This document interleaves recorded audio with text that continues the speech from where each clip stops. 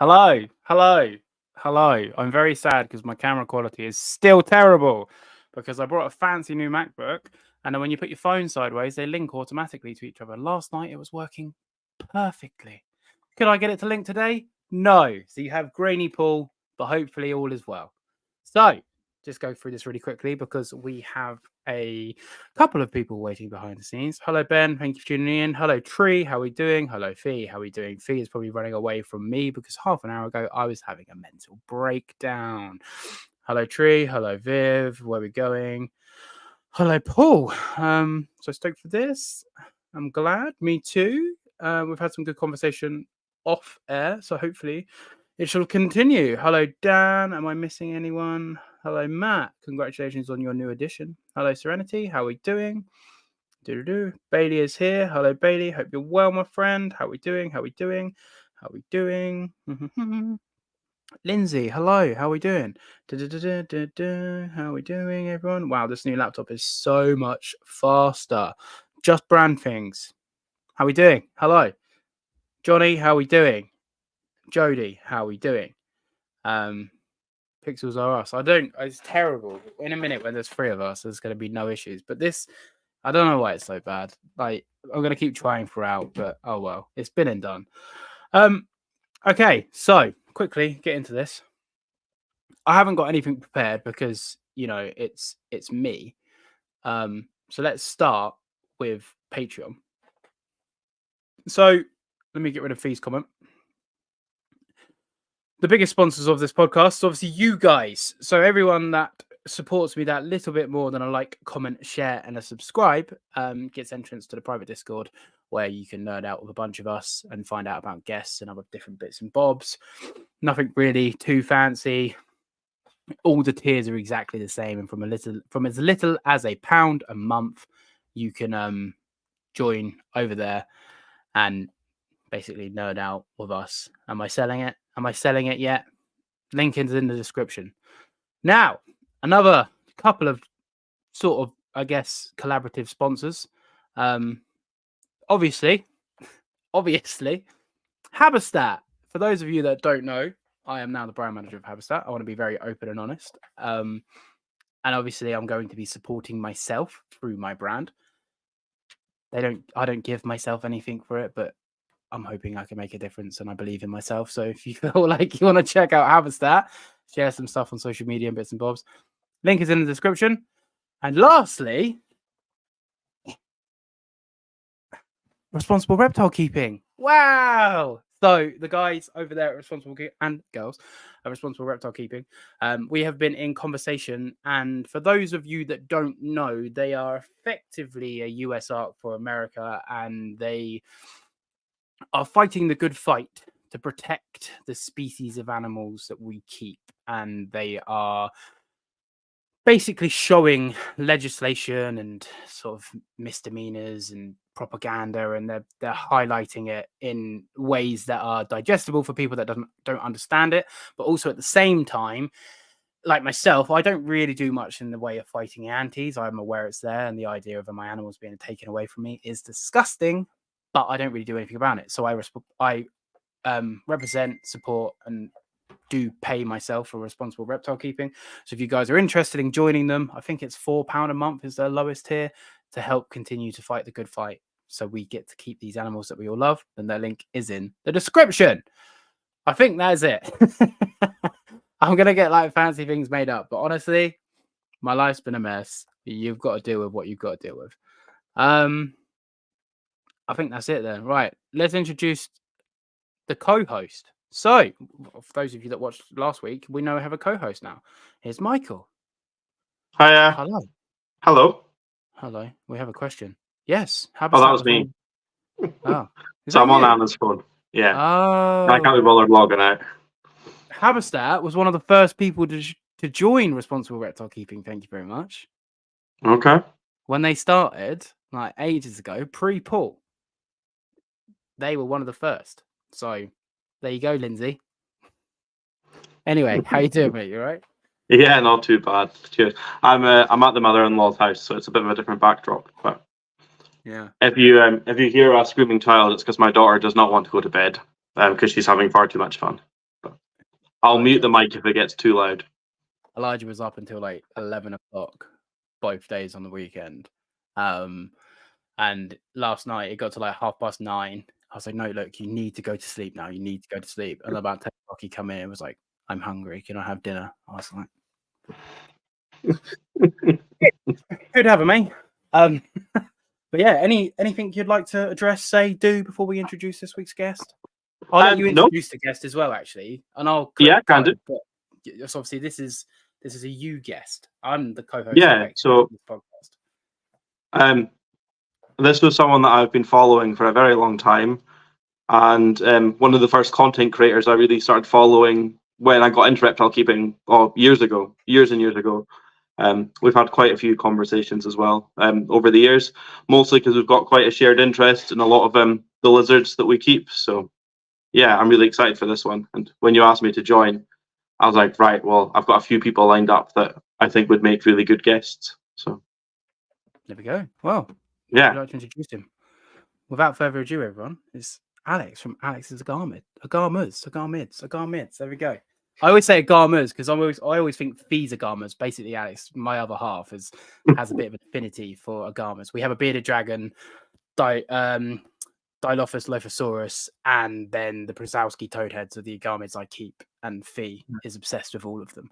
But anyway, welcome to the podcast. How are you doing, my friend?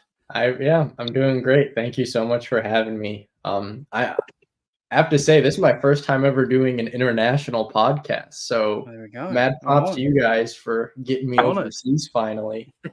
Yeah. I'm liking the hadrosaur behind you as well. Yeah, I figured it's better than some generic background wall. So having a Celebensis, I mean, that's hard to beat. Yeah, I nearly had a Celebensis recently, as in like a real life one, and then Michael basically put me onto you, and I decided not to get one. Yeah, just because of space. We were all going to get them. Yeah, I messaged Alex. I was like, I almost bought one, and he's like, but you didn't. I was like, no, I didn't.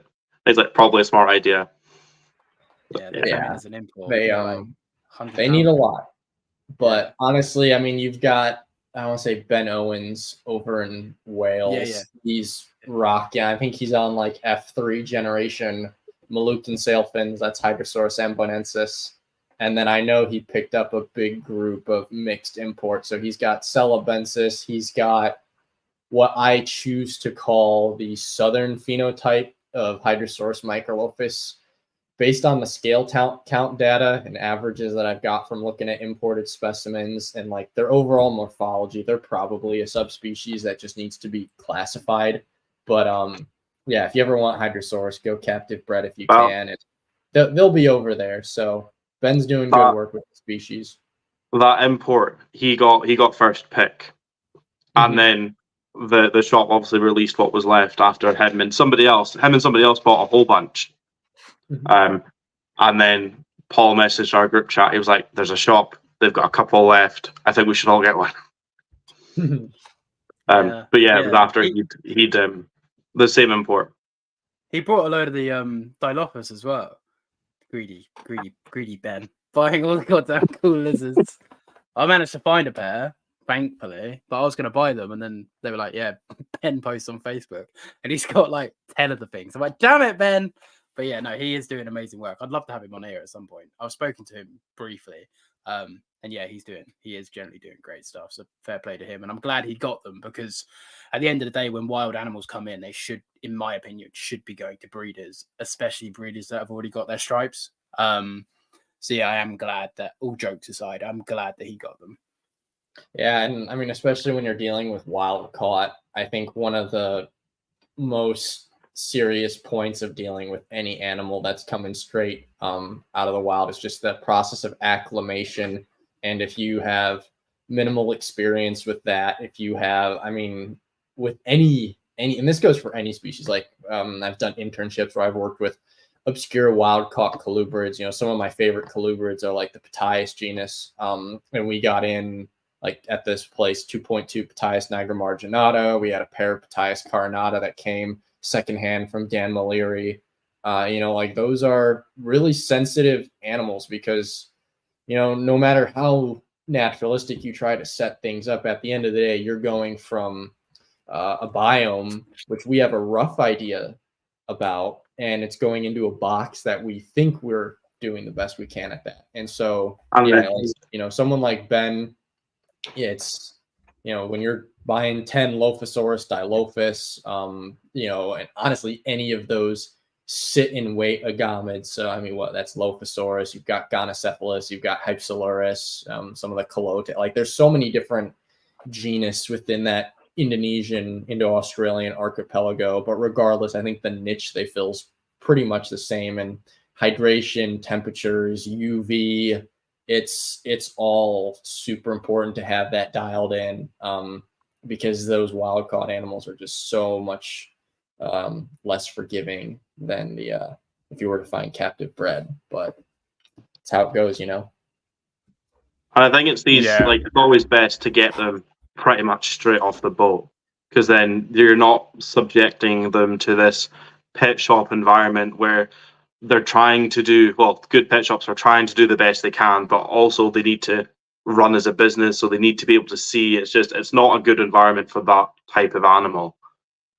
So when you can pick up them straight away, like what Paul did with his mangroves or what Ben's done with these guys, that it definitely makes a big difference. It's a risk, but it's always going to be a risk if you're buying 10 plus wild caught animals anyway. Mm-hmm. So it makes sense. Most definitely. Yeah, especially, I've had pretty decent success with all of my stuff that's wild caught. Primarily that's just the Chinese water dragons, because all of the sailfins that I currently have are captive bred. But even then, my first water dragon came secondhand from a pet shop, and she did all right. But in the case of my male, that was an instance where I knew the shop owner, and I literally walked into the shop the day he brought that animal in. So it wasn't even sitting there for a long period of time. It was, off the boat to the wholesaler. Guy goes in, picks it up, and then I got him right in, and he's still alive and rocking well. I want to say that was about 8 years ago now. So time flies. Nice. 6 years ago with him. Sorry, 6 years ago with the that water dragon. 8 years ago would have been my Tegu, but which was also a wild caught. Time flies. But that's mad. Mm-hmm. I do want to touch on basically wild caught acclimatization, should we say? But I'm going to pin it for a second. I'm just going to run through these questions really quickly. It's effectively one or the other / a couple of questions. I've sort of changed it since the last one because I didn't like it. So anyway, first question: would you rather more space or more time when it comes to keeping reptiles? In my case, more space. What's your favorite species that you currently keep? Second one, straight out of the gate. I can't pick I'd say just for the sake of longevity, the Chinese water dragons are still probably my favorite, just because I've been working with them the longest, so I have a greater understanding. But dude, when I open up those enclosures and you see that golden purple lizard, that's hard to beat too. But for now, I'll say the water dragons. I need to breed the Philippines first. Okay. And then on that then, who is your favorite individual in your room? If you have one. You might not have one.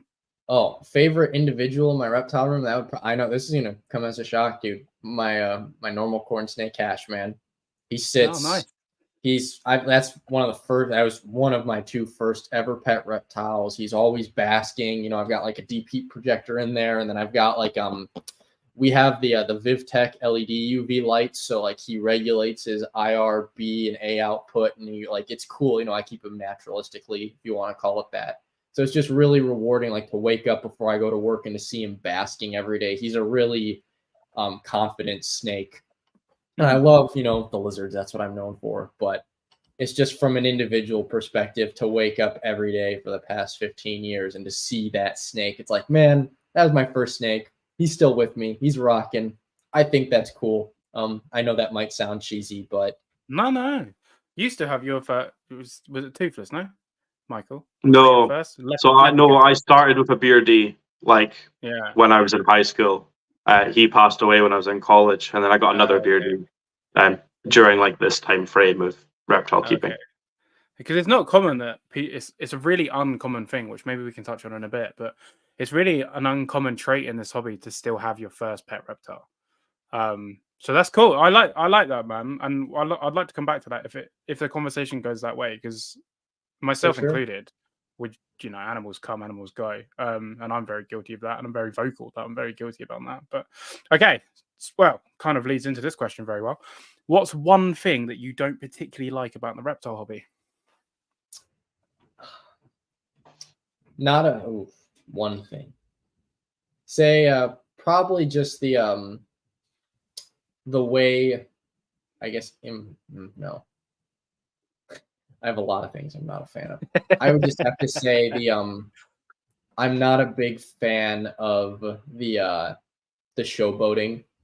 So to summarize it really quickly, I came into this with a love of the animals, and I was, for like the first 5 years of me keeping reptiles, I never realized there were Facebook. I was very delayed to the technology side of things. So when you see people who also have animals, it's like they don't. There are people that I see who are deemed as experts because they use animals to boost themselves up, and a lot of the people I try to associate with are what have my morals of just appreciating the animals. And so I don't like people that use animals to make themselves popular, because without the animals, those people are nothing. And I just wish there were some people that could see that. But that's me being really nitpicky. I'm sorry. I'm not trying to sound toxic. You can be facetious all you like, mate. It's fine. It's literally, we can go wherever. And then the opposite side of the coin. What's something that you really do like about the reptile hobby? Oh, dude, the industry side of it. I mean, and I guess what I mean by that is, like, I've worked at pet shops, and then now my current job, I'm overseeing an entire breeding collection. Like, it's very rewarding to think that we are, at least in the United States, the idea of the old mom and pop shops that were just importing wild caught things day and night, which is cool to some extent, like from a history perspective. But now it's like, on average, a family can walk into a PetSmart, which even today they still have a pretty bad reputation. But you walk into a PetSmart in America, there's captive bred bearded dragons, there's captive bred leopard geckos, there's Arcadia and ZooMed lights, there's proper supplementation. Right? You could literally buy Missouri products at these chain pet stores. And I just think that it's cool that we're making reptiles more mainstream and easily, as far as the care goes, digestible to new people. And we're seeing that already. Look at how many people keep reptiles as pets. Even as just a single household family with a bearded dragon. I think that's phenomenal. And yeah, great, yeah. I personally have vivid memories from when I was in 5th and 6th grade of telling people I had pet snakes. And the reaction was, oh, really? That's weird.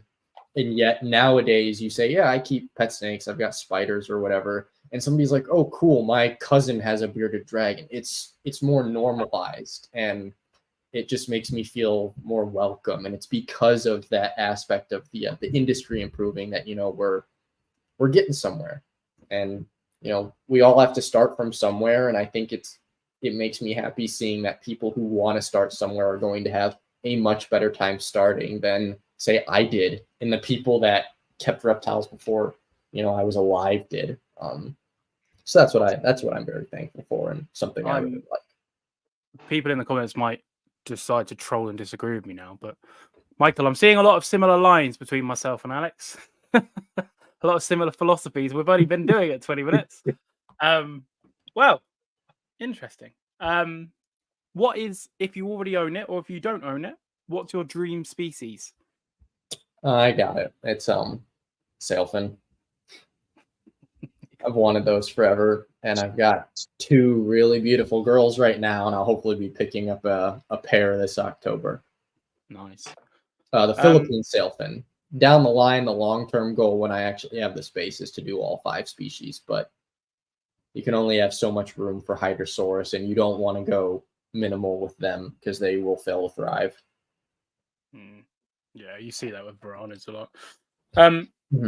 Would you stop wild imports completely at the push of a button today? Yes or no? No. I brought back an old one from season 1 of the podcast. Would you rather be mentally strong or physically strong? Oh, mentally.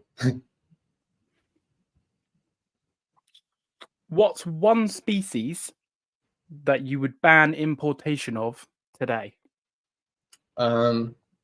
Probably one species.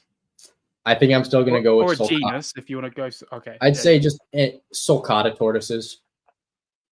Yeah. And in your opinion, this is the last question, and then we can get into the podcast. In your opinion, what's the best pet reptile? Ooh, best pet reptile. My opinion, probably a corn snake. I just feel like as far as the husbandry, the convenience and access to products, at least in the United States, it's really not that difficult to walk into a pet shop and buy a 4-foot, foldable PVC. Like you can literally buy an enclosure that an adult corn snake can stretch out in for $250 here. At the same time, though, if you want the factual side of it, I'll tell you, just working in pet stores, leopard geckos are one of the most popular pets. Like if you look at the numbers and the marketing and the sales, a lot of people own leopard geckos. So they're still very popular, even though we don't see as many of them, I guess, on the breeder side, but they're still there. But in my opinion, I'd say corn snakes. It's a temperate snake. They're adaptable. It's really difficult to mess up on the husbandry. And if you do mess up, they're pretty forgiving. So yeah, I'd say corn snake. Yeah. Before I digress ADHD, Michael, is there anywhere you want to go? I've got a question. Okay, yeah. Yeah. So obviously I know you, and I know that you've worked in a few shops and facilities, a couple now, because you were doing your internship somewhere else. The coolest species you've worked with, like one that just automatically pops in your head.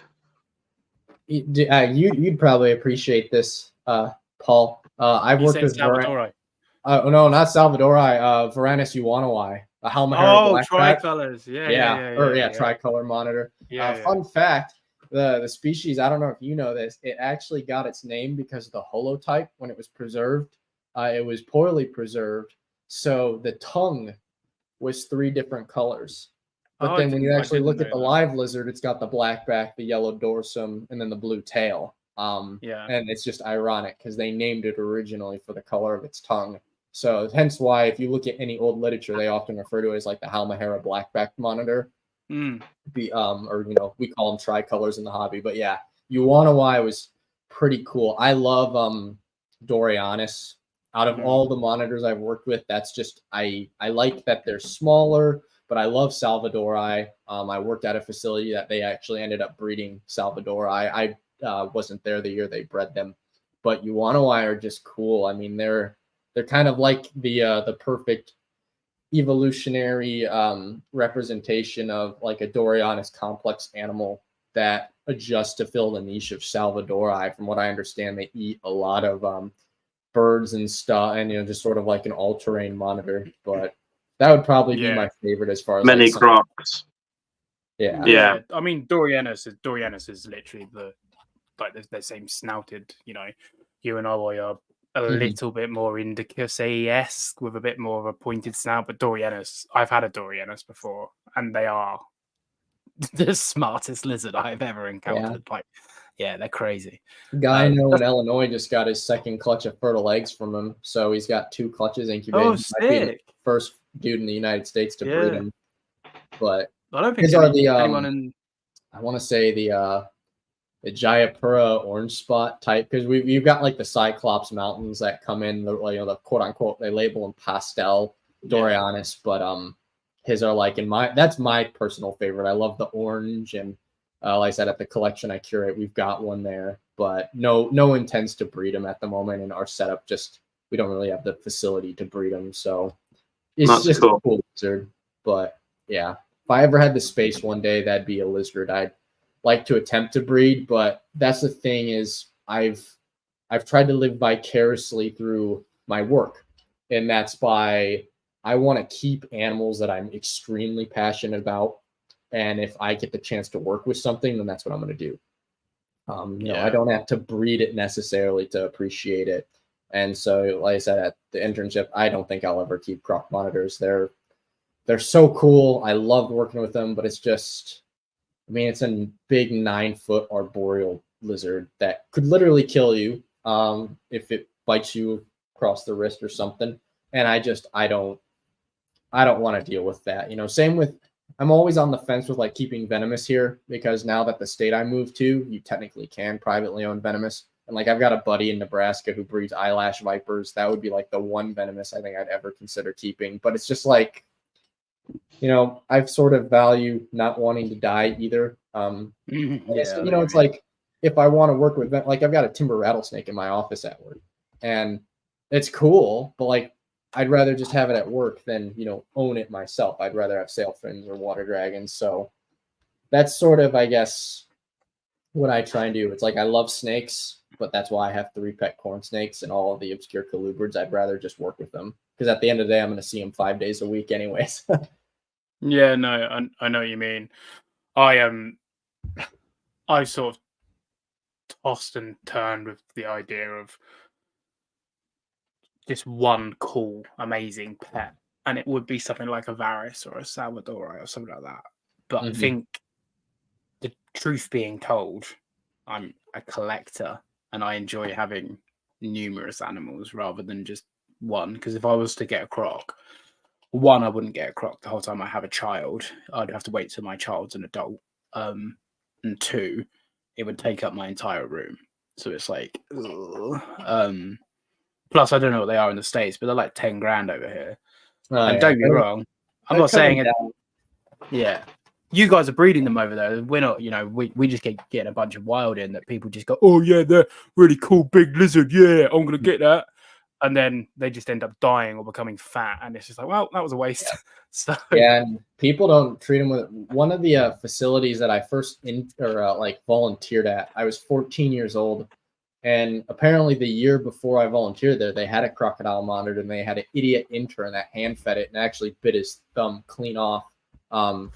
Due to the fact that we had venomous there, we were literally right across the street from the hospital, and that was in our bite protocol. So they reattached his thumb, but it's just, that was only, I've seen the videos of that animal. That was maybe a 7-8 foot croc. And, most of that body length is tail. So relatively speaking, that's not a large Salvadori. I've seen photos of my friend who had a male that was a solid 9.5 feet. I mean, head the size of a cinder block.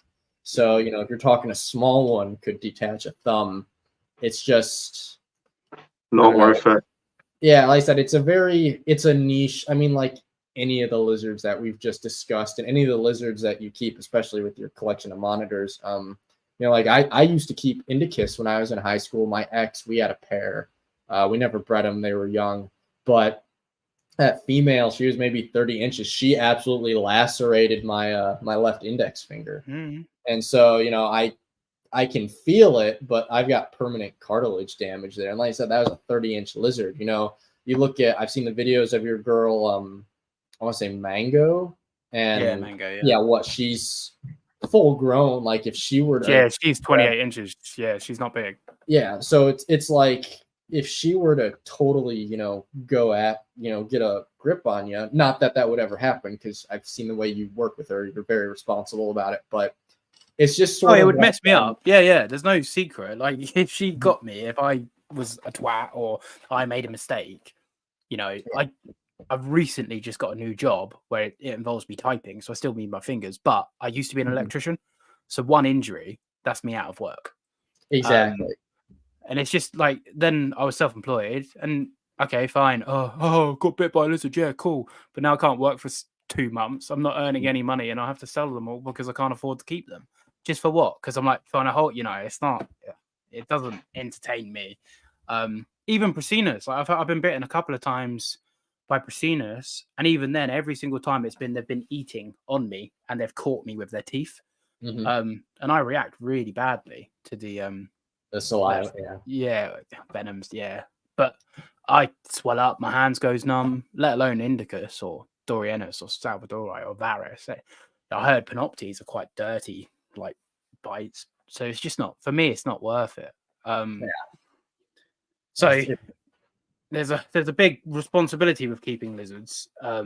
That because even the hadrosaurs, like if that one of them got you, I imagine that's going to be worse than my indicus. So yeah, the Hydrosaurus too, because like their teeth aren't meant to lacerate. So if they grab you, I mean that's going to be a really messy wound. But thankfully they make up for their size with extreme flightiness, and the way I designed my cages are so I can be as hands off with them as possible. And the new designs that I'm working on now that I've moved is that the enclosures are actually going to be elevated on like a 2-foot base. So that way the lizards are about like a foot above my head. Because one of the things that I've learned with keeping them is they really like to run straight up. And so I want to be able to drain water, and I want to be able to check temps with them just looking right above me. what sort of size enclosures are you planning on building?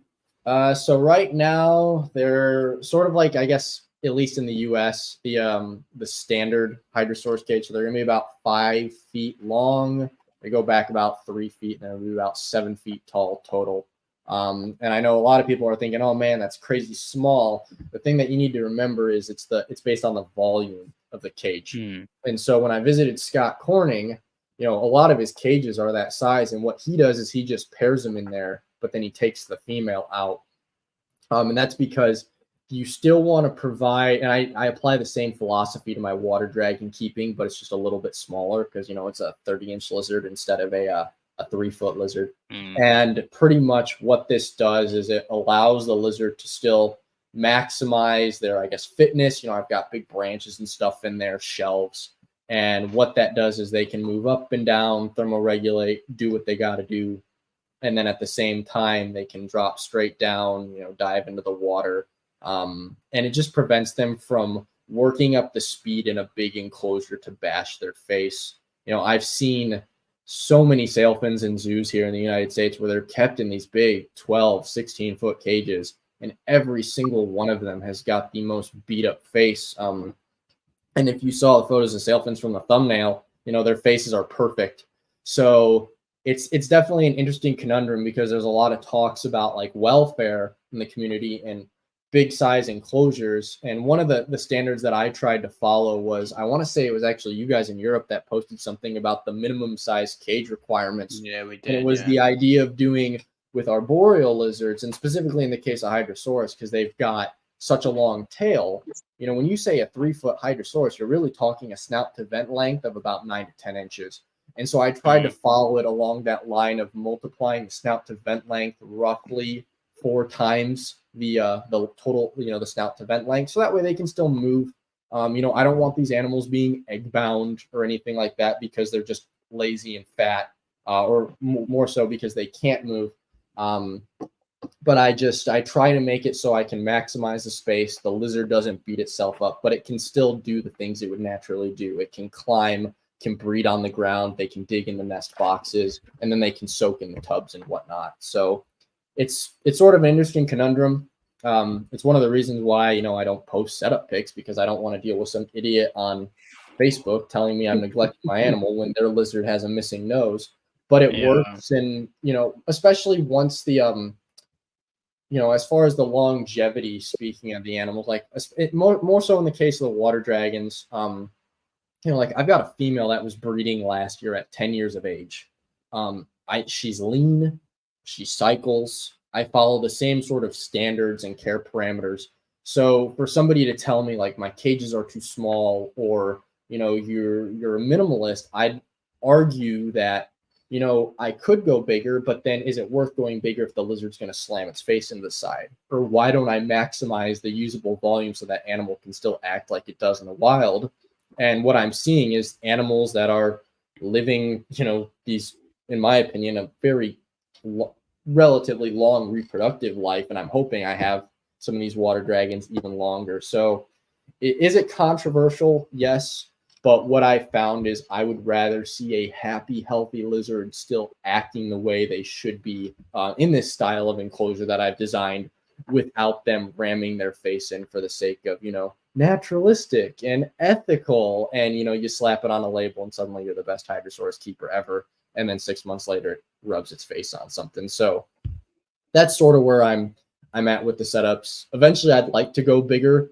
One of the things that I want to do when I, save up and get a house is I want to build like a pole barn on my property. And I took inspiration from a friend who did this because I think if I could make my cages like deeper, maybe do like 5x5s, because if you do the math, that's equal to an 8-foot by 3-foot viv, actually a square foot larger, but you're still keeping it short enough that they can't run the space, can't work up the distance to smack their faces in it, but then you could just maximize it. So I'm trying to figure that all out. And again, I am not an expert on, the care and breeding of Hydrosaurus by any means. Like I said, I'm basing my enclosure setups off of Scott Corning and Casey Schultz because they've been keeping them longer. I just am fairly basic in the natural history. So like I said, it's sort of, I don't want to say controversial, but at the same time, it's just I've seen so many of these other one-off keepers doing big setups. I've been to every zoo in the United States that I could have gone to that has sail fins, and every sail fin that I see set up in the naturalistic standard of these big cages, to be quite frank, looks awful. And I don't want my lizards to look like that. I want them to breed. I want them to reproduce, but I also want to see them have good muscle definition. I want to see them not have egg binding complications. I want to see them bask. So, like I said, it's sort of, it's complicated to sum it up, but hopefully that makes sense. It's trying to do it correctly rather than just go as big as possible, because you could go big. It doesn't mean you're going to get the correct humidity, the correct heat gradient, all these other things as well. Some people just seem to look at size as the only thing that matters, which obviously is important, but don't keep them in a small fish tank. But do not do that. Well, this is it. He's just joined. I don't know if you're still here, Mr. Scandinavian Gunner. So myself and Kenneth, we speak a lot, and he's a variety keeper, and he keeps really big enclosures. And I always struggle with sizes of enclosures, and I always try to go as big as I can. But myself and Kenneth, the point I'm trying to make is a 4x2x4 for, let's just say, Prasina's complex, which is the minimum, fully decked out with small thick and thin twigs to increase muscle complexity, climbable walls, cork tubes, all this other stuff, or a 6x4x6, but only with 3 branches. Well, what's the better enclosure? Obviously, the 6x4x6 fully decked out, but in those two instances, the 4-foot enclosure is the better enclosure. So it does come down, like you say, to the level of complexity that you can add. And I think a lot of people compliment me, if I say so myself, but because my enclosures are very much built on a budget. There's no fancy Serpa design, like super elaborate, incredible, SOSB and lattice, but I utilize every single inch of the animal's natural ecology so it can do what it expects to do in the wild: climb vertically, lay flat, hide, dig, swim, whatever the instance may be. And an animal doesn't care if it's a fancy mock rock, universal rock wall, or if it's a bit of fence. And it's only us as keepers that struggle with naturalism, because climbing's climbing, whether it's a PVC tube or if it's a branch from outside. If it can climb as it's evolved to, then it can climb. And ethical conundrum for me, I think, outside of obviously far end either side, but in the middle, I think the ethical conundrum's in our own heads, and it's not so much to do with the animals. I think it's a reflection of ourselves. If someone gets upset at my Indicus enclosure and they're like, oh, it's not natural enough, but I think you're saying that because you personally want it more naturally, not the Indicus herself, because she has got her natural tendencies met. So yeah, that's my opinion on that sort of subject. Yeah, and I full on agree with you with that. Like, emphasis on what you just said in that last sentence is natural tendencies. I'm not going to deny, like, my setups are not pretty. It's cinder blocks. The nest boxes are big Sterilite tubs full of dirt and sand. Like I like to make a nice solid nesting mix so they can get real dirty. And, you know, I've already gotten 2 clutches of infertile eggs this year. But like I said, I don't have a male. But the idea is giving them giving them aspects in the enclosure that would allow them to do what they do in nature. It's just, you know, when we're dealing, like you said, with Indicus or Hydrosaur, like with big lizards, it's not easy to make it nice and intricate because they will just, you know, ruin it, break it. Yeah. And so, you know, a lot of people think I'm crazy because I buy big cork rounds. Living in the Midwest, we've got a ton of forested areas, so I can get big, thick branches with a ton of bark, and that just lets them grip it, climb up it, they'll shred it, and, you know, free is free. So then if they destroy the bark on that, I can take that piece of wood out, replace it, and I'd like to think maybe it's some form of enrichment. The Agamids, especially the Hydrosaurs, they don't seem as, I guess, in tune to like, oh, this is a new stick, and they smell it, you know. But I would like to think, you know, it's a new stick. It's something different to climb on. Maybe they have to slightly angle their body differently to bask, or they have to drape their tails down. So now they have to work balance muscles. And there are a bunch of small things like that where, yeah, it doesn't look that pretty to the human eye, but it's allowing the lizard to do things that they would, I'd like to think, do in nature. I'm hoping to see Hydrosaurus in the wild next year. It's just a matter of money and timing right now. But again, the more and more I try and just observe my animals and I see that they're acting like sailfins, or at least what I'd like to think is them acting like a healthy sailfin or a water dragon in this case, you know, that's what I'm going to do. I'm a firm believer, and, you know, this is something that has been grilled into me through all my mentors, is at the end of the day, pay attention to your animals. You know, if I'm seeing water dragons digging, I'm like, oh, she's probably going to be nesting. So I give them big nesting sites. You know, I don't do little cat litter trays. I do a full box, you know, 8 to 12 inches of soil. Let them get those temperature gradients. Sometimes I even angle a heat light at the from the top of the cage down into that nest box, just so, you know, again, they're not as sensitive as Varanids. I've at an internship, I did breed Porcinus. You know, you got to get the soil right at 28, 29 Celsius. Yeah, but with them, it's just like, do they need it? No, but in theory, I'd rather provide it to them and they don't need it than them needing it and not having it. Yeah, just a quick question before I digress. Let Michael digress. Is it the walls they can't see, or is it just glass? Because obviously you hear a lot of these agamid types, these Australian water dragons, Chinese water dragons, the sailfin dragons. They're known to be face smashers. Is it glass that's their issue, or is it just enclosures that's the issue? Again, it just comes down to who you talk to. In my experience with the water dragons, I want to lean towards anything they can see through. So glass, plexiglass, screen, mesh, wire. If they can see through it, they're going to attempt to go through it, which just makes keeping them kind of difficult. I won't lie. My enclosures have just tiny viewing windows, which I don't mind because, like I said, I have to go to work most days. So I'm not going to sit back and stare at them. And this is only referring to my experience with Chinese water dragons. I do the same thing with sailfins. I think for whatever reason, they just do not comprehend clear barriers. But then there are other species of agamids that do fine. Like I know people that keep calodes and exoteras and such. They do fine. You were mentioning you just got the Lophosaurus. I've got a buddy who breeds boyidi, and he sets them up in big, PVC cages with glass fronts. They do great. So I don't know if it's a species-specific thing. Ironically, when I've worked at facilities with Australian water dragons, we've had more success raising those in glass setups. Some of them just don't rub, but then some of them do. Mine was really bad. Yeah, so maybe it's an individual thing, because what I've noticed is, and every once in a while, and again, I'm not trying to sound like I'm old here, but I get a message like, yeah, you're wrong. Water dragons don't nose rub with glass. I've had mine for a year and he's never nose rubbed. And then like 2 years go by and they stop posting photos of their water dragons, and then they message, they're like, hey, what do you use for your setups? My water dragon is actually nose rubbing. And it's just Mine did that.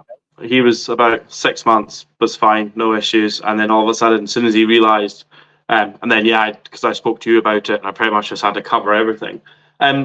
Thinking on it, if you're saying sailfins, Chinese, Australian water dragons, basilisks are really bad for it, all things that have got in common are things that live around water or things that dive. That's where I was going with that. They naturally, their ecology is to dive to get away. So when they perceive people as a threat, the natural response is to dive.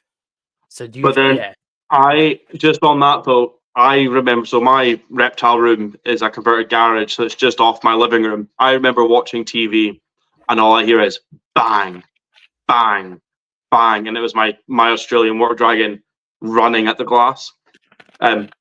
So even that was in like a room, nobody else was in it. Like there was no fear tactic other than just trying to move, trying to kind of navigate the area that he could see, but not understanding why he couldn't go through it. But yeah, it's awful, and it's definitely something you have to consider when you're looking at certain animals. That's why I love my frilled dragons so much, because they're just so chill, and there's none of that kind of issues. Yeah, it's interesting though that you highlight all those species live near water and then diving. This just came to me.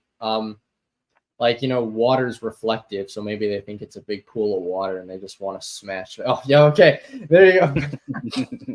First comment right there. Winning. Yeah, wow. Great minds think alike, I guess. But it's I never thought about that. It's just I always assume they don't understand clear barriers, and I guess maybe too it's just because I've had an unfortunate experience with I sent a male on breeder loan to a friend, and he kept that male. He kept all of his water dragons in big cages, but they had screen fronts. And my male, for whatever reason, because I kept him with my husbandry where it was all covered, he just literally cheese grated his face off. And screen is not reflective like water. So I don't know, maybe he just didn't like the lady he was paired with. But again, it sucks because it ruins a really nice looking lizard. At the end of the day, like, it's ironic because I found sometimes the ugliest water dragons are the best breeders. He still has knocked out plenty of babies, even with missing nose. But it's just I wish I knew the answer. I have tried so many different things.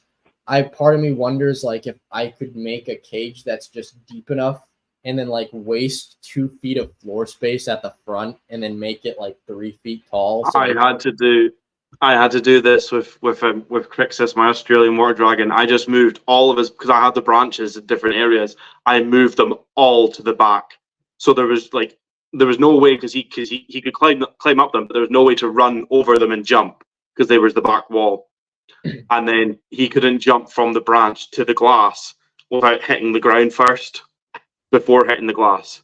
So I had to work different ways around it. But I think with him it was more the jumping. He would climb up something and then jump off, rather than the kind of the running at like on the ground towards it. But I had that issue with my first cage that I put my pair in because I had plexiglass, so the glass was actually reflective. And the female didn't seem to care, but the male, he would actually try and attack his reflection because he thought it was a challenging male, which ironically would lead me to figuring out that if I put a mirror in front of a male, it would help with breeding. But because it gets the testosterone boost. But unfortunately, it's like, dang, I can't look at him because he thinks he wants to kill himself. So it is it's a weird concept because my Indicus, she launches herself at the glass, but only as a feeding response. Welcome back, Michael. Only as a feeding response, and it's so frustrating because I know that she's going to hurt herself, but no matter what I do to try and stop her, she just physically, if she's hungry, she just will launch herself from 6 foot up and 4 foot back because she's in a 6 foot long, 4 foot deep, 6 foot tall. And she'll be at the very back of the enclosure, and she'll get to the front with ease. And she just and she'll just ram, and I'm like, oh my god! But I don't want to make her fat. I also don't want to underheat her. It's what a healthy monitor does. But at the same time, it's annoying. But she only does it in the sense of food. So now what I am doing is opening the door and figuring out ways to get her to almost break, because I have a lock on. As soon as you open the lock, it's food. I've tried to target trainer, doesn't work. Like, she'll just food. So I do think in the instance of the Agamids, it's probably not only a species specific trait, but it probably is based highly on individualism, like you say. And you can't take two lizards the same, because I think if you go, oh yeah, all water dragons are going to smash the face, and then one doesn't, then you get that person like, oh no, they don't, and then you're like, well, come on. So you have to, Yeah. And even then, like I said, I at least get 1 or 2 messages a year from somebody who says mine doesn't nose rub, and it is usually followed a few months later by, yeah, he finally started nose rub. And again, I have a fairly small breeding group, so between raising 5 adults now and working with, as of now, just over 100 babies, I want to say, like, every single baby to some extent still launches themselves at glass. Like, I would raise them up in exoterras. Once it got to the point that I was having larger clutches and higher frequency, I use tubs, the way John Steele did, where they're the tall, the home improvement stores sell like 2-foot tall tubs that are about 3 feet long. And so you could house a dozen babies in there. I do a lot of DIY. I built my first plywood cages and whatnot, but it sucks. But that's sort of one of the other dilemmas of breeding this species is I want to give people perfect looking captive bred babies. And so, using a tub, modifying it so I've got heat and UVB, pretty much imagine there's a really cool Australian keeper I follow on YouTube that I get a lot of advice from, or inspiration from, I should say. His name's like Varana Bay or something. Yeah, but he's got sick stuff. Yeah, he had like a clear, I think you guys call them rubs in the UK, but it was in a sense like a rack unit like that still allowed for halogens and fluorescent lights. And so I pretty much just do something like that, not as nice with an aluminum shelf, but then it's just running fluorescence over those tubs on the floor, because that's where all the babies are, and it got the job done, man. And like I said, I've sold to a lot of people, and the water dragons always arrive great. Everybody usually says they eat the first day or sometimes even right out of the shipping box, but it's just unfortunately a case where for whatever reason they just try and damage their faces on it, which again, it sucks because they'd be a really good display lizard. But the irony in that case is, the captive bred ones, I could stick my hand in there and they walk right up. You can do whatever you want with them. They have no fear. And these are F1s, so I'm hoping to try and produce some F2s in the coming years. But it's sort of like a trade-off. Do you want a lizard you can look at, or do you want a lizard that you could interact with? Because the wild-caught water dragons, I never had a ton of luck handling them. But man, like, seeing photos from customers of these captive bred lizards just chilling out on their arm. Yeah. I mean, to me, that's like, how cool does it get? It's like you get the vibe of an iguana without the temperament or the size, and it's captive bred. Like, so like I said, you can't really watch TV with any of the Lophosaurus, because if you stress them out too much, they freaking die, apparently. One of my guys that I follow for Boyet Eye, which is a species I'd like to keep one day. He's like, dude, I like look at him the wrong way and something happens. And, those are all captive bred here. So don't know if I'll no pressure. Yeah. But, yeah, it's all about trade-offs. Do you want something you can handle, or do you want something you can look at? And I appreciate both. Like, I've got a fish tank back at home, I should say. Like I said, I still call it home because I've only been living on my own now for a couple months. But, that's all live planted. It's decked out. It's got pothos growing from the top. Like, you don't play with your fish, but you enjoy looking at them. So it's sort of like the best of both worlds. I can have my little slice of a river setup, but then at the same time, yeah, my lizard cages, maybe they're not the most pretty thing to look at, but dang, every morning when I'm spraying those cages down, it's like, damn, I'm blessed to be in the company of a lizard that Mother Nature spent millions of years perfecting to be what, in my opinion, is one of the coolest and most beautiful organisms to ever walk and exist on the planet. So I love the plumed basilisks, mhm. the green ones, but just the thought of keeping those in captivity in any size enclosure, just it doesn't sit right with and then I enjoy being able to go into my room and sit on a chair and look at my animals. I enjoy that. I think that was one of the biggest things when I had to cover up my Australian water dragon was gutting. So the idea of buying an animal, knowing that you're never going to be able to watch it, and then those kind of lizards, Hydrosaur's different because you could open it up and they might be a bit funny about you, but stuff like the basilisks will just be gone. And Yeah, it's they go from 0 to 60 real quick. When I was in Costa Rica earlier this year, I got to see all 3 species in Costa Rica. The 4th species of the genus Galeritis is only found in South America, but chasing after babies, they're fast, and then you see a big 2-foot adult cover 15 feet of water, literally running on it. You're just like, dang, that is a unit of a lizard. I'd love to keep basilisks someday, but again, like you said, I feel like if I'm gonna do basilisks, I want to do like a big greenhouse setup. I said I've been having a ton of fun with the fish, and I'd love to have just like a massive stream in there with like white clouds and rasboras, and then just have like a bunch of them free roaming. I like the greens; those are cool. But there's a guy in the United States who's got some really nice Costa Rican common basilisks. So that's the type species for the genus. They get pretty big. They're brown, but they've got both fins. I got to see those in Costa Rica. And he has stock from Costa Rica and Nicaragua that he got from, I believe his Costa Rican stock came from my mentor, Scott. And I just love to have like a big 3-foot male, see that thing running around, tossing its super worms. But then, one of the other side hobbies that I like to do is I love collecting wild greens and stuff to feed to the sailfins in the growing season. So dandelions, and we've got some natural temperate hibiscus up here. And, if it's growing outside, that's super good for the lizards, especially if it's a pesticide-free area.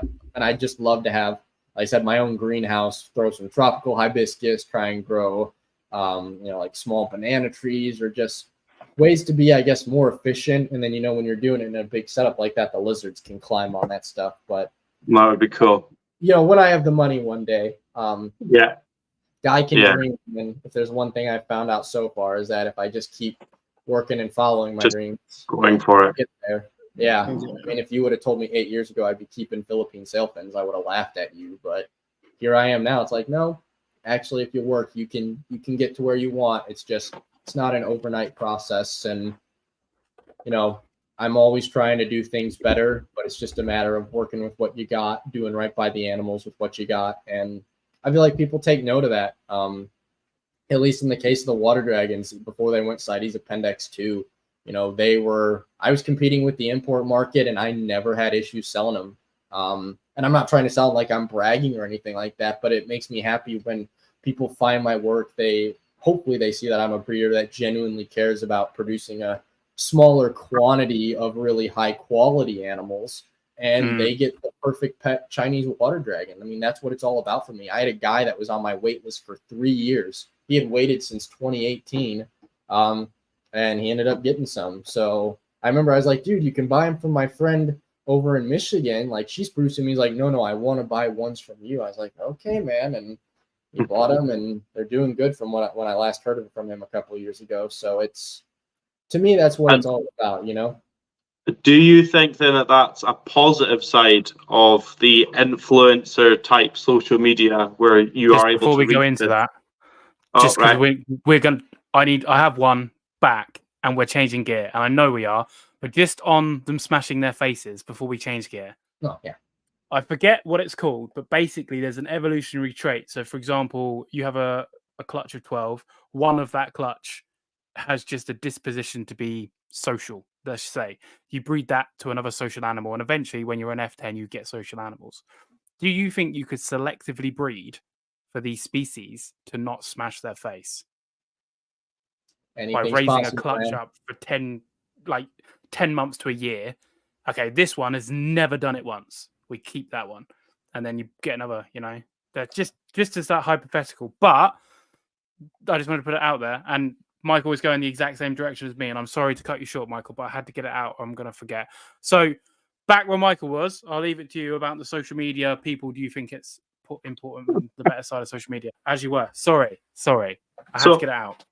On that, though, I'm guessing it would be the ethical side of it. If you're going to go, right, I'm going to have 10 babies, I'm going to keep them in exoterras, and I'm going to pick the ones that don't bash their face.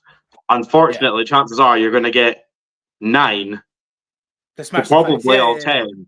And then I think it's that kind of, you'd have to try and be like really observant, be like, right, this one's just never shown any sign of like keeping them how you're keeping them now, Alex, but going like, right, this one's just never shown any interest of darting. It's an interesting one because it would be something like you say you would need generations and generations. You have to raise them all up separately as well to be able to make sure you distinguished it correctly. So take me wrong, I know it's not an easy feat, but it just sort of seems the only logical option to maybe combat this. Because like if you have a couple of friends that breed Chinese water dragons and they're different genetics to yours, you go, look, find one that's just not flighty at all. I will save one.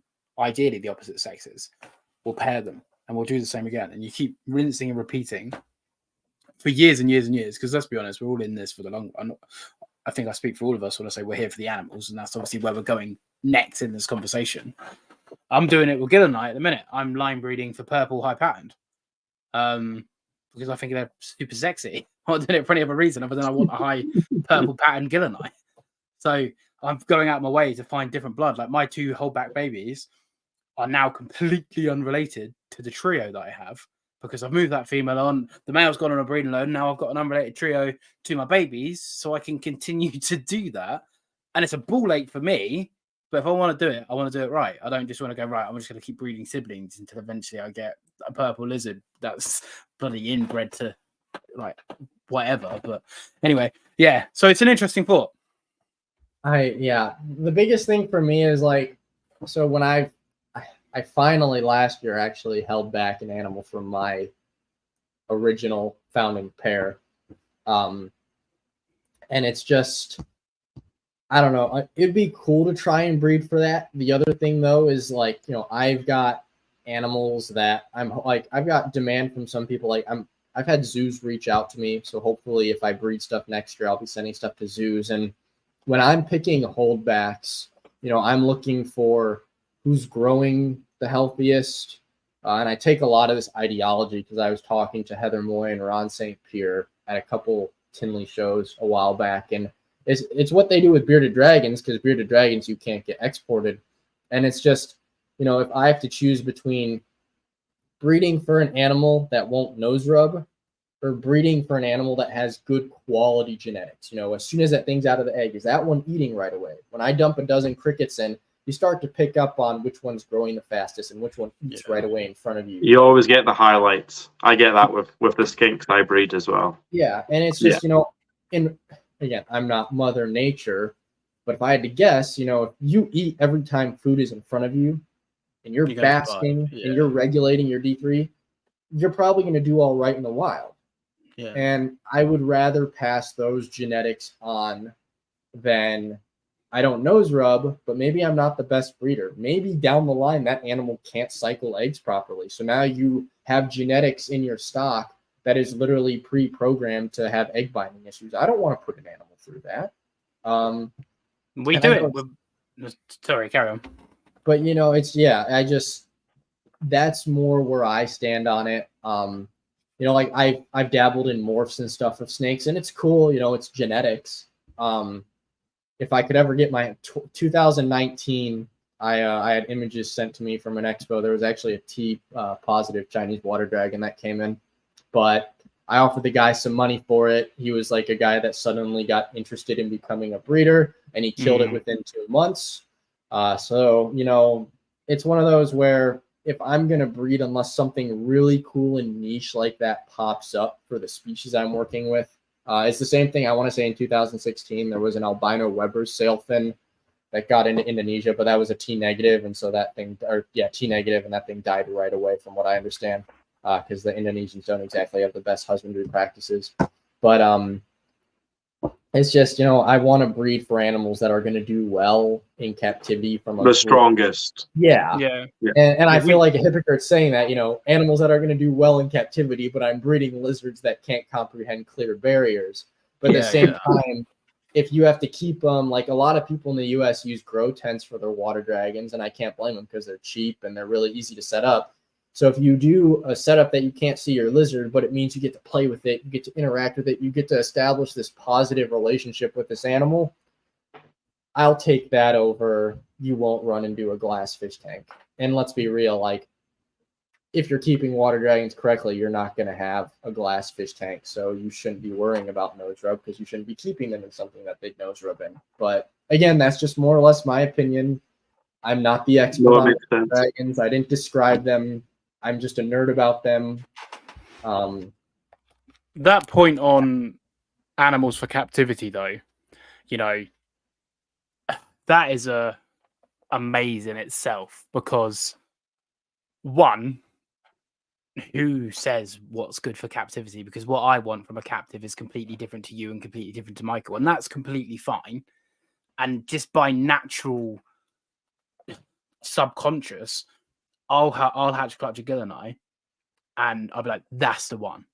And I get someone else come to pick from the clutch, and they're like, can't believe you're not keeping that one. That one's gorgeous. So just, just through proxy, we subconsciously just go, yeah, that one. And whereas other species that are really rare, for example, Indicus in the UK, that they're not here, if I was to breed them, I just have to breed what I can get.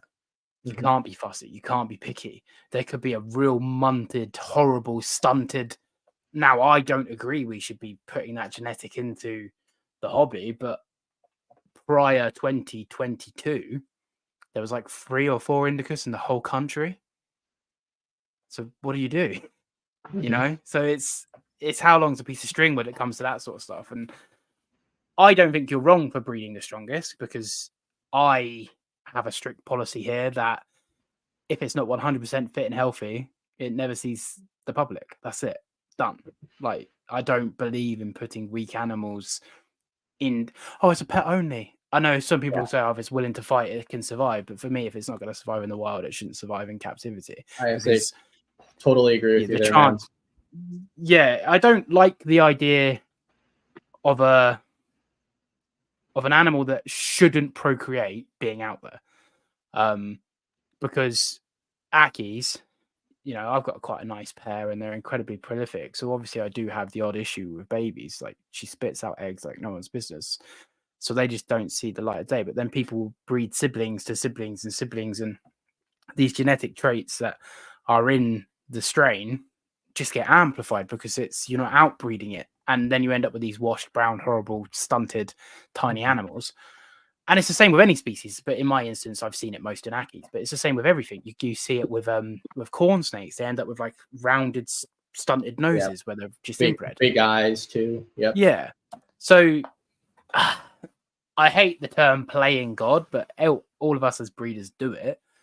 And my ethical line is going to be different to everybody else's. I'm sure most of people will agree, but what I see as ethical will be slightly different to everybody else, which is just human nature. So I don't know the right answer outside of, as long as, in my opinion, as long as you back yourself 100% and you know at your core, and this kind of takes us into the social media stuff as well, you're doing the right thing for the animal and you're not doing it for ego and you're not doing it for likes and you're not doing it for clicks, then I think you end up with people behind you and they're like, well, look, I may not necessarily agree with what Paul's doing, but I know that he's doing it in his heart wholeheartedly for the right reasons. If that makes sense. Yeah, totally does. That's unfortunately where I'm at with the Philippine sailfins right now, is because that's the one species that you can't get imported legally, at least, unless you know the right people. But the gene pool is very limited. And on one hand, that gene pool has technically been cut off since 1994. If you want me to get technical, there was a questionable group of captive bred adults that came from China in 2013. Wink, wink. Always like animals. Anyways, the point though is that I have spent I have an entire Excel spreadsheet right now with a total of 63 animals that I've been able to identify. Every single one of them has got an ID number.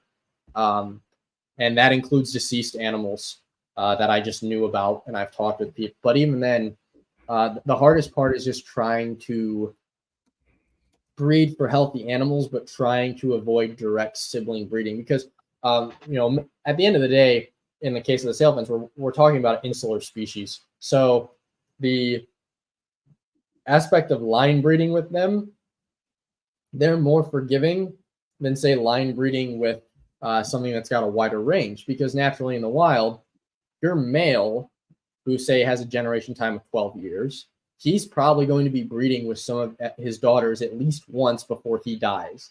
And then probably his son takes over as an alpha male in that territory because they're only found on one aspect of an island. And we see this in captivity with the Philippine sailfins because there's minimal signs of inbreeding depression right now. I don't want that to happen though. So that's why I've been being a little extra picky about sourcing. There is one other, I say there's two people in the United States last year that bred Philippines. One of which is the guy for sailfins, so anybody can guess who that is. The other individuals, I'm not going to name them because I've had great conversations with them, but they have no idea the founding stock that produced their animals. And so I've seen animals that these people have produced. They look like Philippines, but when I asked them, where did you get your male and female? They gave me a name of one person who I've talked to frequently, but at the same time, many people have told me that person has been a flipper. So they'll sell something that they claim was produced by somebody else, even though it wasn't, and it muddies the line. On the other hand, the male in question, it was just somebody that bought that as a pet from somebody who couldn't remember. So, and again, I'm not trying to sound like some elitist entitled schmuck here, but what I do. Yeah, but what I mean is that, when I'm with the Philippine sailfins that I'm working with right now, one of them was produced overseas. Its parents were wild caught, and I was told directly from the person who has the paperwork for the parents. The other one was produced by a person here in the United States, and I can trace that animal's parents back to 1992 when their parents came from a zoo in Texas. Mm. The male that I'm hopefully picking up in October originates from the 2013 captive bred Chinese stock. And it would be an F2 of animals that I have photos, videos of, and screenshots of message exchanges regarding the lineage of that animal. So again, I feel pretty confident that what I'm working with are genetically unrelated Philippine sailfins. I can name 2 people in the United States that can trace their lines back like that, one of which I have a lizard from. So it's really a weird conundrum as far as, I can't pick who's going to be a good breeder because I am hoping that with the first round of breeding, I can pick some holdbacks. And then now that I am producing animals that I know the base lineage of, I can just work with my own stock and eventually outcross, because maybe one day, hopefully 20 years from now, I can look back and be like, oh yeah, that was from a female that I got in 2023 from this guy who got it from this zoo in 1992, right? Do you see why I like Alex so much, Paul? I was just thinking, it's like listening to Michael about Timors. Like he got a trio that I used to own. He didn't get them from me. I traded them with someone, and then Michael got them from someone else. Anyway, happens with reptiles. And he was like, right, what's all their heritage? I was like, I don't know. Like, people don't know. Like, I'm into it, but people don't know. I I'm like, I think that one was from this person. That was from this person. And he messages me and he's like, the dates don't line up. I'm like, Michael, please. I don't know. Yeah, that's why I'm hoping when I eventually have the space for some of the Indonesian stuff, I want to just handpick wild caught stuff. I'd rather start fresh. I've got an entire journal which has the femoral pore counts and the labial scale counts that are used to identify the holotypes. So if I can just quite literally handpick some textbook perfect Celebensis, Microlophus, Weberi, Amboinensis, I'll probably just wait and save up and get captive bred from Ben, since his are textbook perfect in my opinion. But as much as I hate to say it, and then once again I'll repeat myself, I'm not trying to sound like an elitist schmuck, but I just don't want to deal with he said, she shed, they shed, and all one person has to do is lie in that chain, and it's all messed up. Ron St. Pierre literally told me that at Tinley. And so that's why with the Philippines, I'm being extra critical of what I am working with. Because if I can have a small, really legit founding group, then all I have to do is hold back what I can deem as unrelated, and I'll be set. Yeah. Because I think, I was going to say, I think for a lot of these things, we can only do the very best that we can do. And I like the Timors as an example. I managed to trace those things back as far as I could go. I traced one of the females to a zoo in Europe. I traced my male to an import from the middle 2000s. Like, you can only do so much, but then that's, in my opinion, better than just going meh. Just stick them together.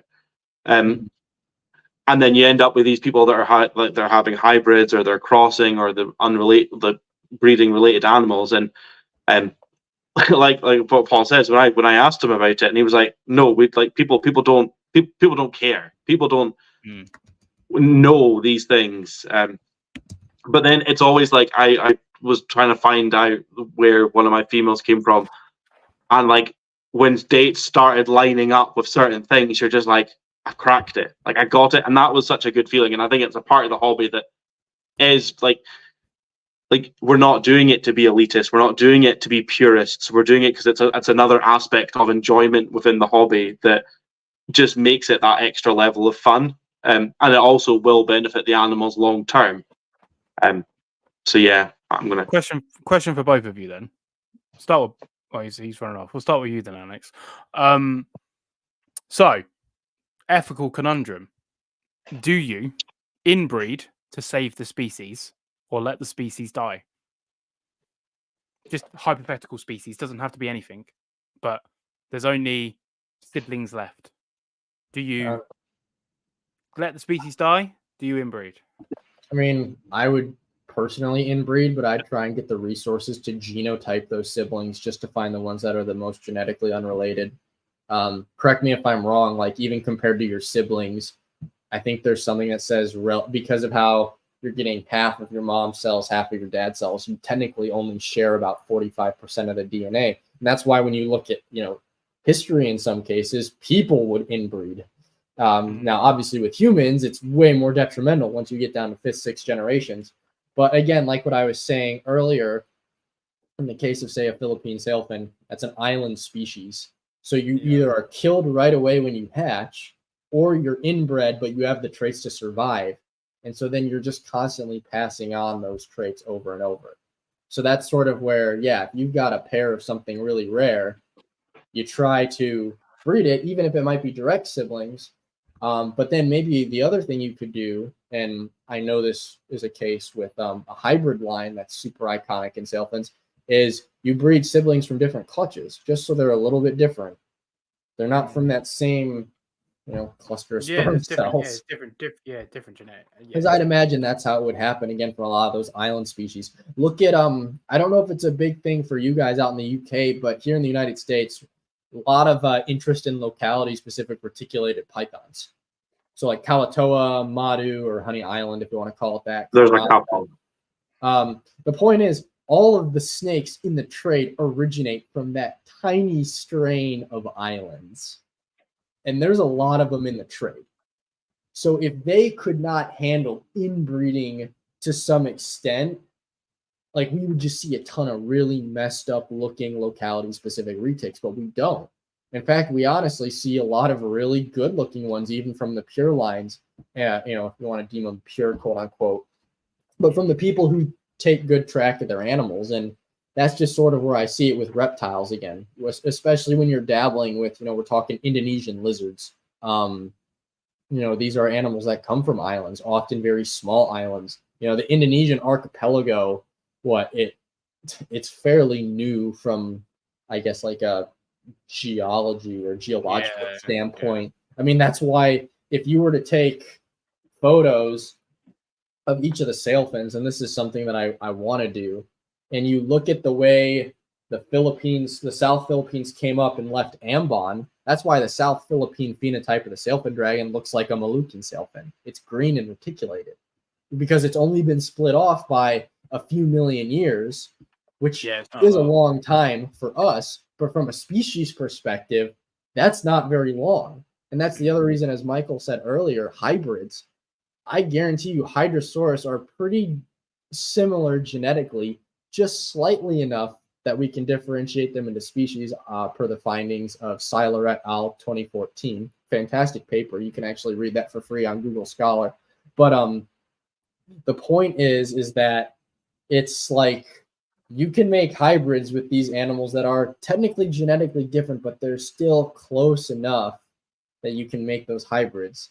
And at the same time, because of how small these species ranges are in relation to their island ecology, like if you had the only pair of Philippine sailfins in the UK, I really don't see any issue with breeding siblings. That was a crazy long-winded answer, but hopefully I'm going to extend on that. Yeah. Me, I'm sat here in the UK. I've got the only 2 Philippine sailfins, right? Okay. I've bred them a couple of times. I've got babies, whatnot.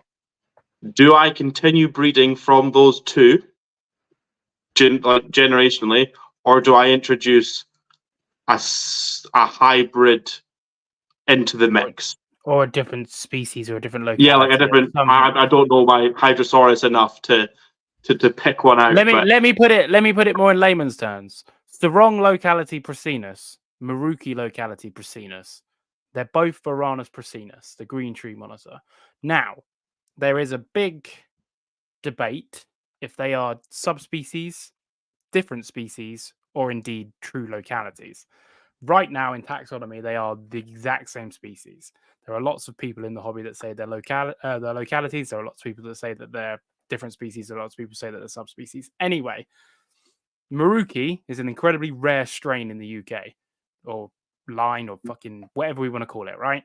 So, Maruki is rare. Sarong is in abundance. Do we cross Sarong into Maruki, or do we let Maruki die out because no one has pairs and we can't establish pairs? So the pair option is out the window.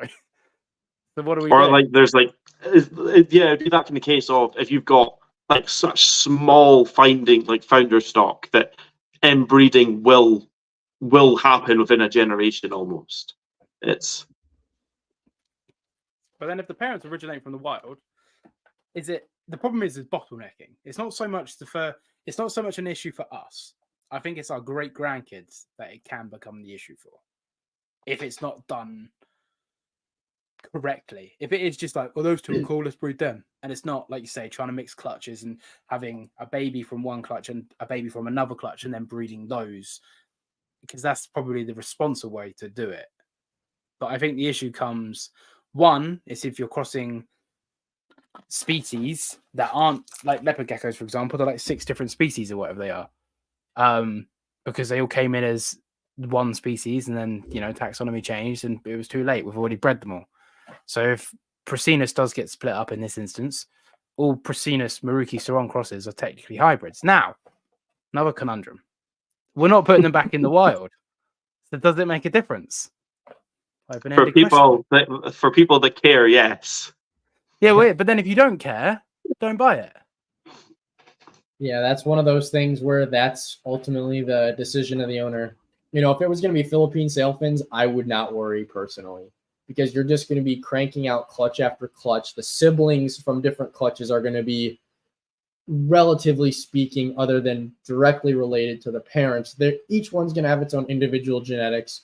It would be no different than the island example of a pair of animals getting blown in a tropical storm onto a new island, and then that's the only thing that establishes. You start with 2, and next thing you have 16 animals, and then over the course of millions of years, that becomes its own population from 2 founding animals, because that species is adapted to deal with a smaller gene pool and degree of inbreeding depression. I also know this because I know people who have line bred sailfins, and they haven't noticed any issues, because if people have bred daughter back to dad, or dad to another daughter, and you never have issues. And then maybe 3 generations of that same pairing, you throw in a brother that was from 2 clutches earlier, and they're perfectly fine. In the case of Philippine sailfins. So yeah, you would rather go that route than go, I need new blood, but it's not new blood because it's a different subspecies or a different phenotype or whatever. Yeah, exactly. You'd stay away from that. Exactly, because I would not. The other 4 sailfins are so morphologically and spatially distinct, in my opinion, just based off of everything I've read, that I would not want to create a hybrid like that, especially since we know in the case of the sailfins that given their island ecology, they can handle it. And again, we know I had my spreadsheet here. I could pull up plenty of examples of lizards that are still living into their 20s that were inbred. Well, inbred. Yeah. Now, in the case of you, Paul, Persinus, not my area of expertise, but we're talking about a species of monitor that taxonomically right now is the exact same, whether it's from Sarong or Maruki, Varanus Persinus. That's it, the emerald monitor, if you will. If it gets split into a different species, well then yeah, you're screwed. I mean, that happened with eyelash vipers, and I saw a bunch of venomous people posting the Facebook meme marked safe from making eyelash viper hybrids, because they were all one species and now there's 7. At the same time, though, you know, it's just one of those things where you could hope that another Maruki will come in. You could try and network with breeders in the States. Importing is definitely a thing, and we've got some great people here in the States. And I mean, I know a good friend of mine got some really nice frilled lizards from Germany via Ashley Denzon in Canada. So we're all on social media. If you see, I'm trying to think who's like Brandon Van Asten, I think he's a Canadian tree monitor breeder. Yeah, he's only got Sarong, sadly. Okay, well, if he ever got, I know what you're saying. I know what you're saying. You know what I mean? Just like save up the money and import it over. This is another thing. This is not right or wrong. It's just another one of those problems of life. So obviously, UK left European Union, whole Brexit and stuff. We used to be able to get whatever we wanted from Ham, Houghton, Europe, full stop. We could get, CITES animals could cross the border, no issue. CITES 1, as long as you got your paperwork. CITES 2, you didn't even need the paperwork. Now, obviously, you do. So obviously now we're standalone because make Britain great again. What a load of good that did. But so there are people in Europe breeding Maruk, and even in the UK, if you've got a lot of money, because tree monitors are obviously ridiculously priced, the Europeans don't want to do the hassle of the import, export all the time, or the vet checks, all of this, because they can just sell in Europe. So you have to almost make friends. And for someone like me, I'm very fortunate. I've got a lot of friends through social media, in Europe and bits and bobs. So people are willing and to work with me. But if you're this is going to sound horrible, but a nobody, why would I sell to you? Who are you? Are you even trustworthy? Like blah, blah, blah, blah, blah. I'm just going to sell to Mr. Smith in Germany easily at Ham, no stress, no issue.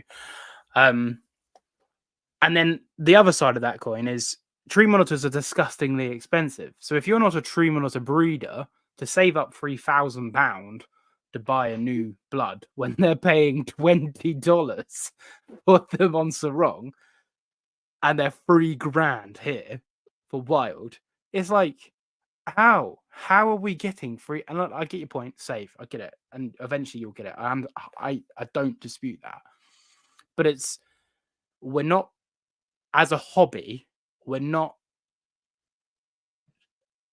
regulating ourselves enough. We're going, right, this person has a Maruki.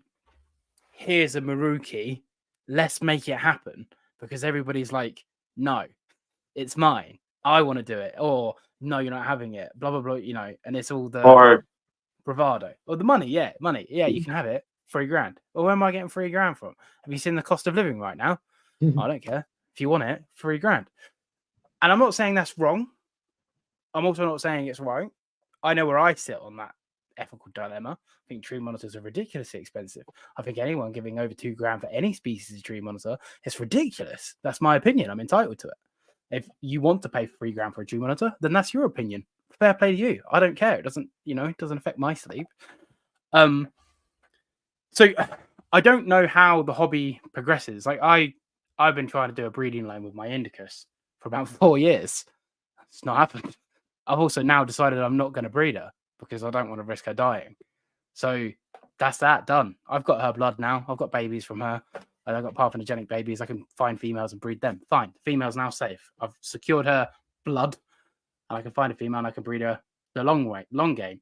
But trying to sort out a breeding loan when there's only 4 in the country is a nightmare. I located a male, just couldn't lock it in. And I'm not criticizing the guy that had it because I also wouldn't give him my female. So there was this constant stalemate.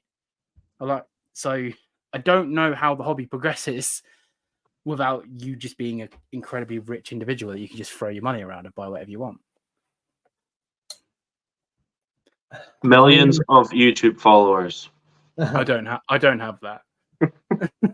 Money is definitely a big part of it. The other thing is just the networking. If there's one, and again, I'm not trying to sound spoiled here. For the most part, I have been able to work with or talk with people who have everything that I eventually want to keep. And I talk with a lot of people. Especially, I never vend at reptile shows. I go there to see friends that I only see once a year. The thing that I'll tell you is that if you find friends who work with what you have, all it takes is having that one friend get what you really want, supporting them, trusting them to do the best by it, and it pays off. That's all I'm going to say, though. There's just some personal stuff that I don't want to talk about in that case, but Yes. That's my best advice. I'm not trying to sound spoiled. I'm just, I'm lucky. It's not luck. It's literally a case of when you know the right people. Emphasis on the right people. Like you said, you knew that guy that had a male mangrove, and clearly it didn't work out between you. Then I would honestly say you don't really know that guy. You know of him, but the people that I keep in my circles, I probably talk on the phone with 2 to 3 times a month. Not even reptile related. But if they say, "Hey, Alex, I need a group of 12 captive bred Chinese water dragons," I'm sending it to them.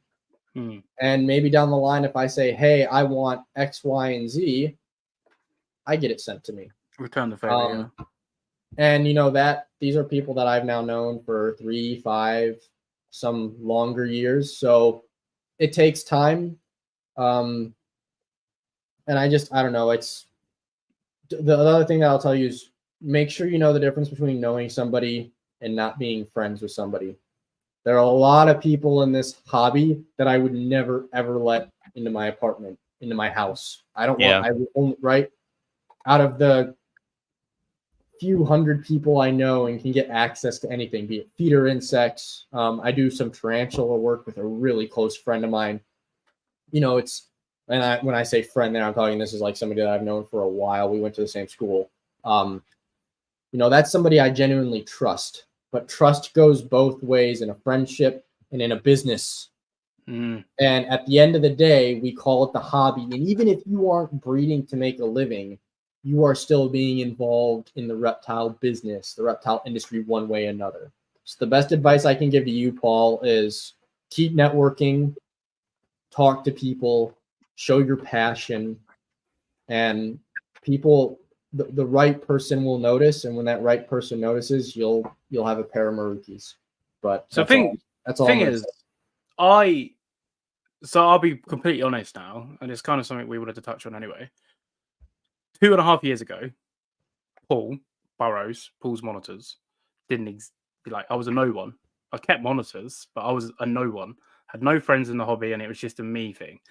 And I got completely sick of seeing monitors in shit conditions. So I just started Paul's monitors on Instagram, and I started posting how I care for my monitors. And I've never once, maybe once, but I'm talking once. I'm trying to think. It's been 2 years now. But anyway, I've never gone, this is terrible. You're terrible. I've always just gone, this is how I do it. Big, well illuminated, high basking, better, blah, blah, blah, blah. You know, I've always done that. And I only do what I do for animals. That is it. People that know me at my core know that's true. I have a very stoic, sarcastic personality. So I'll come across blunt and egotistical, but at my core, I'm not. The point to this is, obviously, I've done quite well on social, on Instagram mainly, and I've made a lot of friends. And some are really close and really good. Others are just friends.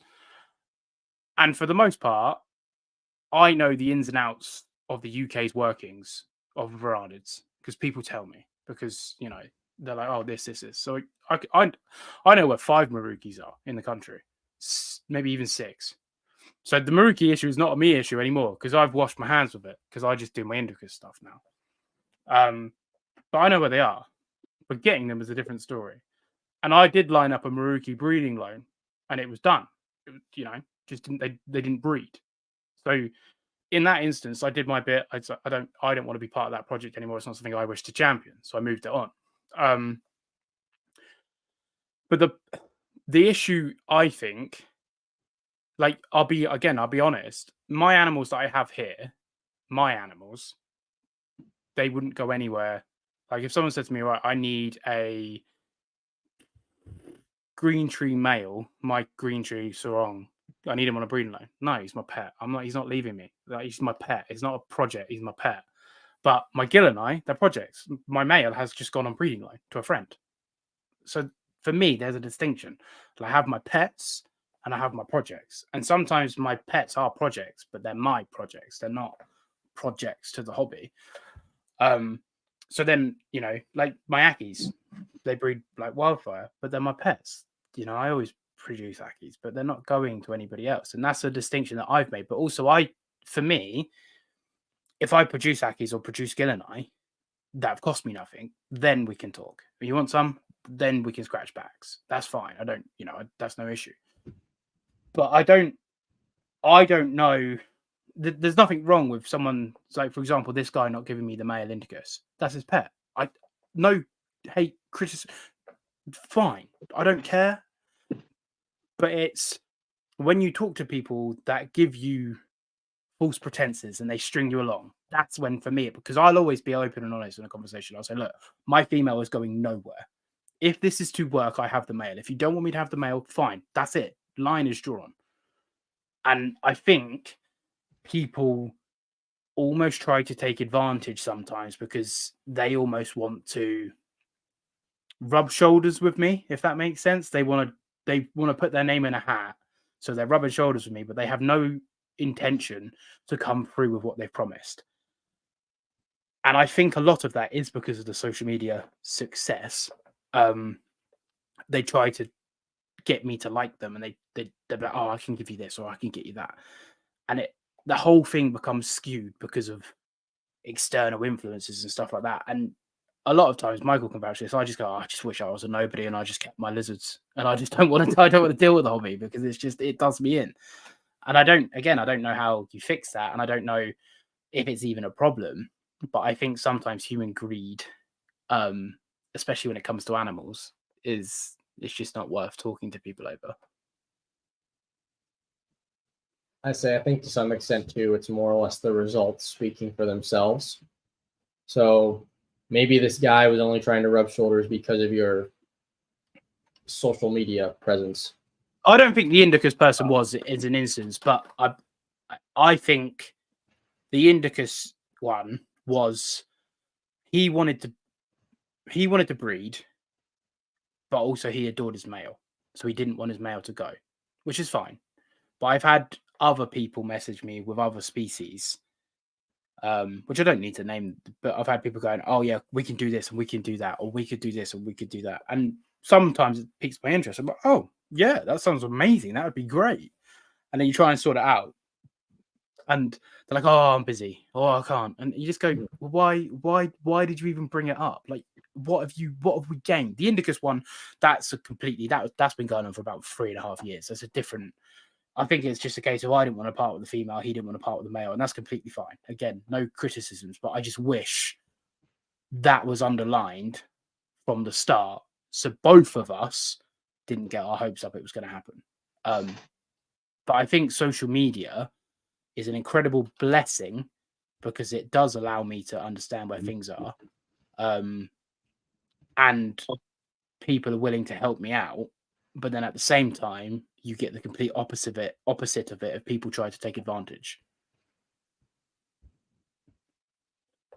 It's definitely it's a weird conundrum. I'll tell you that. At least something I can say on my end is that, before I've done any breeding loans, these are people that, like, I'm very strict about breeding loans because I'm just like that. I hear too many horror stories, too many ghosts that flake off at the last minute. Like, the people that I do breeding loans with are people that I see in person. I talk with them all the time. I've honestly been to their places. Like, those are, if somebody's willing to let me into their place and have like a human interaction, yeah. Generally, I've never had issues with, hey, take a water dragon of mine. Hey, can I borrow this lizard of yours? Like, it's just how it is. But yeah, I guess in your instance, you're talking with people that you've only ever interacted with them online. And that's sort of the weird dilemma with social media is everybody wants to look like an expert. And that's why I'll keep repeating myself. Like, I didn't go to school to get a PhD or whatever in Chinese water dragons and sailfins. I used my education to further educate myself on these lizards. But like, if you want to understand the taxonomy and natural history of the Sulawesi sailfins, talk to Wolfgang Ginzer, because he's the one that literally published the frickin' paper on the resurrection of their taxonomy. He's seen them in the wild, at least. And I'm just somebody that keeps them inside and makes, lizards make more lizards. So I guess when it comes to the idea of breeding loans, I don't even know where I was going with that last statement, but I guess it's the idea of, it's more or less, it's tricky, it's complicated. I have horrible trust issues. That's why I keep same. my 3 main people, and that's all I do. You almost have these different social circles. Like, you've got like the inner circle of friends that you speak to on a daily. That sometimes it's not even animal based. It's just life. And then you've got like the next level of people that you'll speak to a couple of times a week or something, and then it kind of just goes out to there. And then you've got these people like further down the circles where it's, oh yeah, I speak to them like once a month. We're pally. If I message them, I'd be able to get some information or something. But you wouldn't know the ins and outs of their lives and stuff like that. And it's understanding those boundaries. But also, like, I found this year in particular, when I met Paul and I met my other friends that are in the hobby, before that, it was almost a different hobby. Once you have that hobby, you've got that inner circle of people that you can really share it with. It makes everything 10 times better. Because like you say, you're crossing animals, you're swapping things over, you're bouncing ideas off on a daily basis, and it just increases everything tenfold. And I think being able to find those people, and although it takes time to build those relationships, finding those people over social media is definitely one of the positive sides of the internet, and having access to all these hundreds of thousands of people that want to share photos and share information and stuff. But it's making the best of that and being able to enjoy your hobby with these like-minded people. Exactly. Yeah.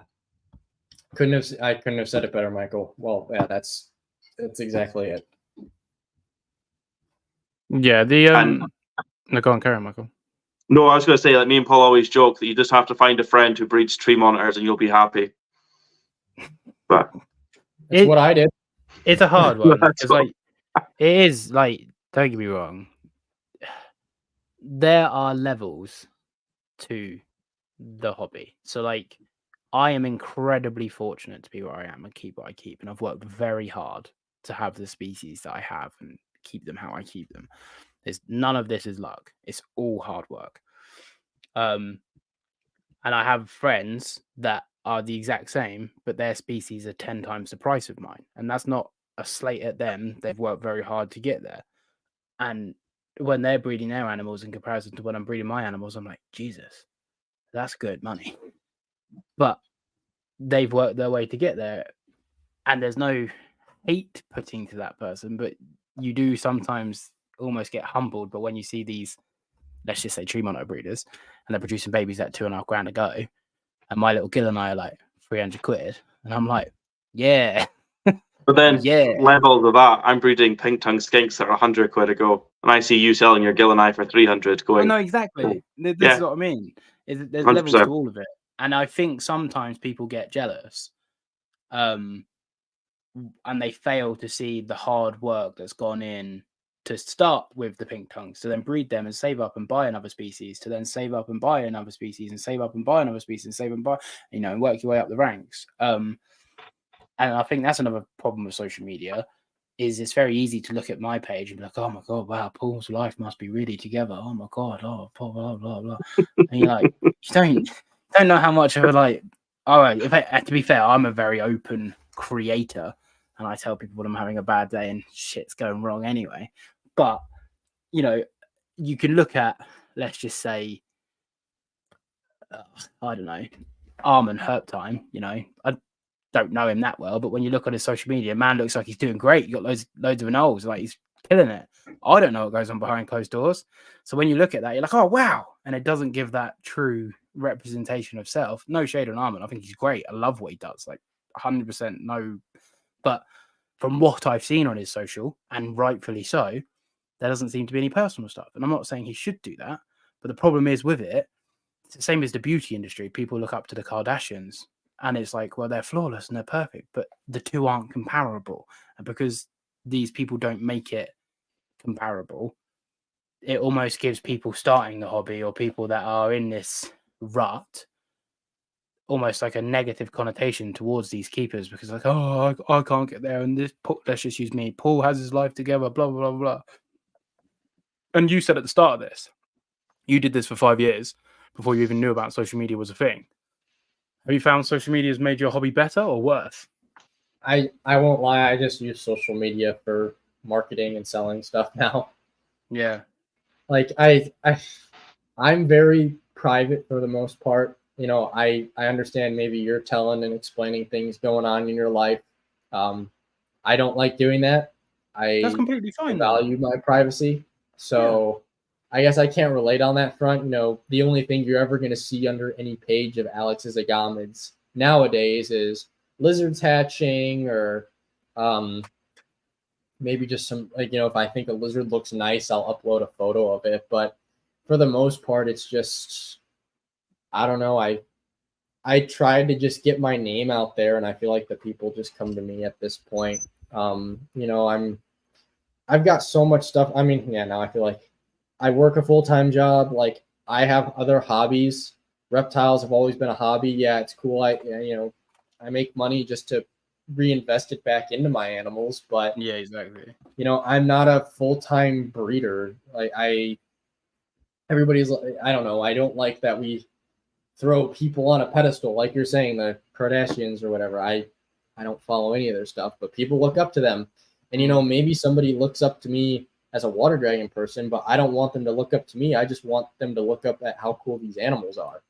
I'm irrelevant. Like, everything I've done, I try to reiterate that everything I can do as a 23-year-old fresh out of school on a pretty tight budget, you can do if you're well off financially with these lizards. Like, there's no secret to that. I don't know why, oh gosh, I've got nice looking water dragons, I'll never be able to provide that care. If I can provide it on a budget, you definitely can one up me. And I've had plenty of customers that do that. I was talking on another podcast that 3 years ago now, one of my 2020 babies I sold to a tattoo shop.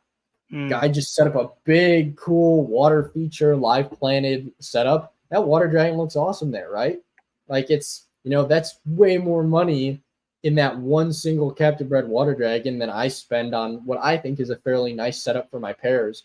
So it's just, again, I like to keep my life private. That's just me, though. If you enjoy talking to your audience and getting feedback, that's cool too, dude. But like I said, at the end of the day, I am just a nerd that wants to keep and breed some lizards that I think are cool. That's all there is to it. It's, for me, like, I didn't know. I purely started this to help monitors. That was it. That was generally it. And it just took off. And, before I knew it, I had 10,000 followers, 20,000 followers, 30,000 followers, 40,000 followers. Like, Jesus Christ. I'm on like 48 now, 47,000, whatever it is. And people do message me, and people tell me that I'm an inspiration, and people do message me, and they're like, "Oh yeah, you're the monitor man, you're the UK monitor man." I'm like, "No, I'm not. I'm just a guy that keeps lizards. No, I'm not." And then when I say that to people, they're like, "Oh yeah, you are. You need to learn to smell the roses. This, that, and the other." I'm like, the second that I go, yeah, I am the monitor man. I've lost why I do it, so I will always turn those comments away. Thank you very much, but no. Look at how cool these lizards are. This is how I care for them. And that is how it's always been. And it just, it's gone kind of crazy for me. And I never intended to sort of share my life, but it just kind of happened. And it just naturally went that way. And I do like the fact that keeping it to the hobby, that I show, like, I've been keeping a tree monitor in what I deem is too small of an enclosure for nearly 3 years. And I don't hide that. And I'm building him a much, much, much bigger enclosure, and it will be done on a budget. It's going to cost me about £1,000 all in, which is still a lot of money, but in comparison to what's going in there, it's not a lot. It is a budget. And I'm like, look, this was not overnight. This was 3 years in the making. Like, this has taken me a long time. Take the steps, save, do it. If you want to do it, get it done. Don't buy the next lizard, this, that, and the other. And, breeding has helped me do that. Like, selling animals that I've bred. Selling one of the captive mangroves is basically funding the build. So, straight back into my hobby. But I don't try and hide the fact that it's very much on a budget, because I have no money, because it's, life's expensive. But I just find social media, for me, sometimes it's very easy to look at people and forget that they're people. And it's very easy to sort of just go, "Oh well, they've clearly got their lives together, and oh my god, it's so amazing," because of what social media is. And I'm not saying that's a bad thing, but I do empathize with people when they're looking at creators and they're like, "Oh yeah, this guy's got it all," and he's, I've had a few people message me and they're like, "Oh yeah, you must earn loads of money." I'm like, "Well, why is that?" They're like, "Oh, well, the lizards you keep." I'm like, I'm in so much debt. You don't know, like, what are you on about? Like, why are you making these presumptions? Like, I like, what are you on about? So I get that a lot, and I do feel bad for people. Oh, there we go. We're rich now. Woo! Super chat. Thank you, Serenity Dragon. You are the UK monitor man, and there is nothing you can do about it. Plus, I do have a cult, to be fair. I do have a cult. Thank you, Serenity. Love you. I won't deny the fact I have a cult, and I hate the fact that I have a cult, because every time that something goes wrong, they're like, "Yeah, we'll get them." I'm like, "No, stand down." But yeah, anyway, back to the original point. I do think sometimes it's easy to lose yourself when you're looking up to creators, because you're very much like, "Oh, they're producing this or they're breeding that." That's how I see it anyway. So here's a question then, and you both have some sort of social media influence. Do you feel there's the pressure that if you put information out there, or do you have to be mindful of the information that you put out there and how that may be taken? Example that I'll use with you, Paul, is when you told everybody to keep locusts in screen mesh tub. And they were chewed out. Yeah. And everyone had locusts in their lounge. I brought butterfly enclosures, like the pop-up butterfly enclosures for my locusts. And I put them in there. And they were in there for like 4 months. It was great. It was like, I could keep like lighting on the top. It was great. And I made a video about it. I was like, incredible. Like 4, 5, 6, 7 people publicly said to me that they brought them. I'm sure there was more. Soon enough, the locust it was only like sub-adult to adult that would do it, but especially adult, and they just chewed out, and then you had locusts everywhere, and I was like, ah. But I hate the fact that people listen to me, because what if I'm wrong? You know, there's a lot of pressure because I am wrong all the time, and I am willing to say, shit, I was wrong. I don't do that. But if someone watches one of your videos, they go, oh wow, nearly 50,000 followers. Yeah, boss monitors need it at, I don't know, 80-degree Fahrenheit basking spot. Oh yeah, wow, that sounds great. Yeah, never comes back to my channel again. That's horrendous information, you know. And if it's like, even if it's taken in jest, so it is hard to be a someone, because people do look up to you, whether we want them to or not. But people do look up to you. And I'm still that nerdy kid that Noah likes flipping tin, catching bugs. Now as a 30-year-old man, who's now seen as a somebody, when I'm not. I'm still that kid that's going, like today, I flipped some tin and found a toad that was pink. And I was like, oh my God, it's that girl. That's who I am. And I find it hard as someone who's incredibly open and vulnerable and shares all of my life. And I still find it hard, let alone people that are just social media, because then people don't know what's going on behind the scenes, and rightfully so, which I think makes it harder. And I think that's why I naturally share, because it almost gives me that freedom to be like, hey guys, I'm feeling quite down today. Leave me the fuck alone. But I don't know. Yeah, I'd say on my end, I never really, I did what I did to work that worked for me. I mean, when I was doing YouTube more, and now I've just been taking a step back from it because I'm not a fan of where the YouTube scene is going. But I mean, I did what worked for me, man. Again, it's one of those where I let the animals tell me when I'm doing right or wrong. If I'm uploading videos of rich emerald green water dragons with good noses and high output UV lights, like, congrats. If somebody doesn't like it, well then, have them keep a water dragon for 10 years under their standards, and if it looks better than mine, cool. Like, it's not an exact science, dude. If I find something better, I'll try. But I think that's the kind of content that I enjoy, is where you're just, or the content creator is showing, or they're just showing what they're doing. They're not sitting reading a care guide off of Google, looking at a camera, trying to be charismatic. They're not, making things up or telling me how to care for my animal. It's just, this is what I'm doing. This is what's working for me. This might be what's not working for me, but this is my experiences. And I would rather watch 10 videos of people explaining their experiences and what did well and what went wrong and how they're fixing that or whatever, than somebody that's just trying to make content for the sake of making content because that's what an algorithm tells them to make.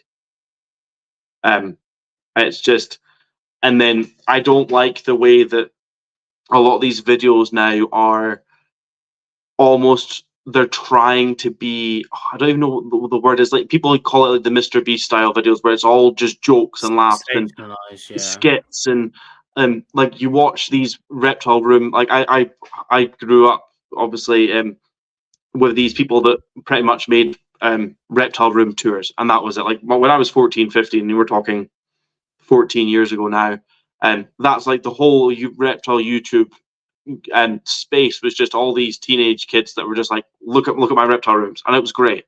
And it was just, these are the lizards I keep, look at all these cool lizards, and it was fun, and there was no need for pushing anything. And then you almost get these, right now everything needs to be a joke, everything needs to have a gag, everything needs to, you watch people that are doing reptile shop tours, for example, and you're like, yeah, that's cool. Like, obviously, I live in a very remote place, so I've got no shops local, so I live precariously through YouTube videos where I want to see all these cool, amazing shops and species that I might not have heard about.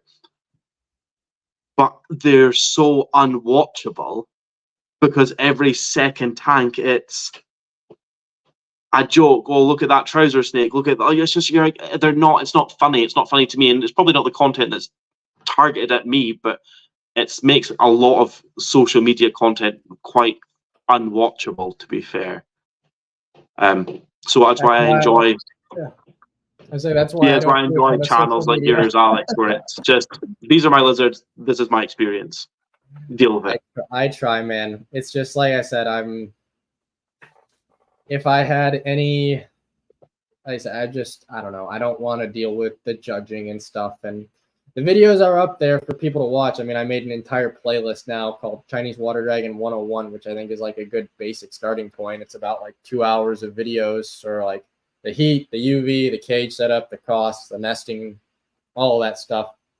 I guess the only thing I left out is like egg incubation, but I won't lie, most of the people that buy lizards from me aren't breeders. Like I sell to a lot of pet people. And it's just, again, if I could, I'd love to make more videos. 1, 2, where I'm living at, I'm honestly thankful with how the stream is going. My Wi-Fi isn't really the best. Mine's cut out about 5 times already. But 2, again, Don't worry, we haven't noticed. It's fine. Yeah, but the other thing for me is just sort of the toxicity. I've seen the way other content creators cancel people, and the last thing I want to do is be, a water dragon breeder for 6 years, but so-and-so who has, I don't know, millions of subscribers gets one pet water dragon. They suddenly establish the standard, and then I'm a bad person. Like, I've spent 6 years trying to establish a reputation as a guy to buy healthy captive bred lizards from.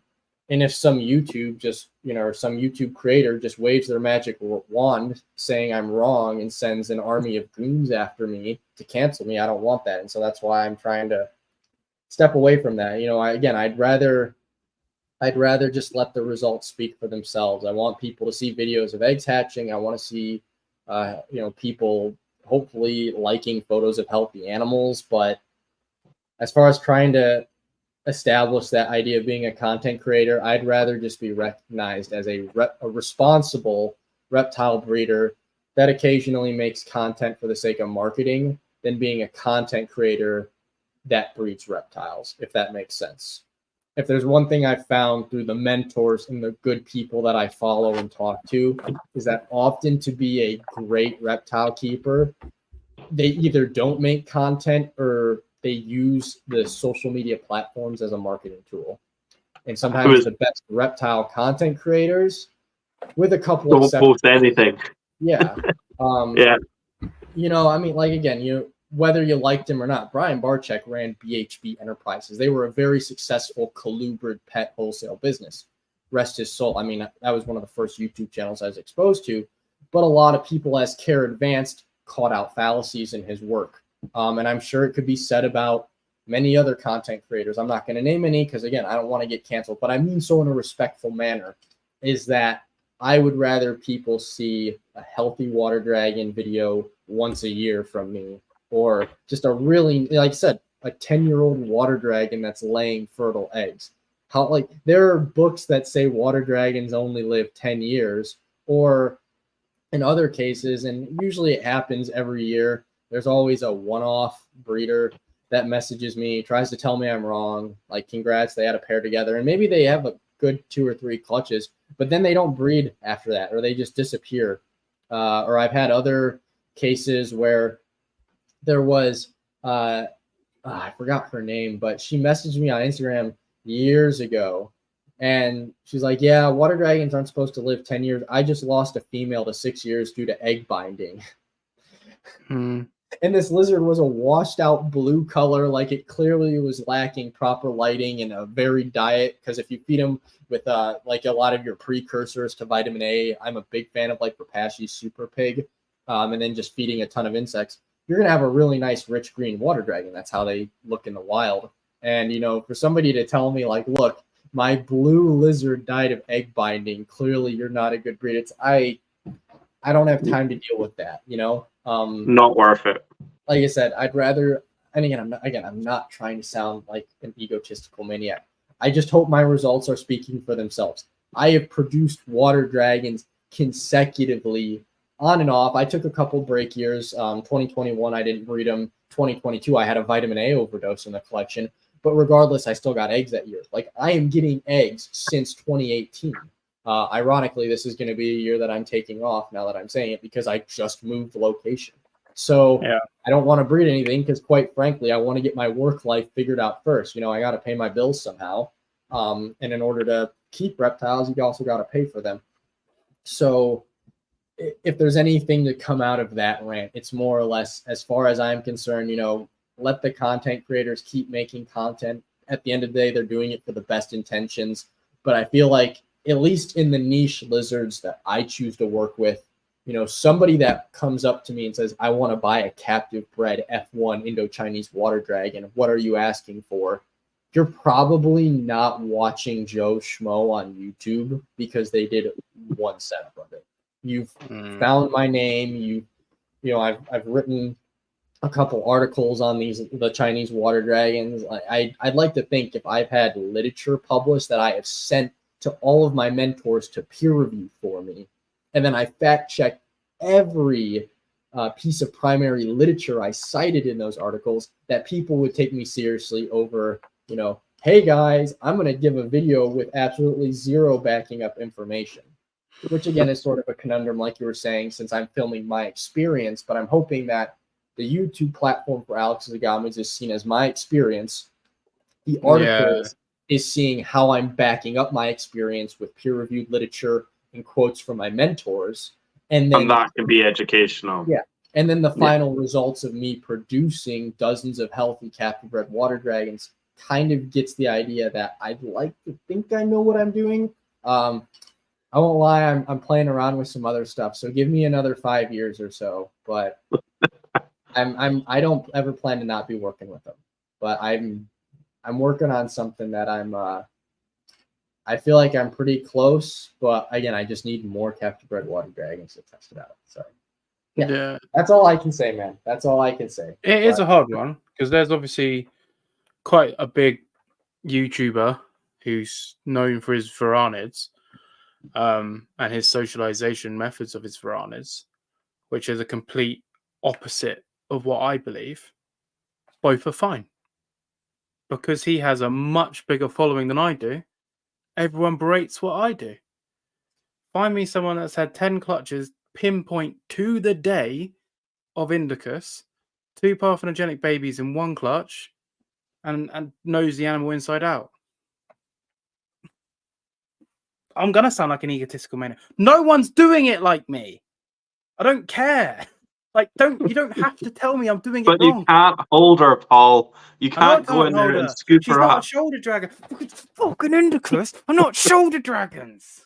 If you want a shoulder dragon, get a bloody Aki. And even then, you're forcing it against its bloody ecology. But anyway, I digress. Like, if you're dealing with captive bred Salvators that are F5, F6, F7, and you're line breeding for tameness, great, fine, nothing to do with me. I don't think Salvators should even be pets, so fine. If you're coming to me, you're going, oh, you're doing your Indicus wrong. Wait, what? Okay, fine. I get this all the time. I'm doing my Indicus wrong. Fine. Please show me how I should do them. Insert empty picture of enclosure, empty enclosure with complete water on the bottom. I'm like, these are wild animals. Like, no. Every single Indicus I've ever had dig. They burrow. Where's your dirt? And it's like, I have not been to Indonesia. I've not seen a wild mangrove. But every mangrove that I've given the option to swim burrows. It digs. They will swim. I've seen them swim, but they burrow. So to take away those options, it comes back to the start. It's just choice, like giving animals choice. And then, like, the care guides, every single care guide you read on Varanus Indicus is 90-degree Fahrenheit basking spot. Mine has 130-degree basking spot. And she'll sit under there for 5 to 10 minutes and she'll move away. She'll go about her day. She'll do what she wants. She'll come back. She'll bask. I think the difference is mine's in a huge enclosure. So it can regulate. It can do what it wants. It's got ranges. I don't know Fahrenheit's that well because obviously I'm Celsius here, but she ranges from low to mid 70s to up to 130. She can pick exactly where she wants to be. And I can watch her and I go, right, well, this is her favorite spot. What's that temperature? She's clearly if you've got them in a smaller enclosure with a terrible gradient, then it's, the two aren't comparable. And the biggest thing I hate with social media is I as an individual, I do wear my heart on my sleeve. I am a very emotional man. I take things to heart, and I don't like hate, whether it's just or not. I don't enjoy it, but I do want animals to benefit more than I care about having my ego bruised.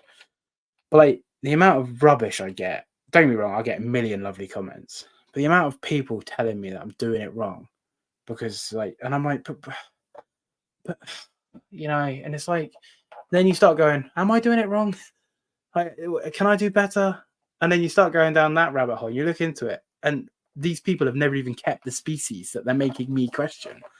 And I said, dude, I've been there, and I'll reiterate what I said earlier. Watch your animals. No. At the end of the day, they're your animals. Trust me. Like I said, I've had other one-off breeders tell me I'm wrong. I've had other it's at the end of the day, most of those people are just one-offs. Or like you said, they don't even keep the species you have. I remember, gosh, there was this, I think I would have been in high school. There was this awful Facebook group that hated me for breeding because I was cohabbing. They were so anti-cohabbing. And it's just hilarious because I don't think any of the admins, they had one pet lizard. And some of them were stunted, or now I don't even think some of them keep those lizards anymore. So like you said, you're going to have people that are going to tell you you're wrong. Don't let it get to you, because most of them aren't going to last 5 years at most. And I'm not trying to come across as, oh, I've been in this forever. I'd like to think if I've stuck with this hobby of mine since I was 11, I have a rough idea that I'm in this for the long haul. And like I said, just keep doing what you're doing with the monitors. What works for you might not work for somebody else. There are a lot of people that keep water dragons differently than I do. Great for them. Doesn't mean they're wrong. Doesn't mean I'm wrong. Just they live in, you know what I mean? It's just don't let the negative stuff get to you. And like I said, that's why I've sort of stepped back from it, because now that I'm getting to the point where I don't have homework, I don't have extracurriculars, that's more time that I get to actually spend with my animals. And I have spent my entire high school, undergraduate, college career waiting to be able to do what I want to do. And now I'm doing it. Nobody has to tell me otherwise. I am working with water dragons. I am working with sailfins. And you know what? If people don't like me working with them, too bad. Like, you're not me. It's, and I realize that sounds super selfish, but this is something I have wanted to do, and I'm doing it. So they say people never hate up, though, do they? Like, so people never hate down. Sorry. So if someone's above you, they don't hate. Like, I'm not out there running around saying, "Oh, this monitor keeper's a load of rubbish," because I'm too busy doing my own thing. The people that run around going, "Oh, Paul's monitors is this, and Paul's monitors does it," they're the ones that they're looking up and they're hating up. And social media, so for example, I'm a single dad, so I have my son on the weekends, and I have a fiance, Fee, and I spend more time replying to strangers, telling them how to care for Akis, than I do spending quality time with my fiance. And it's something that really bothers me, because I have ADHD. So if I have a message, I'm like, I need to reply to it, I need help. And it's just something I have. And I'm like, she is supporting me, having a dedicated room full of monitors, she lets me spend ungodly amounts of money on lizards when we could be doing all this other stuff. And I don't even have the decency to spend an evening with her because I'm too busy helping people. And I've really realized that over the last 6 months. And I'm like, what am I doing? Like, what? So now I only reply to people. I still do the odd person that I know or friends. But like strangers, I only reply to them on the way to work or the way back from work. If I can't reply to them then, I don't reply. And they have to wait till the next day. And like I say, the odd person will message, and I'll message if we're not doing anything. And outside of the group chat, which I do need to stop doing it, like I'll message the boys and my friends and that. And social media takes that away from you. And a lot of people aspire to be social media people. And, I don't deem myself as an influencer, but I have the numbers on Instagram to be classed as an influencer. And I can guarantee you it's not what you think it is at the top. Like, it's horrible. People always want something from you, and they always expect something from you. And it's great for me because it's got me my new job. You know, I'm a brand manager of a quite a large reptile brand. I was sort of headhunted to get the job through all the work I've put in on social media. So obviously there is good in that, and I would have never have been here without pushing my philosophies and my ethics and that sort of stuff. But then at the same time, you know, I've made a total of 3p, so 3 pence from Instagram for hundreds of millions of views. You know, people are like, oh yeah, you know, you lavish life. I've made 3p. That's it. There's nothing. Like, people, I don't know what people are aspiring for. Like, what are numbers? What are accolades? 3 pence. And do you know what's even more sad about that story? Is the 3 pence technically cost me 2 pence because Fee donated 5p to see if the thing worked. And it took 2p. So we got 3p back. So it cost me 2 pence. So if anything, I've lost money from doing Instagram and time and energy and hair. And I'm known for my hair and I'm losing it. So social media is not the one. I wear the beanie, dude. Yeah. It's still there at the minute, but like, I've conditioned it tonight, so it's a bit more floppy. But yeah, I don't know. I don't know why people. I've never aspired to be a content creator ever. And I think that's why I've done well. It's because I've only done it for pure intentions. I think sometimes what Michael, you were saying, some people try too hard. And if that's what they want to do, that's their prerogative. I'm never going to stop anyone from eating. If that's what they want to do, that's on them. But I do watch some content creators, smaller ones, some that I know, some that I don't. And they will go out of their way to try and follow the YouTube algorithm. And I tried it for all of about 3 weeks. And then I just went, no, I'm not doing that ever again. And I just stopped. And I feel bad for them because they want to do this. But then you have to play the YouTube game. So to play devil's advocate to the point that you were both making, how do you then go about being a content creator? Because if you don't play the game, you won't get there. And if that's what you want to do and you have the best message in the world and, you know, you have all these pure intentions, like, but where do you go from there?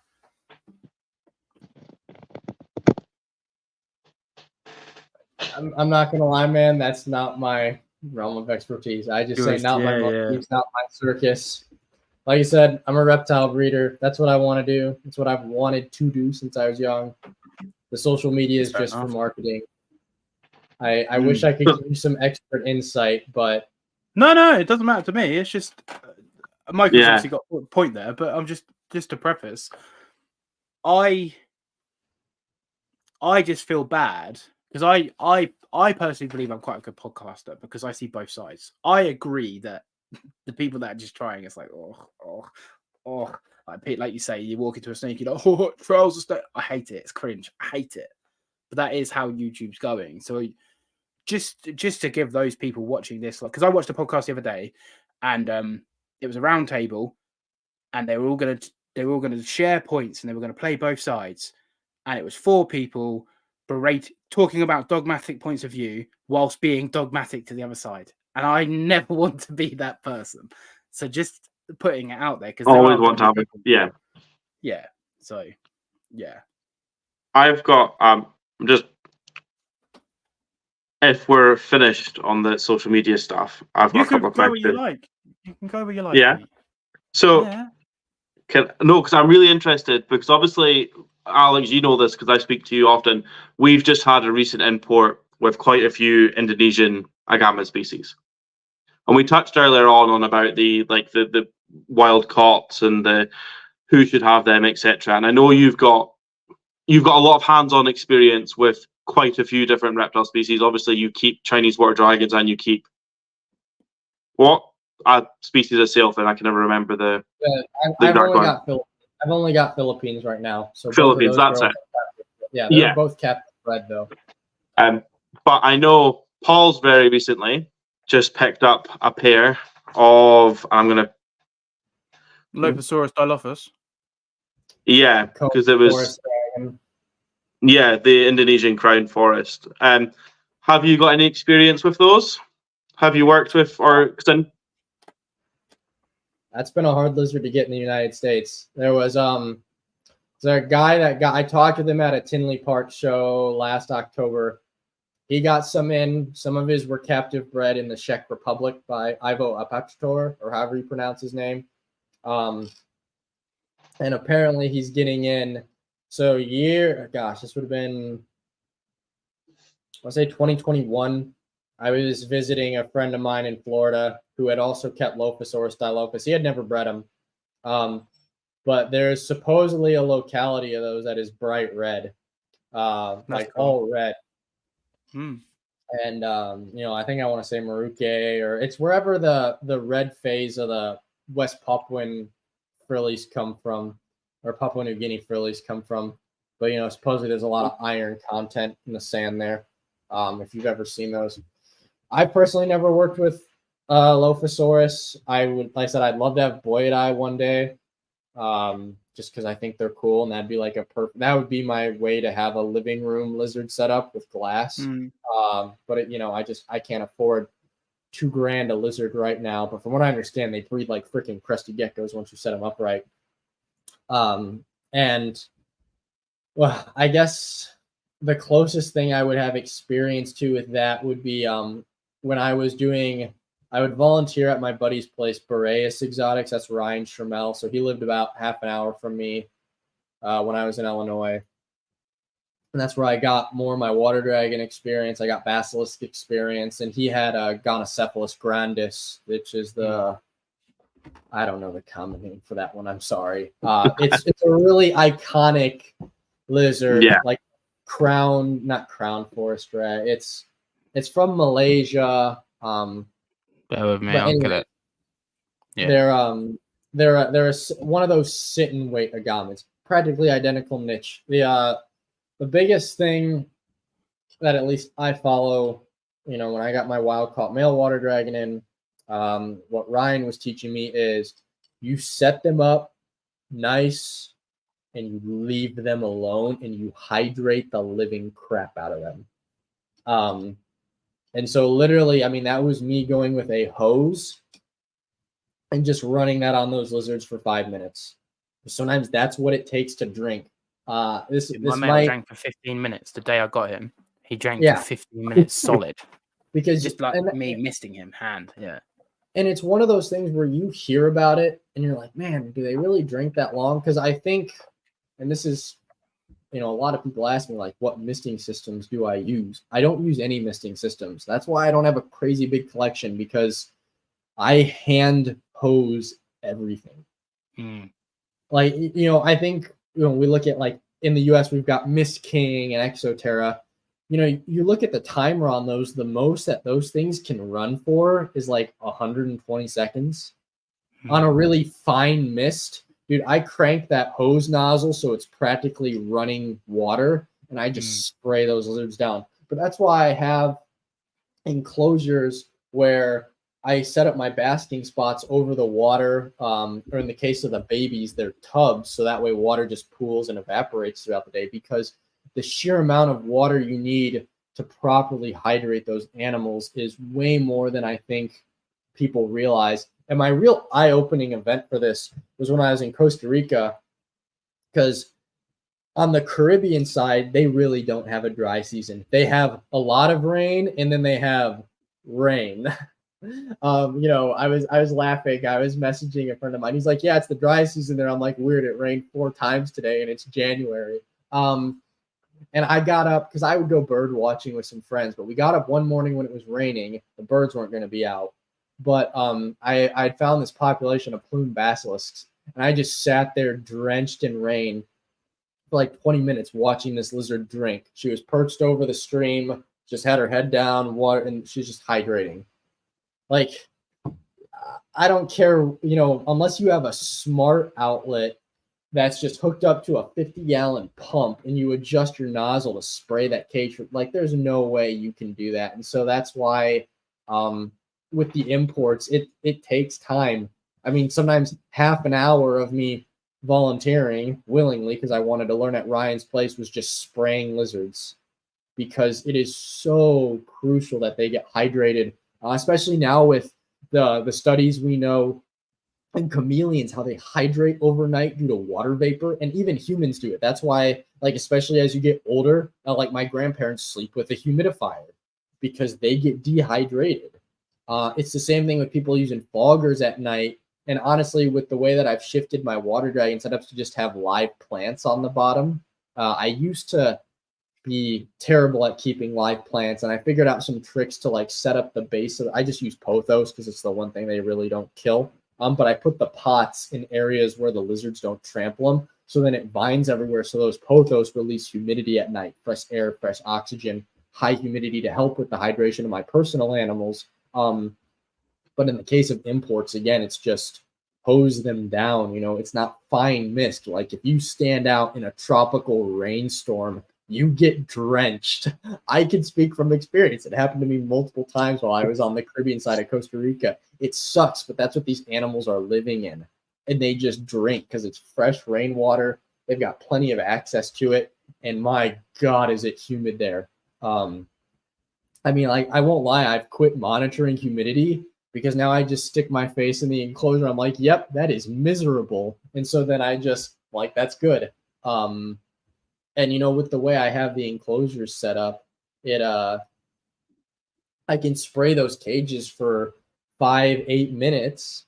And then with the way I have my cross ventilation set up, and again, this is just for me living in the dry Midwestern United States, the plants elevate that humidity to 90% at night. The lizard's not physically wet, but it had 8 minutes to drink if it so chose to, or even more. Like once they start drinking, I keep spraying them until they stop. So as far as the Lophosaurus, I wish I could chime in with experience. That's just a lizard that I haven't personally had a lot of. I haven't worked with any of the Lophosaurus, but if I were to compare it to Gonocephalus, I'd say hydrate the living crap out of them. And if they're anything like Boyidai, they probably like it a bit cooler. I'd say, yeah. This guy, he has found a Lophosaurus in the wild, and he's out in like Indonesia and Jakarta and places like that at the minute, and he's taking readings of where they were found and stuff. Mm-hmm. And at night it was 27 degrees and 99% humidity. Yep. So I say, look at the moss growing on that tree. Probably like a moist tropical forest is what you'd classify that biome as. When I was up in the Talamanca Mountains, every tree was covered in moss. We had the moist tropical forest and we had the wet tropical forest on the Caribbean side of the Talamancas. Like, I don't think people realize how humid some of these another forest dragon is found. I guarantee you that's why we see so many dehydrated lizards or kidney issues. And the reality is like the lizards have no issue recognizing standing water. So many people hate me for my water dragon water setups because I don't use filtered fancy ass setups because they, excuse my French there, they poop in the water and then they sit out on it. And literally what I have found is I honestly wonder if they use water as a source of defecation for the sake of not having poop around that a predator could pick up on. Because, you know, a lot of the snake species that I saw in Costa Rica, and I'd imagine you look at some of your like dipsodids and your colubrids, like the Asian vine snakes, those are lizard specialists. So if they smell water dragon fecal matter, I guarantee you they're going to be cruising along that stream edge, picking off a baby in its sleep or during the day. And so at least, again, with what I found in my husbandry is change the water every day because that's where they're pooping and soaking, keeps their skin hydrated, but direct water hydration comes from those. They rely on that shower, those daily showers, daily to every other day. And if it's drier season, then it's just the air humidity. I had this experience when I kept a Canthosaurus leptogaster, species of mountain horn dragon, and I pretty much set them up in a paludarium setup, just to be able to get that humidity and to get that running water for them. And they're a very interesting species, and then something that the ones I had were relatively small. They're a smaller species of mountain horn dragon as well. They were really interesting, but like you say, they were that kind of sit and wait for something to come close to them, and they'll just sit. Like I had it all set up with plants and vertical branches and stuff, but they would sit on they had this favorite piece of cork branch and had a couple of little bit like sticks that almost stuck out of it, and they would sit on those little sticks and they would just wait above the water the entire day. They were really cool. But I ended up having to get attached fans to those setups and stuff just to try and recreate that kind of airflow. And yeah, they were really cool. Yeah, ventilation is a big thing with the tropical stuff. If I could do it in an ideal way, I like the way Eric Haycraft has it set up where he has deep cages, but the sides and the front are all screened. And then he runs 3 humidifiers and he keeps his entire room at like 80% humidity. And then he runs 4 foggers at night because then he's got fans blowing that hot, humid air all around. The issue I have is, I would have mold on my walls if I did that. So that would be the long-term plan is like if I could build a pole barn from scratch, insulate it, watertight concrete floors, solid drywall, and make it so that way there's like a very moisture-resistant building, almost like what you do in a hospital, like porcelain. It'd be expensive. That's the dream. You get like wet rooms, like yeah, people that get like disabled toilets and shower rooms and stuff. They're like it's all a wet room. Yeah, exactly. And so that what I do is like that's why I rely on cross ventilation. And then the other thing that I've done is I have a lot of circulating fans in my room. And so because the room humidity where I'm at, it's like 40% on a good day. So I need these cages to be 80, 90%. So I have minimal slits on the sides of the cages or even on the back. But then by the process of having that high humidity or the room air circulating, air is moving in and out of those vents more frequently. So I don't see water condensation building up on the fronts of the glass, meaning the air inside the cage is moving around enough. And then at the same time, I'm keeping those cages 80% humidity so the lizards are shedding perfectly fine. Again, that's what works for me, though. If you live in Florida, you know what I mean? Like it's not an exact science. The way I do I had to work out as well when I first got the Mountain Dragons because I kept them in like Exoterras, but I kept them in the new Frog and Co's. So obviously they're designed for tree frogs, so they keep humidity in really, really well. But the second you spray it, they all fog up, and it's just almost stagnant. So I needed to add fans and work out ways of doing that, where you were keeping the humidity, but you were also getting that ventilation and that airflow. It's especially important for your lighting because I mount all my lights on the inside since I have solid tops. And I mean, those T5 fixtures, those burn really hot. Like I've temp gun those. Those can get, 110 Fahrenheit.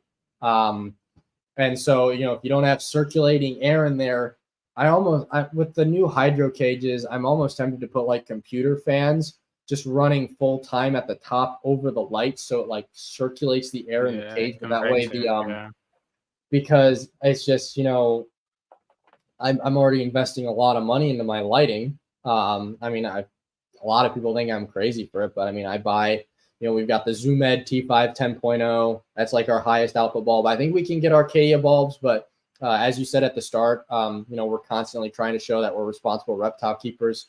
And like I've used Arcadia in the past. I love their lights, but ZoomEd does a lot of donations to USARK.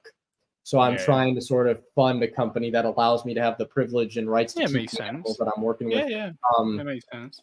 But I mean, again, Arcadia 12%, Arcadia 14%, a 10 point. It's all the same. Just, use your UVI meter and determine the appropriate distance. It'll work. But the point is, those aren't cheap lights because I'm buying the fixtures. One of my dream goals is to have even bigger basking sites. So I want to run like 2 of those T5 lights side by side and make like a really big sunspot because all the photos I've seen of Hydrosaurus on iNaturalist, like they sit smack out in the middle of the stream on a boulder or like on a tree branch. So like they cook under some crazy UVI, but then they have a massive gradient. I'm talking UVI is probably anywhere from 4 to 8, but then they can go straight down to 0. That's also why I like doing the taller cages like that, so they can just hop down. But it's like humidity is incredibly important for these lizards. But it's one of the issues that I frequently get messages on is like people set them up in the grow tents, and unless you've got proper ventilation, like those things are airtight. Like, because people cover up all the vents. So you got to find that balance. And I don't know, maybe I'm just that's why I like building stuff.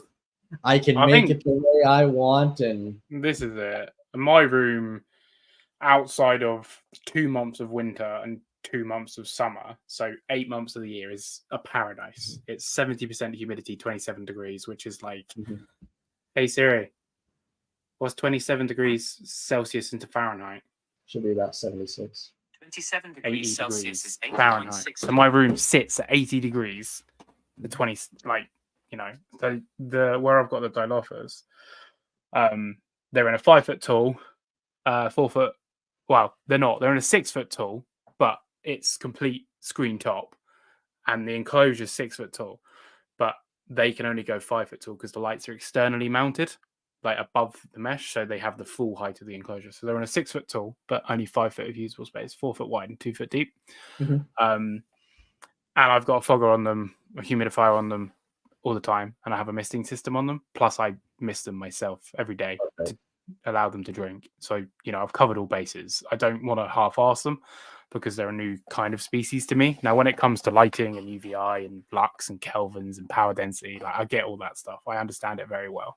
So I'm very fortunate that I have that side, and I understand how to manipulate humidity and all, you know. So I knew I was up for the challenge, but my biggest concern will be summer when my room sits at like 90-ish, mid to low 90s. Now, the other day, I had a bunch of friends over, and my floor of my room was temperature gunning at like 88, because there was hot day, people in my room. It was, you know, the heat was convecting. But then I temperature gunned the bottom of the hadrosaur enclosure, and it was only like low 70s because it's deep soil that's moist and it's humid. So they have a big range. They range anywhere, I don't know the Fahrenheit, but they range from 31 degrees at the very, very, very top under the lamp, all the way down to like 19 if they really want to find it. And everyone was telling me nighttime drop, nighttime drop, nighttime drop. Obviously, we all know nighttime drops are important. But when I saw this guy's video and he found them at 27 degrees, 99% humidity, I was like, well, that's not a nighttime drop. Like that's just, yeah. Stable. Dude, that's the biggest issue I think people have with Hydrosaurus is like a lot of my mentors have emphasized keeping them really hot. I mean, those ambient temps, when it's the rainy season, you've got all that cloud cover trapping in the heat. Yeah. And it's miserable. I won't like my main mentor with the Hydrosaurus used to breed a ton of Lophosaurus boydi, and like he would keep those things hot because they're thermoconformers. Yes. So they're not basking, but if the air temperature is 90 in Queensland, even though they're in the shade, the air is going to be around 92. So they just have to eat more or drink a lot more because their metabolic rates increase. So honestly, might even provide some seasonality for them, and you might have some success breeding them. Like this is what I thought. Yeah. You know what I mean? It's just people. I think people are scared to divulge from a care guide. Like there's not loads known about them, so people are like, oh, I don't want them to die. I don't want them to die. You got to push a boat a little bit. Sometimes your head be it, but you've got to push a boat a little bit to see what works. And you know, my male, he's not in the best condition. I'm not gonna lie. I've had them. What have I had them, Michael? 3 weeks? 2 weeks? 3. Not long. Yeah, not long. It's been 2 or 3 weeks. And like I say, the day I got him, he drank for 15 minutes solid, solid. And I didn't realize. I knew there would be drenchers. Obviously, I was like, yeah, 5 or 6.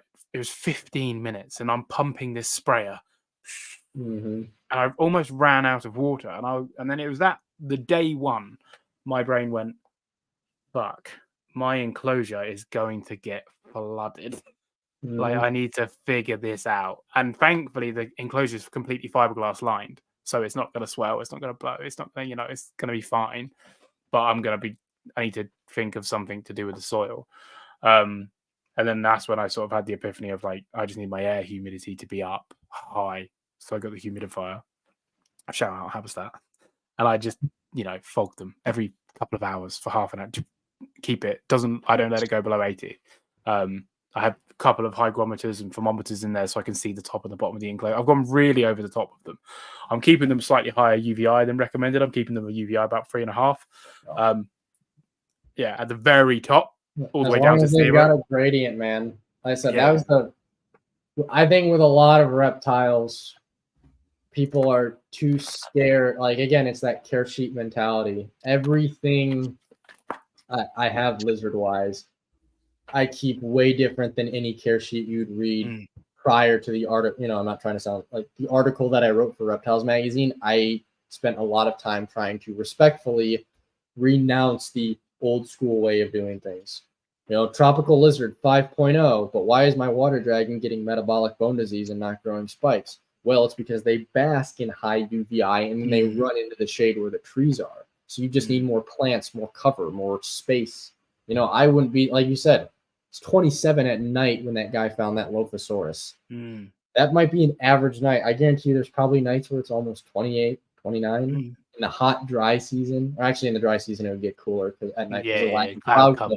But it would be higher during the day. So I'm honestly sometimes just having that chaotic, extreme fluctuate. That's nature, man. Nature is brutal. I mean, I couldn't believe how cold the jungle got when cloud cover was gone. There was a night in Costa Rica. It was 59. I was looking at Basilisk, 59 Fahrenheit at night. Yeah.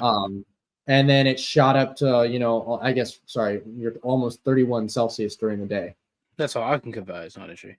Yeah. So it's like, you just gotta 15 degrees for my European audience.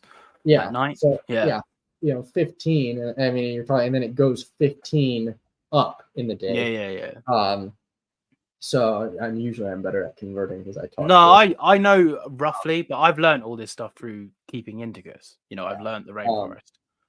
And it's brutal. Like I said, I used to be super wary about dropping my water dragons to below 75 at night, and now I don't even care as long as they get super hot during the day. Like I've had it get down to like 61 at night. But it's only like that for a few months of the year, and that helps with them cycling. And again, that's I'm relating to water dragons here because that's what I have the most experience with. But I feel like anyone you talk to who keeps this niche of lizards, especially local source, you're probably going to find the most successful people are not following a care guide mentality. They're following what they see their animals doing. Offer that higher UV index. Offer those warmer ambient temperatures. Offer a lot of water, though, to make up for it. At the end of the day, these are cold-blooded animals. If your ambient air temperature is 90, their bodies are running at 90 and are going to be metabolizing things faster. So feed them more. But then that might help with breeding because, as we know, with a lot of equilateral species, in order to trigger vitellogenesis, you have to mimic that increase in food with the coinciding with the rainy season. And that's honestly the only reason why I think I even got infertile sailfin eggs this year is because I was starting to play around with that. And I do the same thing for water dragons. You look at people who breed, any of the equilateral. Kai Fan, he's a guy in the United States that's produced indicus and colei, both equilateral varanids, and it's food cycling, slight drop in temperature to mimic that 2 month drop, 2-3 months. I speak to him quite regularly. It's. That's what I do with my indicus. Not as complex as people think, but I think that's why I don't have Lophosaurus. Well, it's the same with Gillani. Like a lot of people struggle to breed Varanus Gillani, the pygmy amalgam monitor. I had 7 clutches last year from 3 females, like both females double clutch and 1 female triple clutched. And they're like, "Well, what are you doing?" I'm like, "Well, nothing." But they get bloody cold through the winter. My room warms up naturally into spring. So I start spraying a little bit more. And as we start to tail end towards spring, I start to feed them a lot more because it's getting hotter.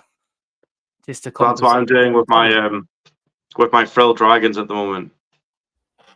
I'm really, You have to do it. But then what's strange is like you expect them to go off and have a bit of a dormant period, a bit more sluggish through what would be the dry season because it's cooler because there's no cloud cover and obviously all the air temperature and humidity dissipates. Whereas my indicus lays eggs in December, which is middle of winter, and it's like down at 15 degrees at night. And I'm like, why are you laying eggs? You have no calorific resources to pull from. Now I have to feed you more and you throw everything out the window. So listen to your animals, watch your animals. And the key to everything for success with animals, if you've got an animal that's sitting on a basking spot for an hour and it's not gravid, and you've not just fed it, your enclosure's too cold. It literally is a simple science, but I think some people care guide mentality. No. I've been told 38 degrees. Okay, well, you're 38 degrees in this instance. The guy that wrote that care sheet might have had, I don't know, a 39-degree ambient in his house. You just don't know. So Yeah, the other thing too is like sometimes care guides are written by people who have one animal, dude. One of the I remember I had a lot of respect for this one water dragon website that helped me get my feet going. I actually found the person. I messaged them like, hey, I love talking on the phone to people and just letting my mentors lecture to me. I was like, would you be willing to call and tell me about your history? They're like, dude, I had 3 pet female water dragons. And their website had advice on breeding. They had never bred. It's tough because it same thing we see with YouTube. All it takes is somebody to have one pet and knowing how to work the YouTube algorithm, and they are the expert on it. Whatever you're doing for Mango, whatever Kai is doing for his Indicus, you guys are getting eggs. You are ahead of 90% of the people who want to tell you how to do what you're doing, because most of them who try to tell you what to do don't even have the species, first off, as we said, or they aren't even breeding it. Don't let somebody who's keeping something as a pet tell you how to keep something you're breeding. It's stupid. You said you were an electrician. Sorry, Paul. I saw a YouTube video, so I'm gonna rewire my house. I've had that before. Genuinely, like, it's mad. Like you get people ring you up and they're like, "Oh, I put it back exactly how I found it." Well, clearly you didn't. We don't talk to our professionals in anything except with reptiles on social media, apparently. Like, if you are a professional breeder, you're doing what works for you, and clearly their animals are doing all right. But then, like, why, you wouldn't say that to a plumber or an electrician, yeah, I know, or a major league sports or player. your doctor, you break your leg and you're like, oh, that's not how you fix it. Yeah, it's the unfortunate side of that. But what I'll say is, as far as temperatures are concerned, as far as the extremes are concerned with anything you're keeping, any care guide is based on what is a comfortable average. Like, I've temp gun water dragons basking at, there was a time where I had a thermostat failure. So I had a ceramic heat emitter at the time, which kept my ambient temps up, and I had a basking halogen, and the ceramic heat emitter failed me on position. So the air temperature was around like almost 100 Fahrenheit. Basking spot surface temperature was 150. And this female was gravid and she was sitting on that. Yeah. So it's like, I would never personally choose to keep a water dragon that hot, but it's one of those short intervals of exposure that I had. My AC failed, and basically the hose came out the back and it was pumping hot air into my room. I started getting a ping on my phone, and it's like, temperature exceeding, boom, boom, 40 degrees, temperature exceeding 42 degrees, boom, boom. And my room basically cranked up to like 115 degrees Fahrenheit. And I came in expecting to find dead lizards. And it was over the space of literally about an hour. That was it.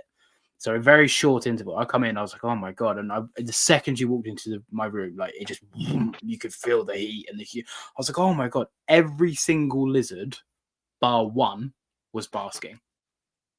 Every single. Now, again, I would not recommend it at all.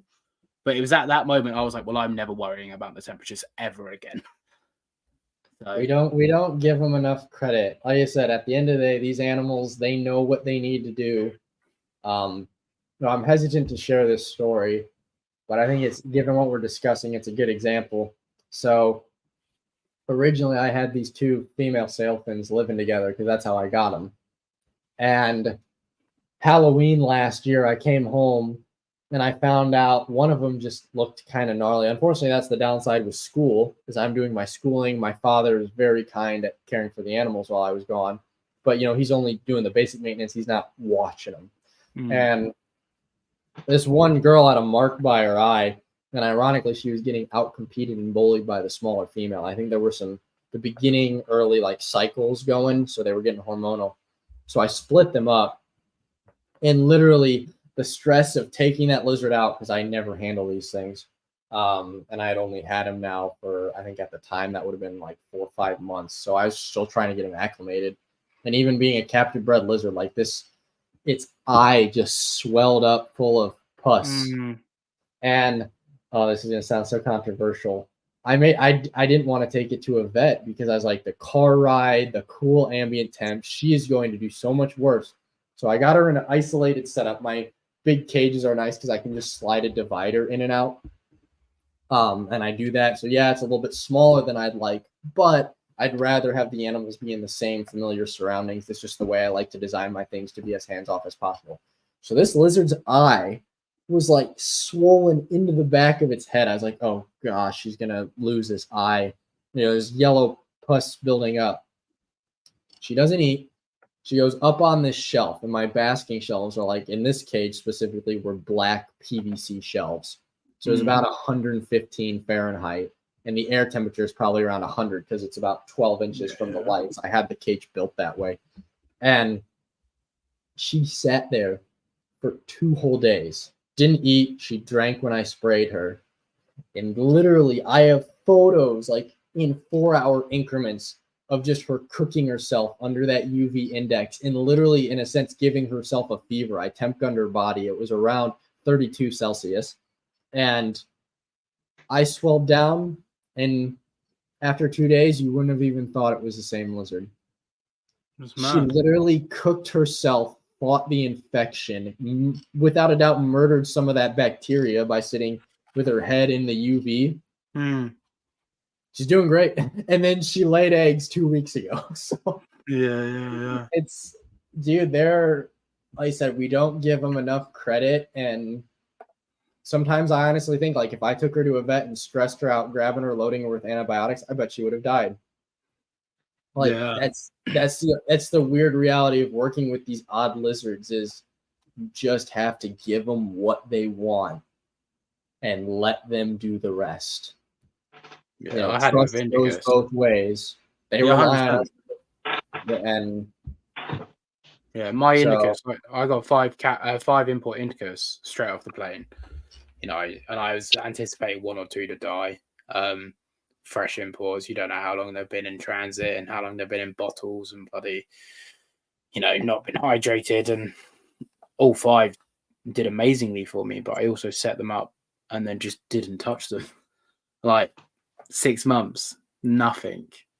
Didn't see them, didn't hear them. Food was missing. There's a bit of poo. That was it. And just trust. And everyone's like, no, you have to ram panic you're down there. I'm like, man, these animals have been in the country a day. They're hydrated. There is nothing in their system. And you want to cleanse their stomach and then start again. And I just completely... And then after 6 months, I got fecals done. Nothing. Not to come back with nothing. Clear. Fine. And I do think sometimes people almost stress too much on, and don't get me wrong, a wild caught animal is not to be taken lightly. And one of my biggest pet peeves in this industry is we get wild caught animals and stick them in fish tanks with nothing. I hate it because, like you say, you have to give these animals a reason to live. Like, they've been ripped from a mansion and you've put them in a shed. The least we can do is give them a bit of like a, I don't know, like a duplex at least. You know what I mean? It's like, and there's no hate on anyone, because the problem is you're only as good as the person that teaches you. It just hurts my head how you can go, yeah, that's okay. I just don't understand. Like, this is a wild animal. It's just come from the wild. It's been in the country a week. Fish tank. I don't get no dirt. Well, no dirt. Yeah, now captive breds is a bit different. You can push them a little bit more and sort of see. But even then, some species, F1, F2, they're still wild, and their instincts are still wild, especially these species that are like, let's call them the nose rubbers or the glass surfers. It's in them. And I just don't. Another thing, we were just going to get hadrosaurs, and I saw this import, and I was like, oh my God, it's like £99 to have a dragon. And I was like, and I keep quite big anyway, and I'm an alright keeper, so I was like, I'll be able to acclimatise it. I'm not worried about that. And I was speaking to Michael because he knows more about Agamids than I do. And he was like, oh, like, you check out this guy's stuff, sent me a podcast from you. And I looked into it and I went, it's not for me, because I know that lizard isn't going to be what I'm after for a captive. So I didn't buy it. And I think a lot of times people will see the cons, for example, Indicus. I will say they're shy. They try to kill you and you never see them. Yeah, but I saw one social one once, so maybe I could. No. You're not listening to what I'm saying. Like, I don't understand why we get species and then try to bend them and mold them into what we want them to be just because we think they look cool. I don't know. I don't like that. People are like that with Hydrosaurus, man. Like you were saying, you're only as good as the people that teach you.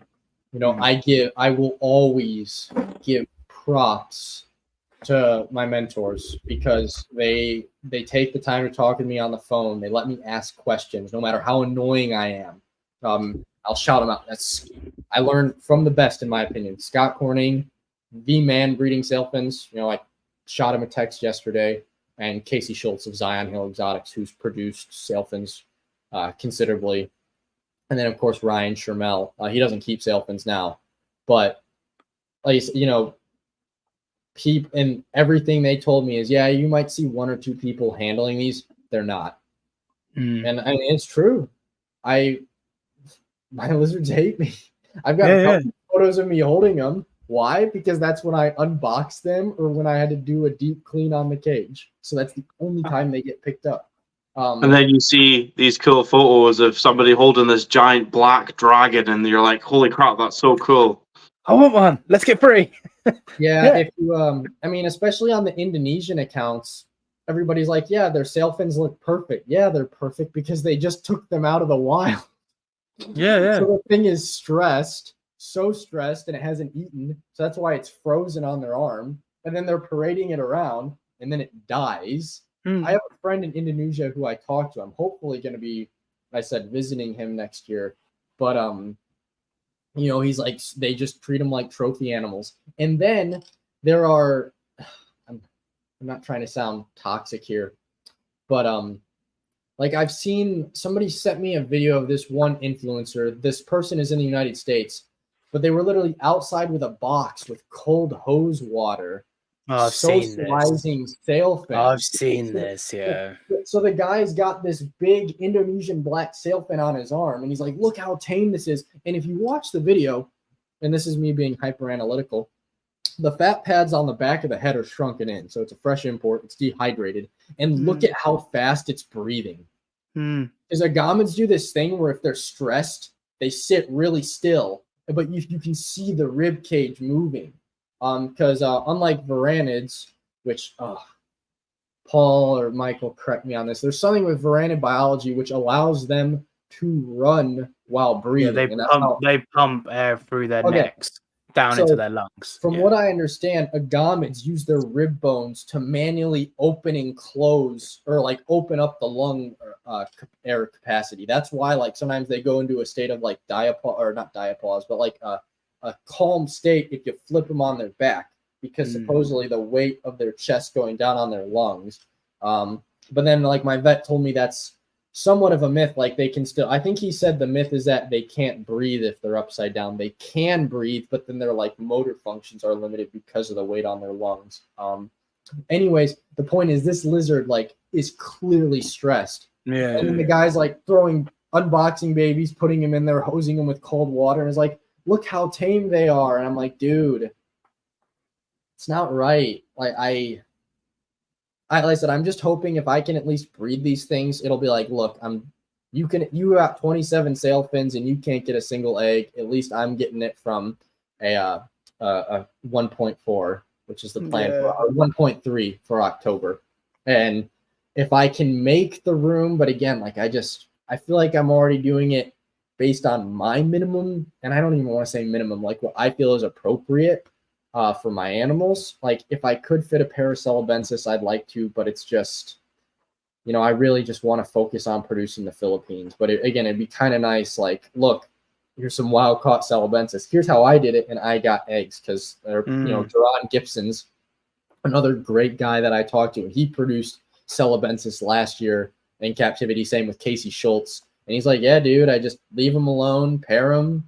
I don't treat him like toys. And what do you know? He's getting good eggs. So it's just, again, a case where you gotta let the results speak for themselves. And,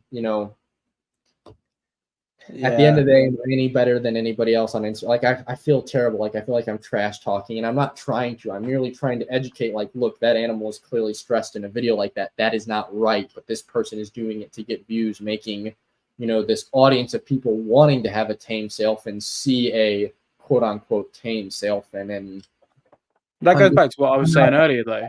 It's just an illusion. Social media without context is an illusion.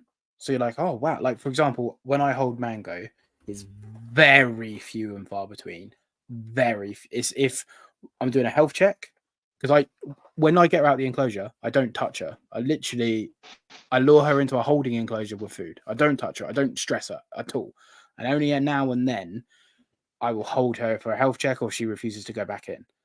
Take a picture, cool, But I will preface, this is not this is not the norm. And it's like you say, these animals, like, oh yeah, my monitor's so calm. It's like it's attached to your finger with its eyes closed. Yeah, but he likes cuddles, and when I stroke him on the hair, the animal's petrified. But again, I don't hate these people that do it, because they're just watching someone else do it. Mm-hmm. And the chances are those people are just watching someone else do it. Now, this person I think I saw these videos that you're referring to, is clearly doing it for views, but then obviously that impressions an audience, and then the cycle continues, and they tell people, and they're believing they're telling the truth from someone's at the top's lie. So yeah, it is what it is, I guess. Like I said, I'm going to try my best to just do what I can to portray the animals right. And like I said, I feel like I got to be doing something all right if I've gotten eggs in 7 months of keeping my first sailfin. So yeah, I do find the egg, because like people say you keep them well, they'll lay eggs, and then some people say they're biological, they'll just lay eggs anyway, because their number one priority in life is to procreate. But people can't breed monitor lizards. And then it's obviously the same with the Agamids, but I'm not in the Agamid world. If they just wanted to procreate and they just wanted to breed, then we'd be breeding these Indicus complexes all the time. Mm. Like, it wouldn't be hard. You'd just keep a female and she would lay eggs, Mine didn't lay eggs for the first year that I got her. I refined stuff, dialed it in, became a much better keeper. I've had 10 clutches with her now. So, and it's not, she would have been laying eggs in the first year if they just lay eggs, because that's their biological clock. They just need. And when I got her, she was a little bit overweight. So if anything, she was more likely to lay eggs because she had spare calories. Now she's this lean, mean killing machine and pumps out eggs all the time. So she has no reason to pump out eggs. So I don't believe when people go, oh yeah, they're going to breed. It's their biological drives to do. Some species, I agree, they will just breed. Whereas other species, they do need environmental stimulus, because that's the way that they've evolved. At least what I've noticed with, again, once you get beyond stuff that's easily bred, and I'd be willing to argue too, like in the case of bearded dragons, ball pythons, corn snakes, to some extent, it's arguably a form of domestication that they're so easy to breed, because we're selecting for the best breeders. But when you're dealing with wild caught stuff that hardly ever is F1, that animal is just removed, if not directly, a generation from the wild. In order to get that thing to cycle, you have to give it what it needs, in the wild to trigger that. And I've seen it in sailfins. There was buddy of mine in Canada, cool dude. Talked with him at the Tinley Park show. He sent me a image. Or it was like a screenshot of some guy's post, but supposedly this was another guy that had a Philippine sailfin, and so this is sort of the opposite of that argument. This man got eggs, but he only ever got one clutch, and all my mentors are like, these lizards double, triple clutch in a season. Average is 45 days, and this lizard just looked washed out. It clearly, I think it was just surviving. It had UVB but no varied diet. And, you know, it was a really nice lizard. And genetically, in my opinion, I later found out it was valuable. I asked the guy if I could buy it off of him recently. And he's like, no, it's just a pet, which is cool. But then I later saw the same person commenting on a photo of my friend's male, like, if you ever want to have my girl go over to his place, it's like, so what are you doing? Or maybe the guy's not all right up there. But the point is, you know, it's like sometimes people will just have an animal for 5 years and nothing happens. And maybe it lays eggs once, or maybe it lays like one clutch a year. But then the healthy example, like you were saying with Mango, what, you got 10 clutches out of her? That's today. huge. Yeah. Like, and I get to the day, like literally, I'll say this is the problem is with indicas, right?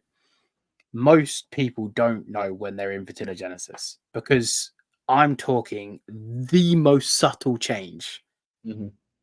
Oh yeah, for 12 hours, and that's it. So if you're busy like I am, you miss it, and then they're no different for 10 days. Then they'll have a mad food response for 5 days, and she's got a mad food response anyway. So it's like, is she? And then when they're past ovulation, and then there's no point of return, so they are going to lay eggs. You know, she'll hold 7 eggs in her, no bloating, no weight, no nothing. And then when she lays, she's a little bit sunken in the hips for about 12 hours. She has a drink and she's rehydrated. So people don't know, which is fine.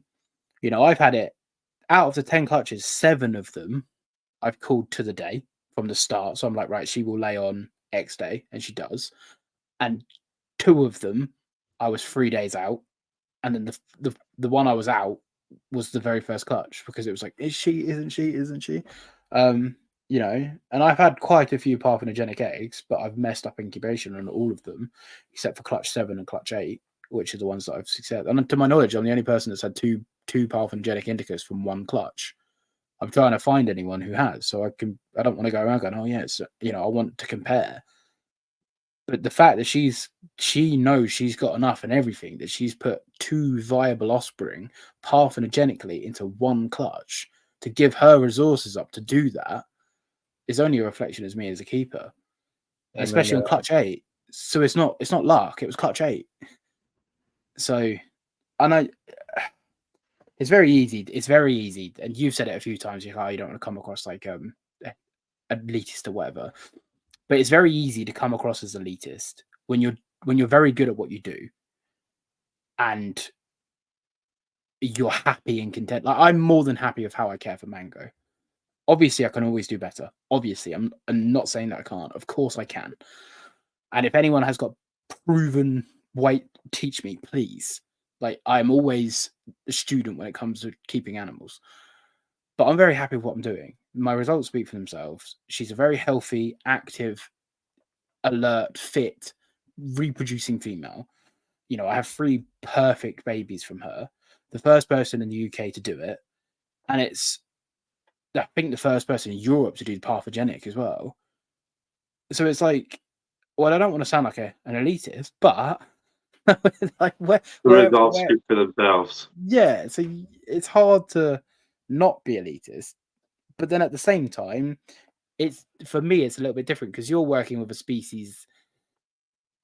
Well, saying that, this is relative because in America, mangroves are highly imported and rife wild, and now obviously the water dragons are Psyche's appendix too, so it's different. But years past, water dragons are just a throwaway import, which obviously indicas are in America, but they're not here, so it's tit for tat. But across the world, outside of like Australia, oh yes, it's a water dragon. I remember seeing Chinese water dragons imports for £15. You know, people keep them, don't keep them right, they die. A bunch come in, so it's more credit to you and what you're doing because you've picked a species that you're passionate about that is a throwaway, and you know you've entered yourself into this, because I'm not familiar with the stuff you've done outside of like Michael introducing me to with your bits and bobs. But from what Michael's told me about yourself and then listening to you today, you've entered yourself into this realm where it's a saturated keeper market. But there's a lot of people keeping the species, whether that's for 6 months or a year or 2 years, and you've proven your salt. So for you to be like, yeah, so I wouldn't worry not that I think you are, but I wouldn't worry about being like, not to sound elitist, because you clearly know your shit and you clearly love the species and you clearly are doing it just for the animals. So I just wanted to say that on here because I think it's important to sort of say that to people, because I could be a bearded dragon expert, but in a world where everyone keeps bearded dragons, it's hard to be the bearded dragon expert, if that makes sense. And I feel like you're champion a species off the back of that. And kudos to you, mate. I think that's great. I appreciate it. I said I'm still learning with them, and that's the other thing that I always want to remind people is, I'm doing this as a 23-year-old post-college graduate. I was breeding them through high school. I have to thank my father for helping out with the caring of them while I was at school. I'd say, hey, can you pair them on this day? Watch them for 10 minutes, and then leave me to do their thing for the breeding.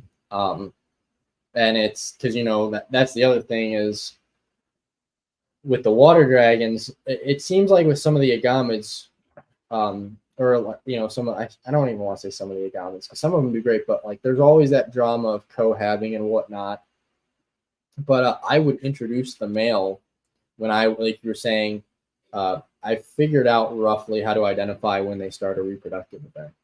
And I've been pretty good at that, where I keep them separate or I try and keep them together for a period of time. But a lot of times it was, she's starting to swell. I can just see the tip of the bones, but her head pads aren't shrunken in. That's vitellogenesis. Throws a male in, and usually they're very secretive about locking.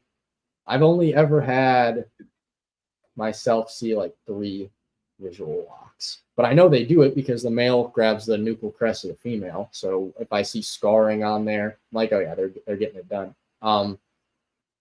But then followed by fertile eggs, like that's the end result. And yeah, like it's just unfortunate because, like I said, sometimes it's just a one-off person who's got a pair, they get 3 clutches or whatever, and suddenly they're great at it, but then they disappear, they stop. It's like, what? Like, it's cool that they're awesome pets, but more of these, like, obviously I don't want them to be as accessible as they were when they were throwaway lizard, but there is a demand for them. And even when I'm not breeding water dragons, I probably get 1 to 2 messages a week. Hey, do you have any for sale? Email. Hey, do you have any captive bred water dragons? YouTube comment on a video 6 years ago. Hey, do you have any like it's people want them, and I'm really hoping I can do right by the species. Like I said, it just sucks with the move that I've chosen not breed them this year because I got to take care of myself first, not to sound selfish, before I can take care of babies and stuff. But like I've got the incubators and like everything is here. It's just I want to figure out my work. I want to figure out the work-life balance. I've been around too many friends in high school where they just get animals and get animals and get animals, where they try to breed and they get burnt out. It's like when I was doing my peak breeding season of Chinese water dragons, that was during COVID. And the only reason it was that easy for me is because I went home because of the pandemic.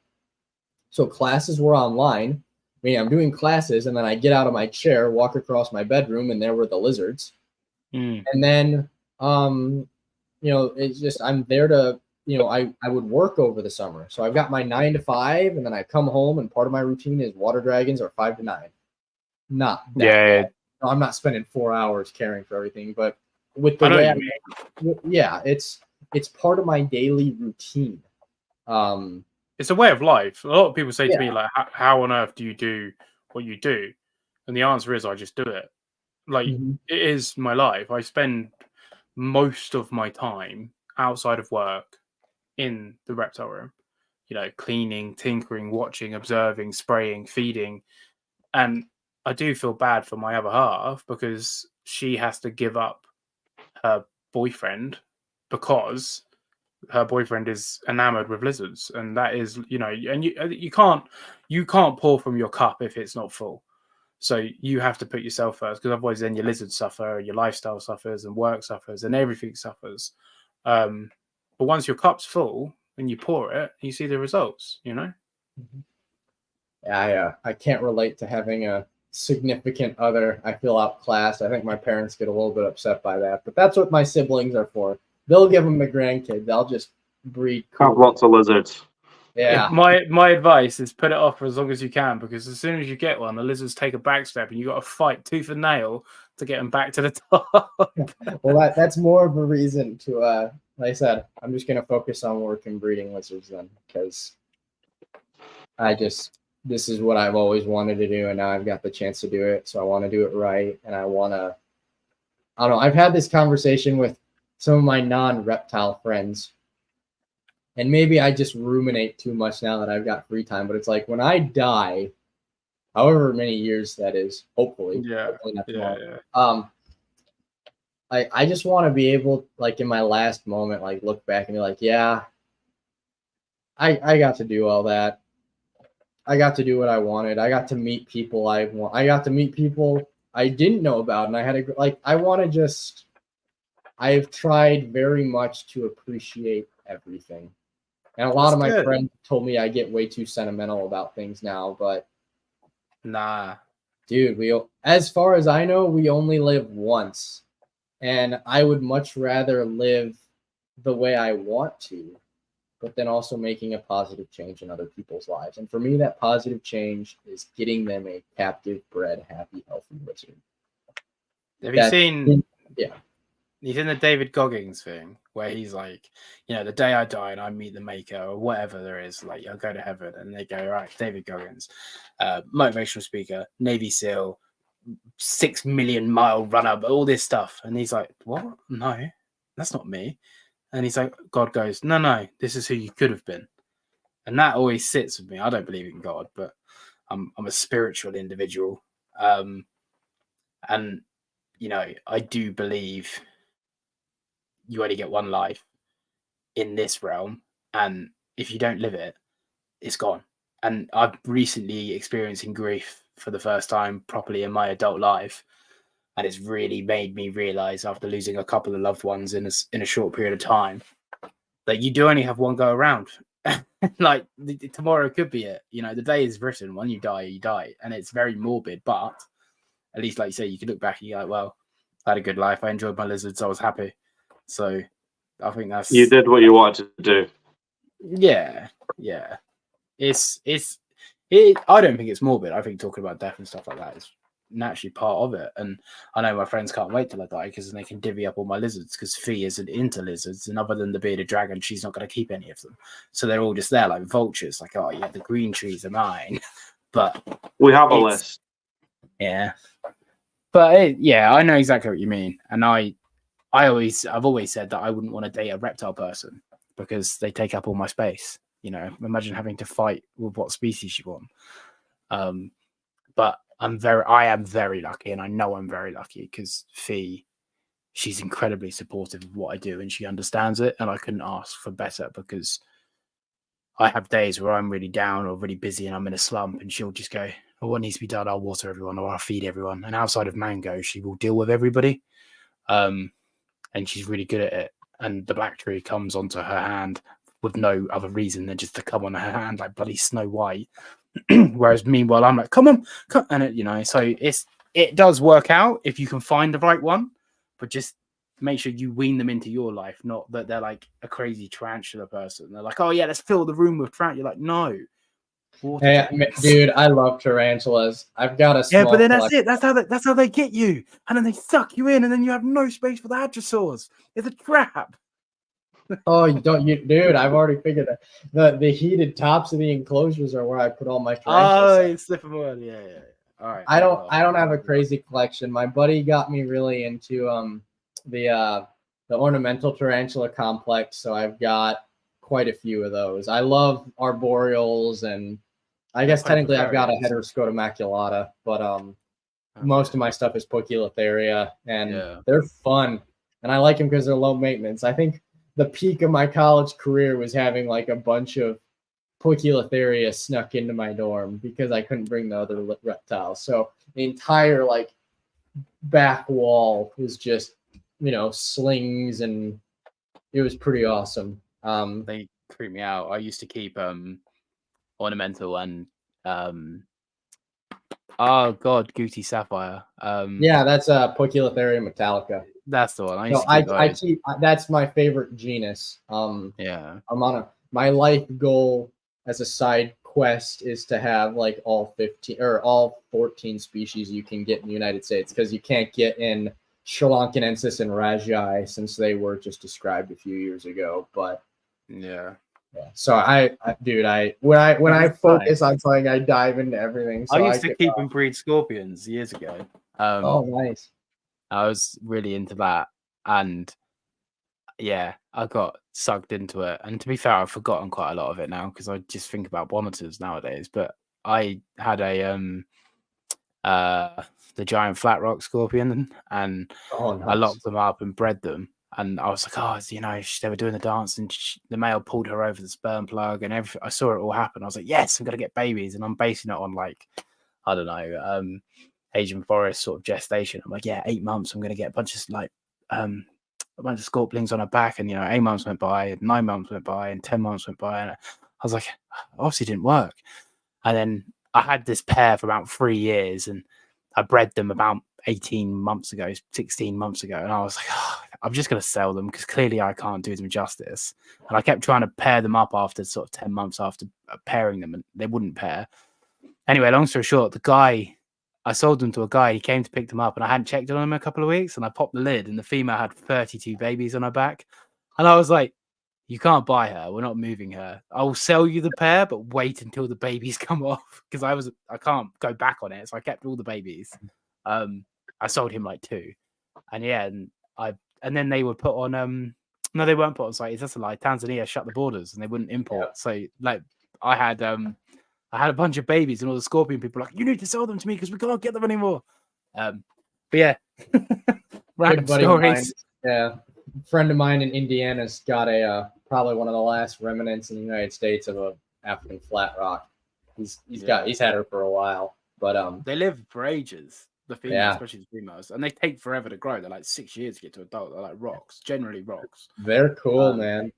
Yeah, they're a cool species. I've got videos on my phone and stuff of when I bred them. They were pretty. They were cool. They were locking for about, I say locking, but they were breeding and dancing and courting for about 3 or 4 hours. It was proper cool to watch. But anyway, Michael, welcome to the podcast. You've been in and out.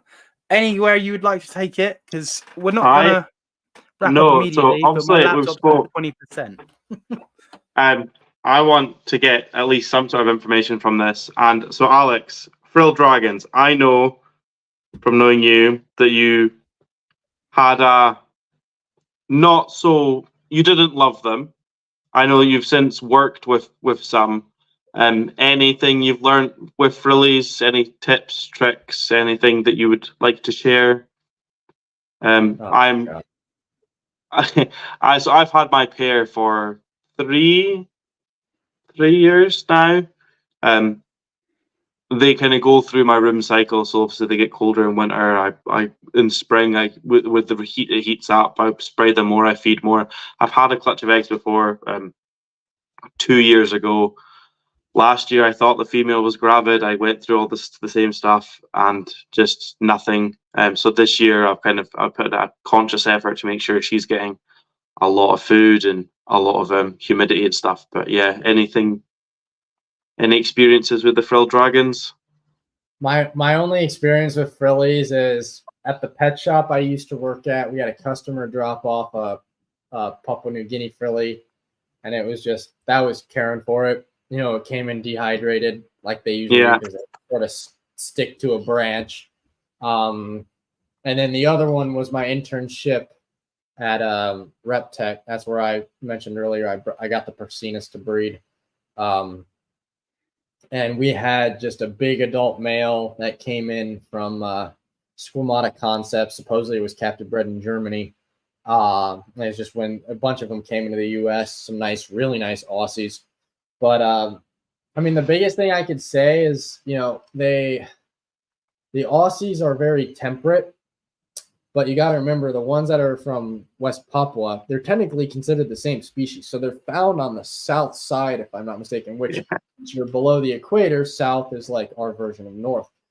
I wouldn't be surprised if because a lot more people breed Australian frilled dragons than they do Papua New Guinea ones. So I honestly wonder if people keep them like too hot and humid all the time. Like I bet they need more of a cycle, because my mentor Scott Corning, and if you want after this podcast, I can send you some links. He wrote some basic care sheets on them.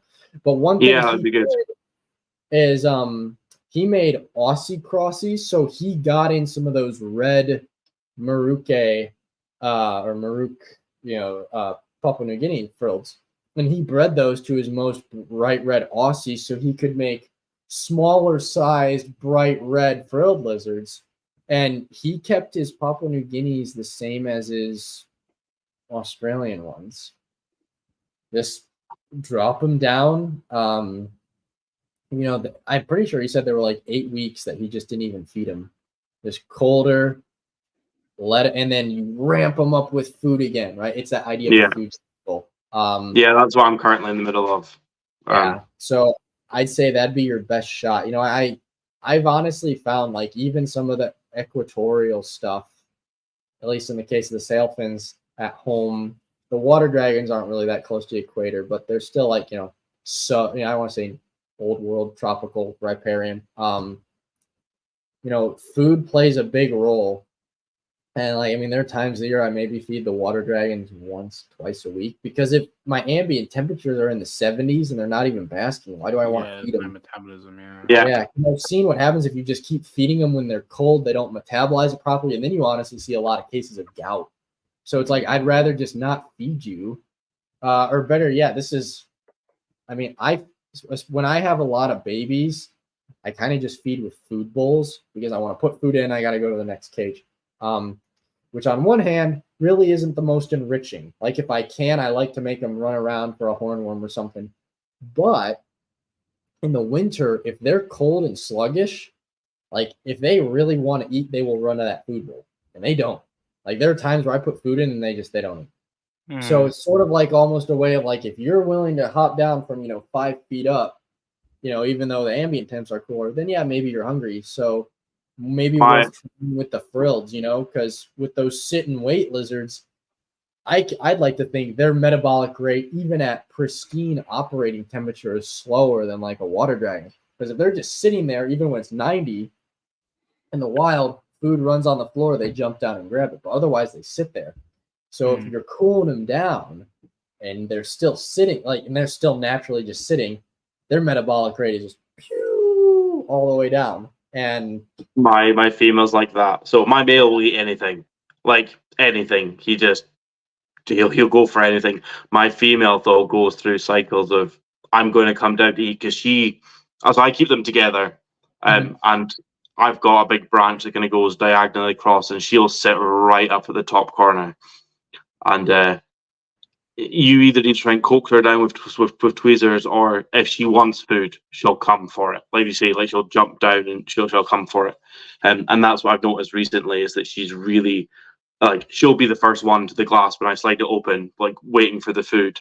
So that's why I'm giving her a lot of food, and then kind of keeping the male kind of away, like sending some crickets or some locusts like running around for him to chase, so that he's not pestering her and she's just eating and eating and eating and eating. So I'm hopefully this year, I think, because 2 years ago when I got the eggs, I wasn't expecting them, so I kind of just, it was one of the cases of the eggs appeared and I was like, oh right, okay. So last year I was a bit more prepared, but I thought, well, they did it last year, so they'll do it this year. So I didn't really put that much of a conscious effort, because I thought, well, if that's them, if they're doing it now, that'll be them. But this year I'm going to put the effort in. So hopefully, feed them more calorific as well. Like, so when Mango's in fertiligenesis, or Michaela and I are in fertiligenesis, or Yaki's are in fertiligenesis, and I know they are, I just feed them high calories. So then they know, they're like, oh, okay, I can procreate, and I don't feed them that calorifically throughout the year at all. So it is, oh, geez, like feed them Pactinona grubs. So like, well, rich, and this is more seasonal and it's more changing, and then incorporate that with misting a little bit more, and her brain is just going to go, yeah, this is it. It's the time, and then make sure you keep them hot as well, because you know, the British climate is like, you get a good steamroll, and then all of a sudden we have a day that's like 12 degrees, and it throws everything out. So just keep an eye on your temp. You're like, oh, we're cold today. Just change the halogen for 2 days, so it keeps it hot. That's what I would do. It's interesting you're saying about how in America you got a lot of Australian. We've almost exclusively got Papua New Guinea here, and then very, very few Australian, and even less pure line. Everything in the shops Papua New Guinea, so it's quite interesting. There's the difference between.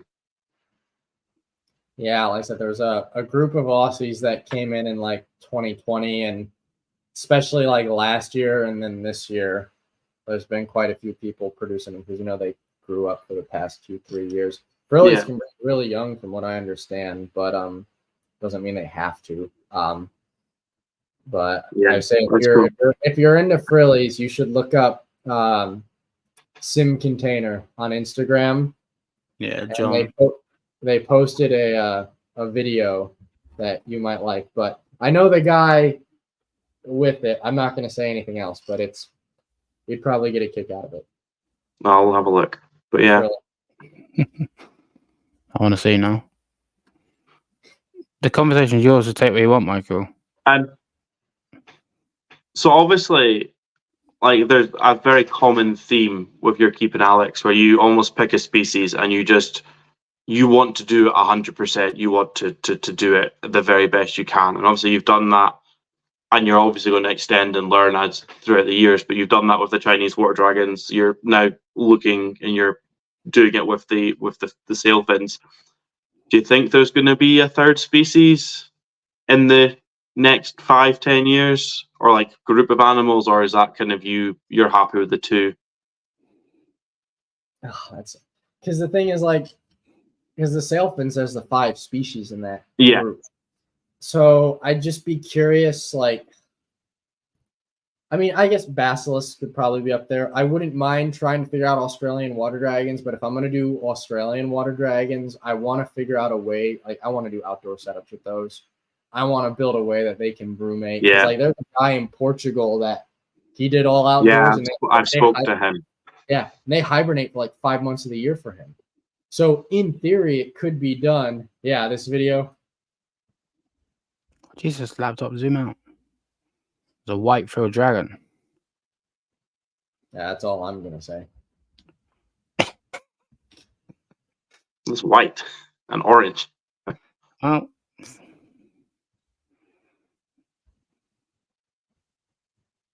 There you go. Interesting. Pretty cool. And probably very expensive. Dude, the guy I talked to that works with that animal, he posted that video. I said, you cool if people ask if I show him it? He's like, go right ahead, but I'm not going to say anything else. I respect his privacy. Yeah, no, yeah. Anyways, yeah, it's just, maybe Australian water dragons. I'd love to do basilisks, but the thing is, it's like with some of those species, with how flighty basilisks are, like, I'd love to build off of like a 220-gallon tank and just have like a pair, or maybe even like a lone male, and just keep it. I like having some cool stuff. Like I said, I love my corn snakes. I love king snakes. My friend has offered me his pair of Florida king snakes. Not that I'd ever breed them, but I like having stuff to look at. But that's the thing too. Like I said, with work, I get to Like, we were talking tree monitors. We've got a pair of McCrae at work, and they've laid eggs, but they didn't have a proper nest box. So I went in, I redid the whole setup, got that nest box in there. Thermostats, got the soil right at 29, 30 Celsius, and I've apparently they were copulating on Saturday last week. So fingers crossed, because that's a species that, again, I'm not personally keeping it, but out of all the tree monitors, that's probably my favorite. If you can't tell already with the sailfins, I like blue stuff. But the Poikilotheria metallica. Just need Williams right now, and you're good to go. Yeah. So I yeah, it's just I wish, that's really all I can think of. Maybe I'd consider Phillies, or like I said, if I could get Lophosaurus boydi, I love boyds. But it's just like when I have the time to do it right. Like I was saying, everything my mentors have told me is people get burnt out. They keep buying and buying animals, and they can't already provide the best for what they have. I mean, I have 3 corn snakes that are in vivs or enclosures that they can stretch out in. Maybe not fully. Like some of my old boys are still in 3-foot setups, and that's just because I've had them in that. And I've wanted to look into getting them in the 4-foot setups, but they're 18 years old. So they're at that age where like I just moved them here. I don't want to change too much. Yeah. But down the line, I'd love. So it's just I've already committed to these animals. I don't plan on rehoming them. So why should I get more animals when if there's something I can improve with them, why don't I improve that? Yeah, sounds good. And then for my breeding interests, Chinese water dragons and sailfins. That's what I can set up in a way that I feel comfortable, that I see the animals feel comfortable. I'd rather do right by the animals if I want to get more stuff. So like I said, the long-term plan has always been all 5 species of sailfins. My dream of that pole barn filled with 5 or 8x8s or big square cages with pairs or dividers, so I could have like 5 breeding groups of Philippines for the sake of my selfish lineage interests, and like 3.3s or 3.4s. Is there enough individuals for that? Yeah.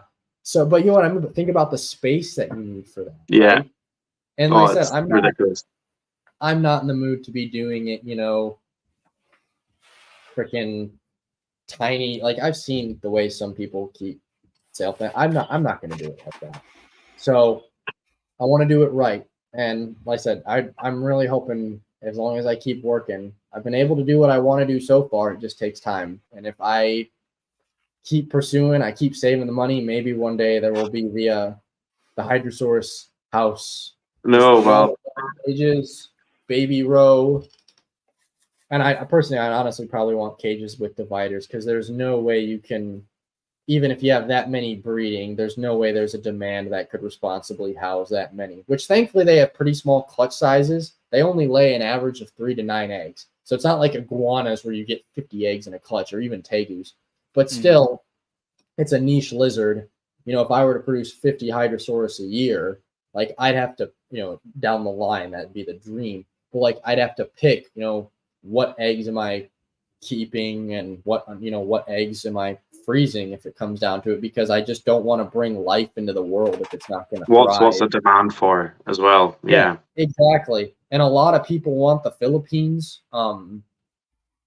And it's just unfortunate right now with the import market, because with the Chinese water dragons no longer being imported, I've seen a lot more sailfins at shows. You can buy a Sulawesi black sailfin for $350 US dollars, and that's pretty accessible for a lot of people. And I've seen the Facebook forums, which I don't really post much in because they can be toxic, but there are a lot of people that, like we were saying earlier, Paul, they buy that $350 lizard and they put it in a free fish tank they got on Craigslist, and that just doesn't fit right to me. If I'm going to spend that much money on a lizard, I'm going to spend $1,500 on the enclosure. I want to set it up right. And maybe that's just me. Maybe it's because my parents started me with a fish tank. You buy that $3 White Cloud mountain minnow, but I've got a 30-gallon tank, filter, live plants, gravel, driftwood. Right? I keep marine fish. Like, oh God. Yeah.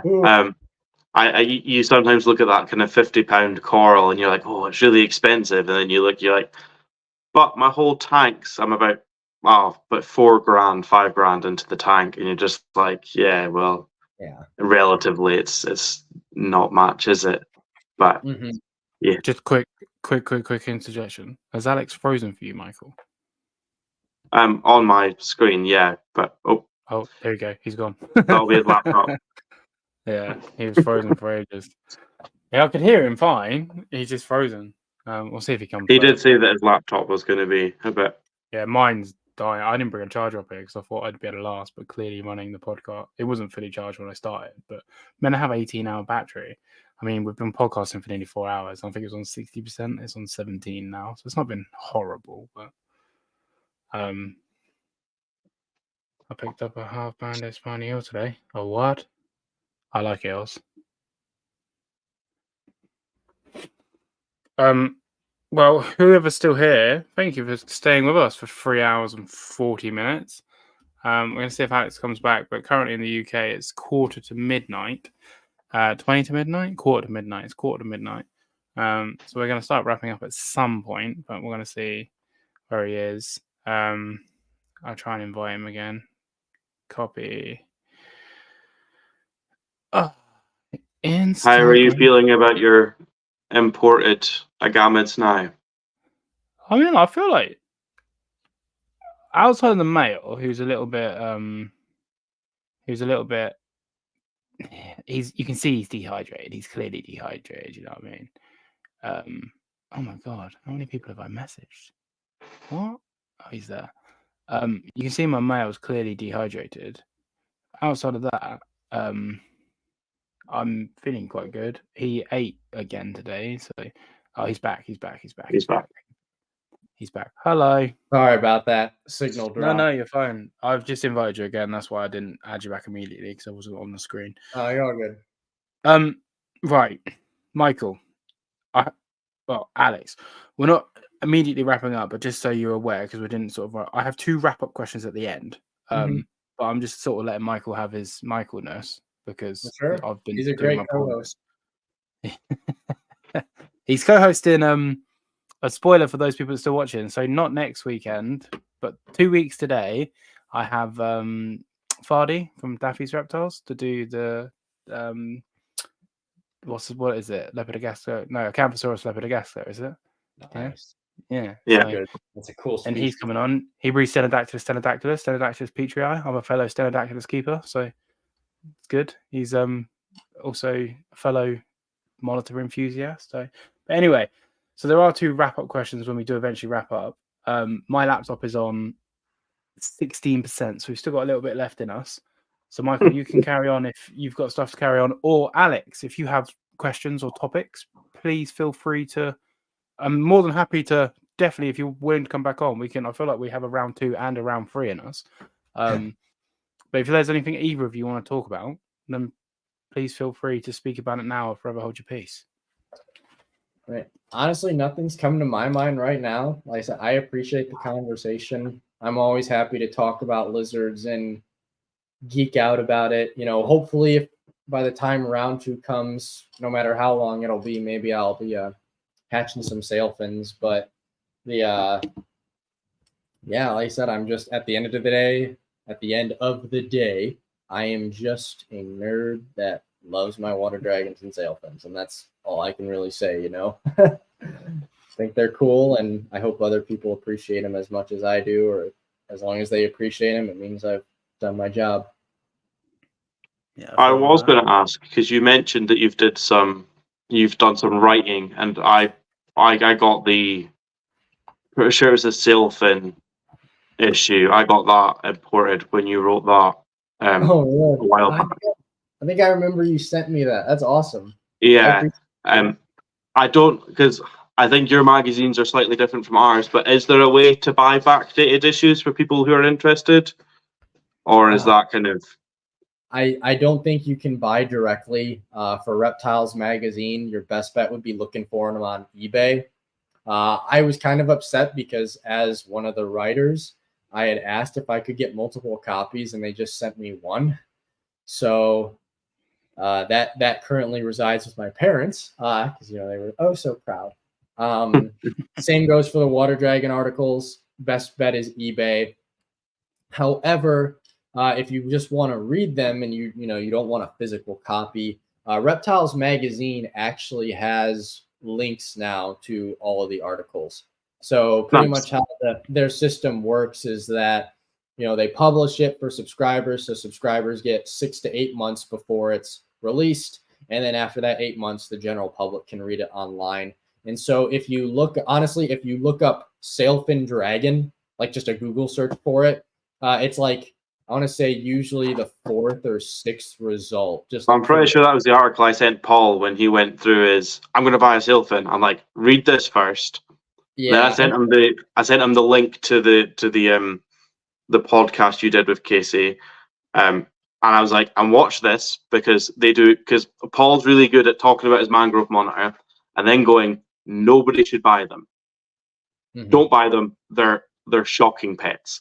Yeah. And that was the kind of the theme, the vibe I got from your podcast, which like, I think they're brilliant. I think they're great. For me, they are the best lizard ever. But to the 99%, don't get them. Yeah. Like I said, it's a niche lizard. And the thing that I want to bring emphasis to is the article I co-authored with Casey. And I have to give Casey credit for that article because that was all her idea. Like she was thinking, Casey's written for Herpetoculture magazine.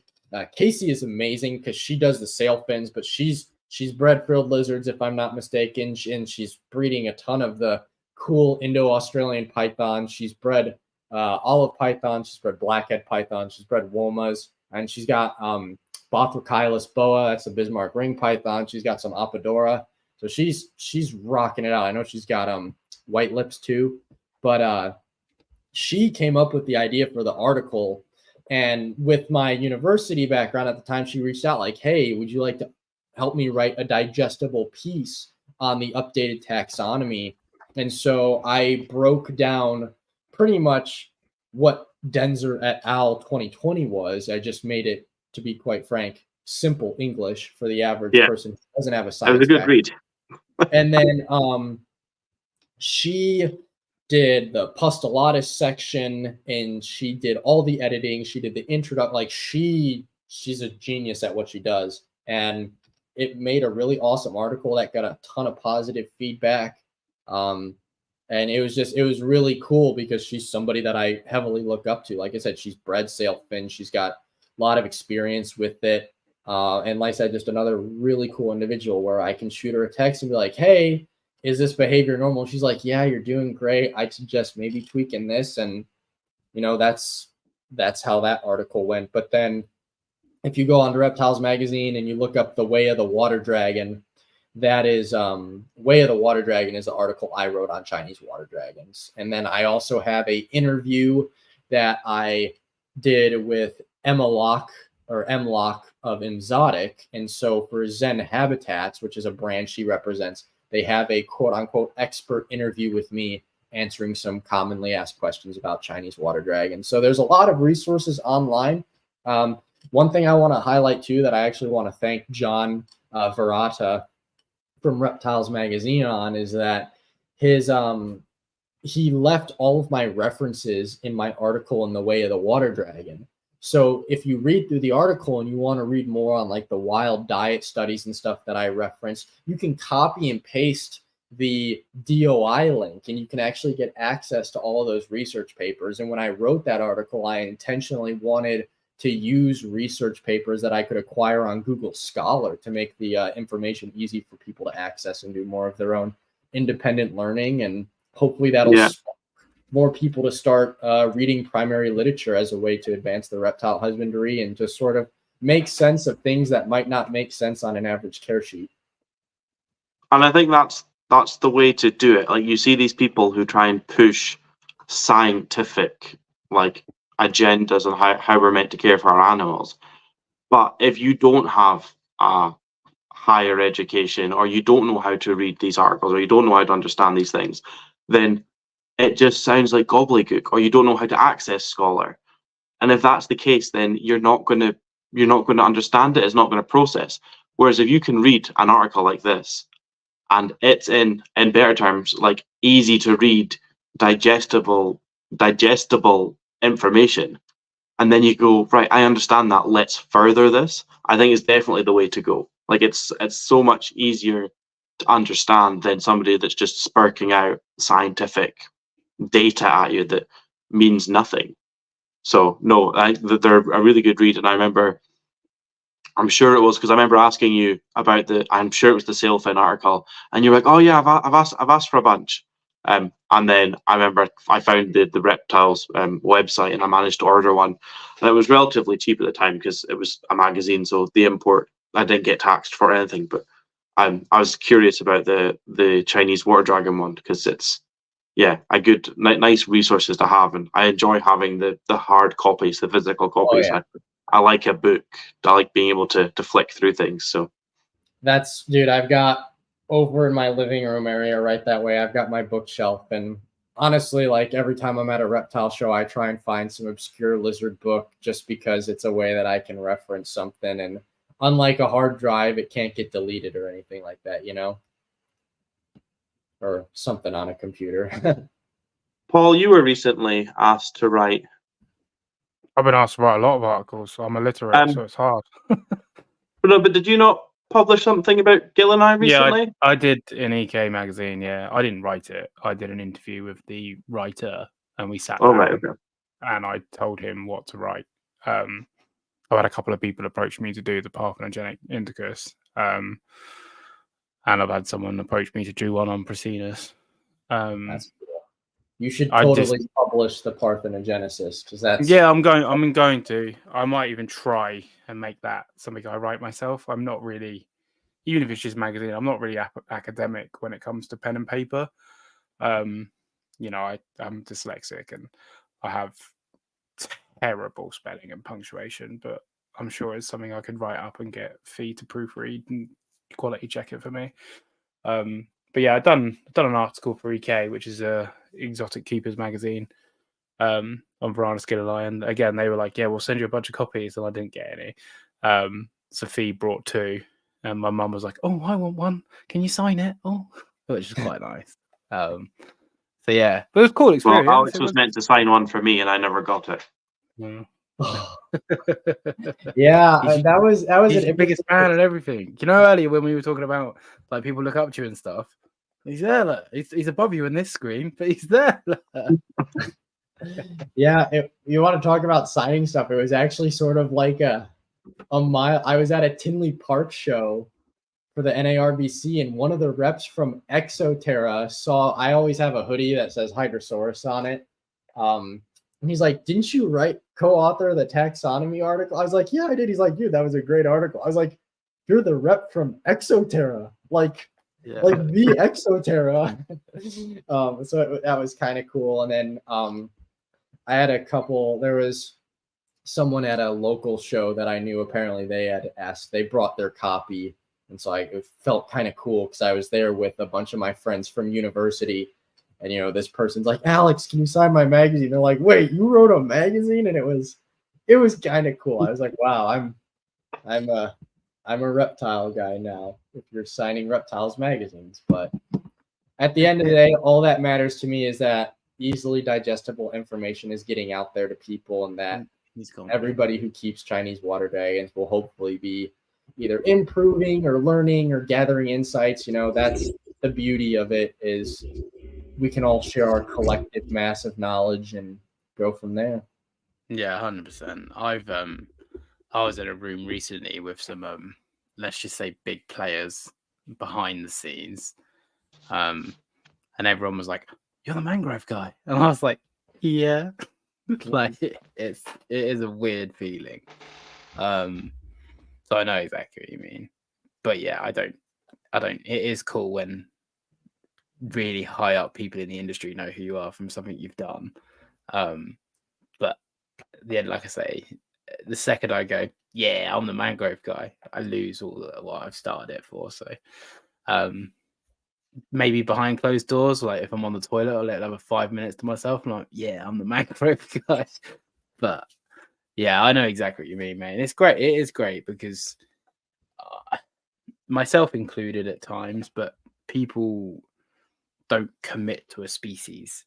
They have fads, and it's always, for me, it's always really commendable when I see someone that's really passionate. There we go. Are you back? Yeah.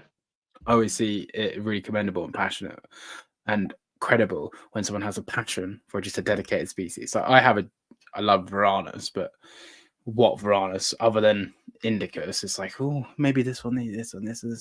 But then I struggle with Indicus because, you know, I don't want to keep them in any less than a 6x4x6. And in the UK, space just doesn't exist. Like we just have tiny houses here and they cram us all in. So trying to find a place where I can have big enclosures for multiple animals to have multiple genetics. Plus I'm keeping 2 of my parfait babies, which is a terrible idea because they're 2 males and it's like huge. But I don't care. I'll make it work. So yeah, I'll see what plans out in my future. But it is really nice to listen to someone that's so passionate about a genus, but a select species in that genus, and really know their stuff on it. It's great to see. And like, I don't mean this condescendingly, but I think I heard you say you're like 22, 23. Yeah, I'm 23 years old. Yeah, so you're young and you know so much already. So it's gonna be so exciting to see where you are in 10 years. That is pretty cool to. We've got 10%, everyone, so we're going to start to wrap up. My laptop's flashing at me now. If I get kicked, we all get kicked. But yeah, I appreciate. We do have 2 wrap-up questions, and Michael, I'll ask if you've got anything final. But I do appreciate you spending this last 4 hours with us. I appreciate you guys asking me to come on. I mean, Michael, we've talked on and off. Like I said, it's just happy to be talking one-on-one, face-to-face over screen. And like I said, maybe in a couple of years, once I work up the money, I can fly on over and actually visit you guys and chat. Because that's a big thing I've been trying to do, is just do more international networking. And like I said, hopefully if I go to Indonesia next year, I'll be meeting some people, and maybe that'll lead to me being able to collect locality specific Hydrosaurus. But regardless, we have the Advancing Herpetological Husbandry Conference each year in the UK, and they fly people out to do talks. So just tell them that you'll come to a talk on water dragons, and they'll pay for it. That's very true. That is true. That's a good idea. They had a Chelonian breeder from Arizona. Okay. Arizona, yeah. They had that was this year. Last year they had Texas. Snapping turtles. Yeah. So, and to be fair, it's right up your street. It's that kind of, like really looking into. I say this lovingly, nerds. It's just a bunch of nerds talking about nerdy stuff about nerdy reptiles. That is what it is. And the biggest thing is if I'm gonna do a presentation for, I've been in that group on Facebook. I'm not a member of it anymore, just because I won't lie, there was some toxicity I didn't like, but I'd want to make sure maybe I have a little bit more data before I present. And I want to make sure, I cite my stuff properly, since they're very evidence-based, which is awesome. I just want to make sure, if I walk up there as a, somebody under 30, I don't want to just get absolutely schooled by a bunch of professors and looking like a wannabe.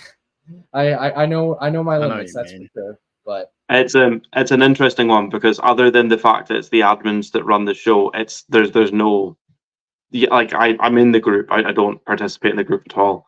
It's completely, it's a good event, and if you're planning on coming to the UK to kind of experience the UK hobby, it's a good thing to kind of work around, because our expos are nothing compared to American ones. So it's a good it's a good like starting point. Cool. I agree. I'll have to take you guys up on that. Like I said, especially if you guys are going, at least I have some people I'll know there. Yeah, for sure. I end up working there, so sadly, but I'll be there. I get paid for, so it's good. But I'll have to take you guys up on that then, because that would be pretty cool to add to my resume of things done. Hard to top talking about captive propagation of Physognathus when you're doing it over in Europe as an American. So I think that's pretty cool. And like I said, it's just more of a way to spread knowledge out there and ideas. Highlighting back to the start of the podcast, I attribute a lot of my success early is talking to people, and that was talking with many keepers overseas. Like you were saying, Michael, with some of those early days in YouTube where it was just reptile YouTubers, Cam over at JFCM Exotics. There was Matt Skipper. There was Lucy Byrne.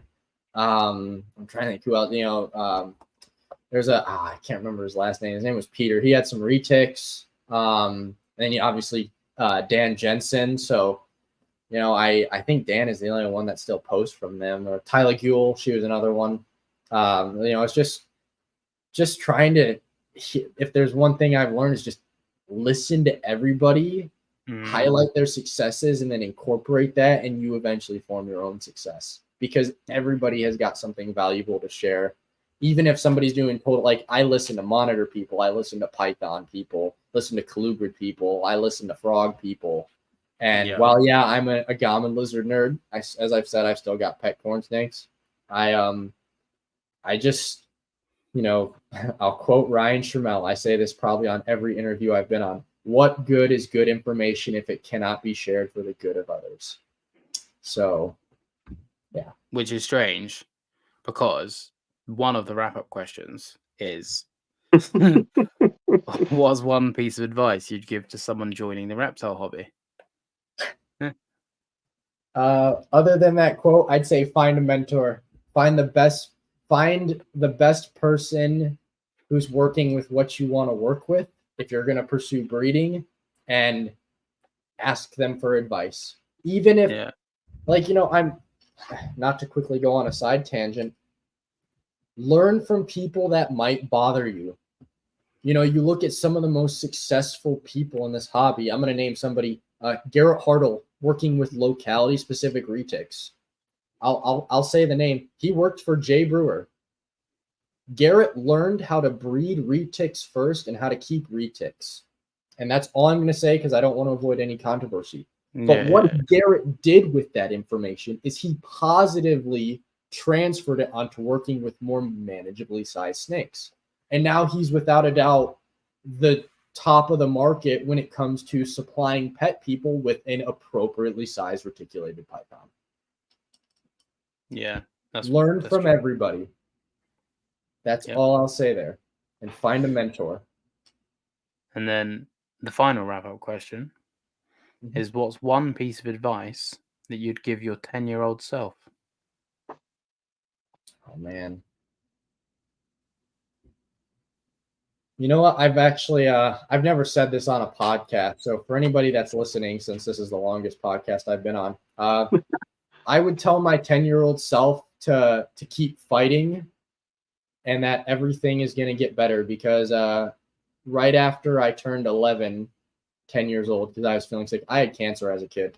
And it was really tough. So yeah. Keep fighting and things are going to get a lot better, because that's exactly what my 10-year-old and transferring to 11-year-old self would need to hear during that time. Well, thank you for sharing with us. And I remember, obviously not that, but like younger you, I remember you always going, once I finished high school and I'm in college, or once I'm finished college and I'm finished, I'm going to get these sail fins. I'm going to get these sail fins. And like you've said, like, it just shows the amount of effort and patience you put in. Like, you're the most patient person I know, because I've years ago, I remember speaking to you about, like, you were like, oh, I seen them at the show and I could have got them, but I didn't, because I'm going to wait until I'm finished. And just like, look at like what you've accomplished now. And then, what you're going to accomplish in the future as well. So keep going. I appreciate it, Michael. And thank you again, Paul, for hosting the podcast. Thank you guys so much, and I appreciate the support. Yeah, man. Like, obviously, you and I didn't really know each other outside of the odd exchange of comment. I really enjoyed spending 4 hours with you and listening to, when watching your passion ooze. I take great inspiration from people such as yourself, because you're someone that's clearly, what I like about podcasting is it's incredibly hard to be fake on a podcast, especially a 4 hour and 3 minute and 17 second podcast. Like, you can't be anything else but yourself. It's impossible. So I always enjoy podcasting because I get to see who I'm really sat with. And podcasting in person is a dream of mine. I would love to travel the world and podcast. I would love to do that. Because the emotion and the energy in person is a lot different, but thankfully we have the internet. But yeah, you're you're clearly incredibly passionate and clearly incredibly talented and clearly incredibly knowledgeable in what you do. And I, from my own experiences, know that only comes from hard work. So you've done it, and your 10-year-old self would be incredibly proud. So I would like to say that now. And I get a bit sentimental and deep because I'm all like depressed and shit and trying to take my life and all that fun stuff that comes with pulse monitors. So I won't, because you're a private person, so I won't pry any more than that. But I'm sure your 10-year-old self is very, very proud. Appreciate it, guys. Well, everyone, on that sentimental note, we're going to wrap up. Anyone else got anything? We'll change the tune. Anyone else got anything? Anyone? Michael, Alex, final notes? Any more final questions? Anyone? Nothing? No, I'm good. All good, man. Well, it's currently 10 minutes past midnight here in the UK. If you're still here and you're a UKian, you're a real one. If you're not, then I don't blame you in this instance. I've been Paul. That's been Michael. That's been Alex. Alex's links are in the description. Michael's links, description. My links, description. Check out HabiStat, please. Self-plug. Check out Responsible Reptile Keeping, please.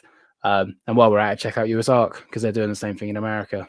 So yes, support US Arc, even if you can't afford them. Like, I'm a bronze member. I'm not going to deny it. I'm on a budget. Yeah, it's the lowest tier membership, but it's money. I have the privilege to be able to keep and breed these lizards. If it means I'm putting money into an organization that fights for my abilities to do so, I'll do everything I can. And I hope one day I'll be making the dollars, or if I'm breeding these sailfins and selling them for much, I'll take, a sale of one sailfin, pun intended there, I guess, and, upgrade my membership.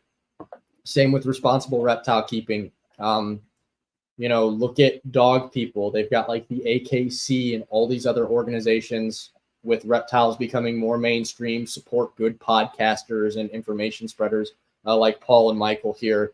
Support US Art, support Responsible Reptile Keeping, and do your best if you're watching this as a fellow influencer or breeder to represent your animals in the best light, not only for the animals that they are, but for the public's perception as well. Because there are people out there that monitor podcasts like this, hoping to catch something negative so they can save it. And you're the same with like a post or a YouTube video. They find the bad apples of the bunch and they use it to ruin the whole sale. And they do. Yeah. That's the best I can say about it. And thank you guys again. That was a good wrap. That was good. That's a wrap. I'm going to clip it and it's going to be a short somewhere. So and also he made the pun about the sailfin, so we're proper YouTubers now. So I feel like we need to end it because we're all just going crazy. Thank you all for tuning in. I'll be back in 2 weeks' time with Michael, with Daffy with Fardy from Daffy's Roundtable. Anyway, bye.